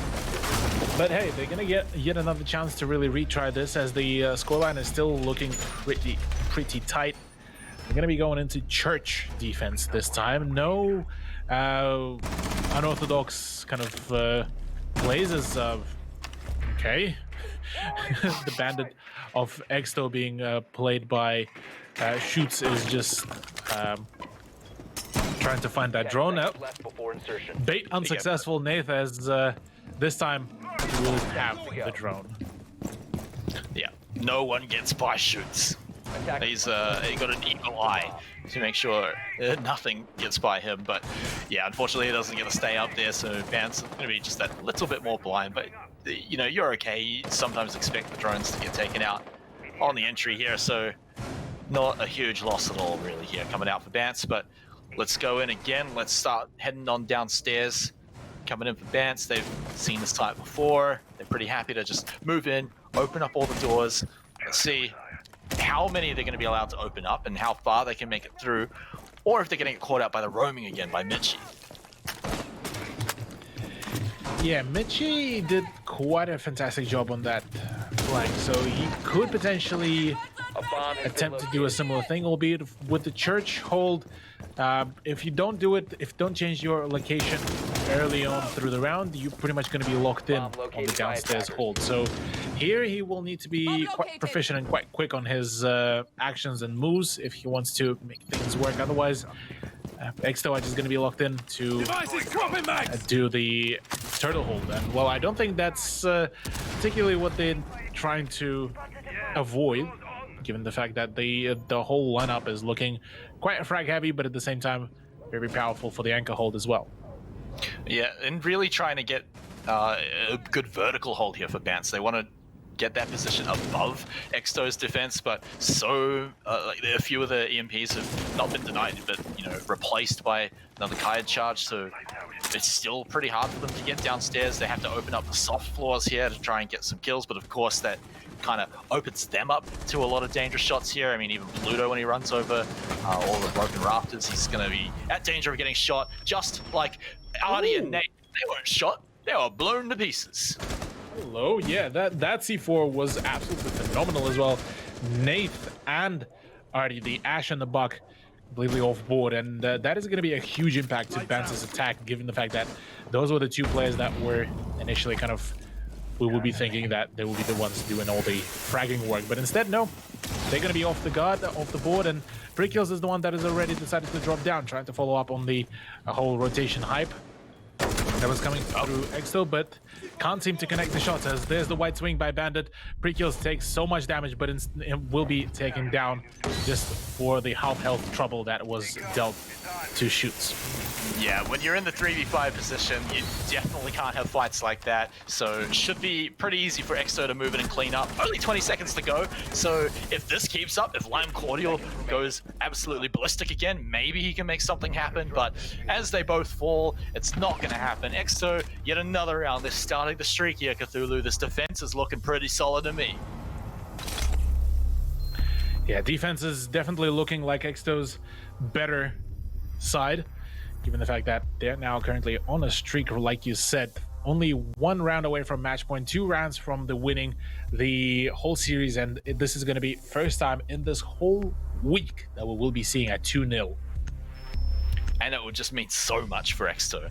It's not just putting them to the top of the leaderboard, it gives them the 2-point lead. It means if anyone near them gets a draw next week, then they're still going to be completely below them, even if Exto don't pick up any points. So this 2-0 means a lot to them. They've got the momentum rolling. Bant's really now starting to feel the pressure hard because it means they're going to stay at the very bottom of the table. It's going to be even worse when it gets to match point for now, but always feels terrible when the other team starts going on a streak after you've even had a pretty good half. Yeah, the moment the streaks start coming through, the moment the round lead is coming through, this is where some of the mental impact could be also happening as well. And for Bants, well, they definitely seem to have dialed down a little bit on some of their aggression. Some of their moves were a little bit disconnected from each one another's coordination, it felt. So possibly we are seeing Bants go down that very unfortunate spiral that is quite hard to return from as well. Yeah, and that was also a round that was pretty solidly in their favor too. They got some great entry kills. Nate being taken off the table pretty much straight away was a great way to start it. Lime Cordial's the one you really want though. He's got a lot of clutch potential, but you know, you'll take anyone, and Nate is a pretty good second prize. So for now, let's see if they can do it again, of course. They're going to open up plenty of walls so they can get all of the angles that they need, make sure there's no way that Vance are going to get in here unseen. But of course, they're going on the other side. Yeah, Vance decide to bother. Why need to really go in for the hard breach somewhere, go and clear out some rafters? Who needs that? Let's go in from the other side and frag. No, you gotta do the EMPs, you gotta like time the breach properly, just do it on the other side where they're not there. And it's just as easy as that. So, it's easy as that, yeah. It does take a little longer to run across the building, of course doing it safely, but look, I mean, it's way better than playing chicken and it not really working out over on the rafters and trying to get that door open. But here we go. Now they're inside. Now they're getting the drones out. This one from Artie is just seeing pretty much everyone that he needs to, but are they going to find anything from it? One way to really find out is right now, Exto trying to fall through. Sawyer just went down to the pre-fire of Artie, but I'm not sure if Artie is too knowledgeable about that. The revive might need to come through, but at the moment right now it is a glorified 4v5. The peak by Bandit of Jordy will be successful, as now Artie will be taken down and Sawyer will be successfully picked back up. We're back to a 5v4 now, but this time it is in favor of Exto. And that's exactly, that just means so much for them right now. Such a big swing there. It's more than just a free kill. It's a kill and you get someone back up. And Mitchie taking out Nate as well. It's just all continuing as I'm continuing to talk, and it just doesn't stop. But Pluto is trying to stop it in its track, trying to stop this juggernaut that is Exto. Their defense looking pretty good. It feels like Exto are the ones on the attack at the moment, but pre-kills, that's the kill that evens it up right now. They've got Lime Cordial, they've got pre-kills right now, and it's continuing. It's just down to Mitchie and a very low health Sawyer right now, who manages to pick up a kill anyway. So he's certainly bringing his value to the table. Pluto's still outside. Is he going to be spotted out? He's going to go for the peak instead. Some pre-fires, but now everyone knows where he is. Lime Cordial sneaking up the stairs. Who's he going to find? It's a lone Sawyer who had almost no health. Now it's Mitchie. What can he do against two people right now? Apparently, absolutely nothing. Yeah, Bants do manage to finally make a comeback. The moment I started saying that they might be starting to lose it here, maybe some of the having some of the more morale issues, but morality. Instead they just make morality. Are we the baddies? No, this is definitely not the word that I was looking for. English.exe has stopped responding apparently in my head for a few moments, but either way, 5-4. Bants are only 1 point away from drawing it out. Super close one this series, and it shouldn't be too much of a surprise after the other 3 series that we've had throughout the week. But I'm just going to stop what I'm saying right now because Cthulhu, my favorite operator, has been confirmed. Defenders, protect your bombs from being Yeah, defused Caveira by will be... attackers. Well, wait, no. Not Caveira. Monty. Hey, I just said Monty's my favorite operator before. It was like not even before this round. Well, you were saying Cav was your favorite operator as well, early on into the villa. What are you on about? Look, is it so wrong that I have 2 favorites? No, I never said Cav was my favorite. Cav is just fun to watch. Monty's my favorite. All right. Fair enough. Look, Either way. you chat, go back and find where have I said that. If anyone finds proof that I said Cav is my favorite, then I'll buy Cthulhu a pack of biscuits, and he gets to choose the kind. 10 seconds I left. think I'm gonna get roasted on that one anyways. Either way, 5 seconds remaining. Nate, yeah, bringing in the Monty out of all of the players, Nate bringing in the shield op is probably the least expected for me. Oh, Jordy. Bomb located by attackers. Nobody spawned there, I believe. No, but he's throwing the camera out. He's risked the spawn peak as well. Now he's going to confirm, like, oh, all right, I guess no one's here. So a little rough for them, but now we get to see Vance start moving in, and they've got a big fat shield. Well, it's not really fat, it's a big tall shield to move in and just give them all the information they need. All right, who's in here? All right, they're up there. Here we go. Spotting them all out, and just like that, they're going to start moving away. They don't want to deal with anyone following that shield. Yeah, not at all. There is some presence on the rafters still, as I believe Sawyer made a pretty hasty retreat to the side, as Shoots actually from above does able to get the nice peek and a nice flank onto the Ash player. So that is an early advantage already. A solid beginning here. Michi needs some help here, needs some assistance from his team, because that Monty will keep on pressuring, and that melee from the French operator will be absolutely huge here. There's some more pot shots with the pistol, as well as Michi is the one that is going to get knifed as well in there. And well, there it is, the control of the rafters forfeited, but not for long, as Sawyer is the one to find the shot on the shield off. Yeah, Nate's just going in with the absolute Chad play there, just walking up, making him back away. Unfortunately, he does pay for it with his life, but it still ends up making it a 4v3 right now. Exto, they're happy to take the trade as that was. There's not a whole lot Vance have left. Lime Cordial himself pretty low. Gas Grenade's going to start out pretty early, so it means no one's going to be dropping down, at least for now, coming out. But Vance starting to run out of time. They don't have a whole lot of health. They've only got Pluto to go for some of these breaches too, but Jordy, if he sees him going up the stairs, it should be a free kill, and there it is, pre-kills out of here. There goes the Thatcher, and now Vance have so little to work with to lock in the round.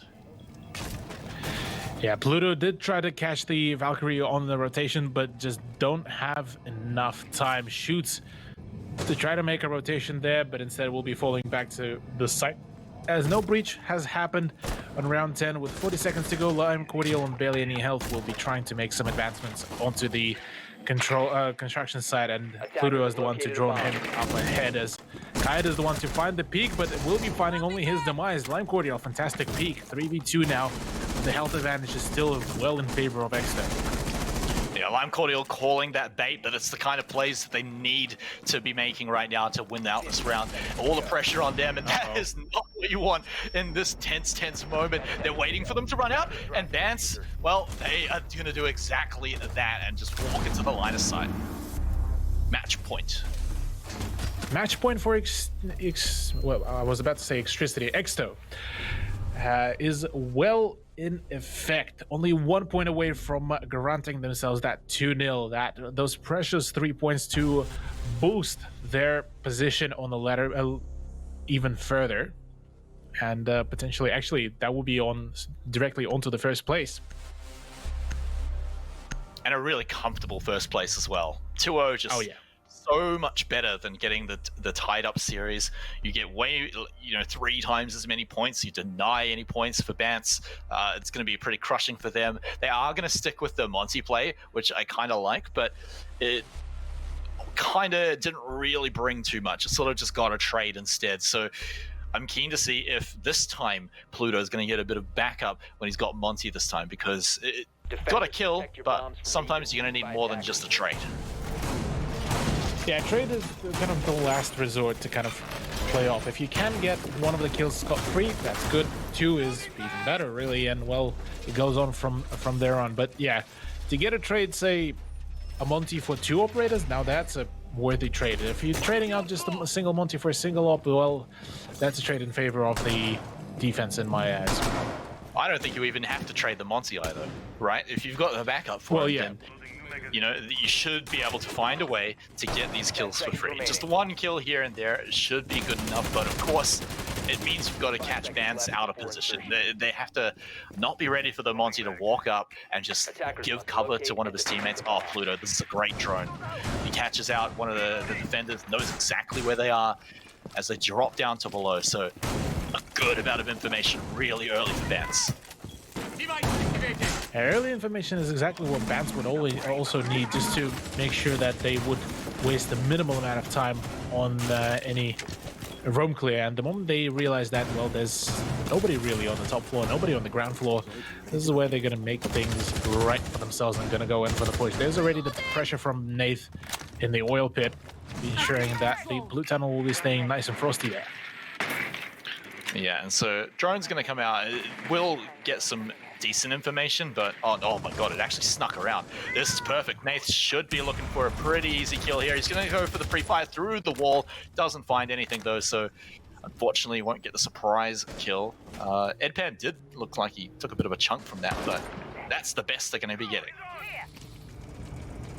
Sure do. Well, meanwhile, Bance are already working hard on reaching the dirt tunnel, and hopefully for Exto, they will be able to hear this throughout all of the bullets wheezing right past them. Pluto is already making some advancements here on the blue tunnel, as he'll be the one to be stepping into the blue mine and will be needing to promptly fall back, as that tick damage is going to be painful for him to deal with. I'm Cordial. The big highlight of the whole game so far for Bance will be making some approaches here at the back, and I don't think he will be able to. Sorry, I don't think Exto are going to be very well aware, but Nath, no, instead will be down here by the pre-fires, but not finished off just yet. The blockage of the people will be there, as Pluto will be able to block out a few positions. Lime Cordial does take quite some damage, but it will be able to take out Edpan. Now, this is the full-on execute with all of the concussion grenades, all the flashbangs coming through, and well, right now, oh, Jordy does manage to find pre-kills. Artie is down. It's a 3v4, as Nath and Lime Cordial are so low on health. Yeah, that's the thing. It might be even the diffuser as well. Oh no, and even the run out, just to rub the salt in the wound. Jordy, he doesn't get out alive though. He almost did. Could have been a disaster, but they do manage to bring Artie right back up. So not the worst disaster for sure. So they make it a 3v3, but they still have those tiny health bars. Yeah, small health bars are definitely not the best case scenario. Funnily enough, it is Pluto that's going to have the most amount of health there. And oh, there it is. There's the C4, and Michi will be able to deal quite some damage as well. Nath needs to assist his team to really start getting the plays going. Nath finds the kill and shoots as well. There's some damage being dealt out, but Monty is the last man standing, and it's a 1v1 situation, but time is running out, and Exto are the ones to claim the 2-0 win and 3 points for themselves. Yeah, and just early on there, coming out from Exto, just getting the diffuser in such an awkward position for them to be able to do anything at all. Exto 2-0 against Bance. We've been talking up the results all night and how important they're going to be. But here it is, all confirmed. Exo at the very top of the leaderboard with all the points. I believe that puts them on 6 points compared to the 4 points from anyone even close to them. So they're in such a comfortable position. It's going to be fantastic for them. Bance, however, unfortunately, 0 points yet again. The only team to remain 0 points, which is a huge deal now. It's going to make it such a hard uphill path to make it to semifinals now that we're 2 weeks deep. Yeah, things are definitely going to be going on only uphill here for Bance, as they got so close to getting either one of the maps, but unfortunately just can't seem to find any closure here. But nonetheless, it's still a very close matchup for them, and a much-needed improvement comparative to what we saw them play out against Skyfire. Oh yeah, Bance definitely stepped it up. They made Exto work pretty hard for this one. So even if it is a 2-0, it was probably surprisingly one of the closer matches compared to Oh some yeah. of the other ones we've seen. But at the end of the day, they still just end up with that amount of points. So let's take a recap. Let's take a look at all the matches we saw tonight. Of course, we did start off the night with a pretty epic match between Shadownet and Blessed, and it ended up in a tie, just like the other two matches last night. However, we got to break the combo. We just saw Exto game and pick up that 2-0 against Bance. And like I said, it shoots them right to the top of the leaderboard, leaving pretty much everyone else in the dust.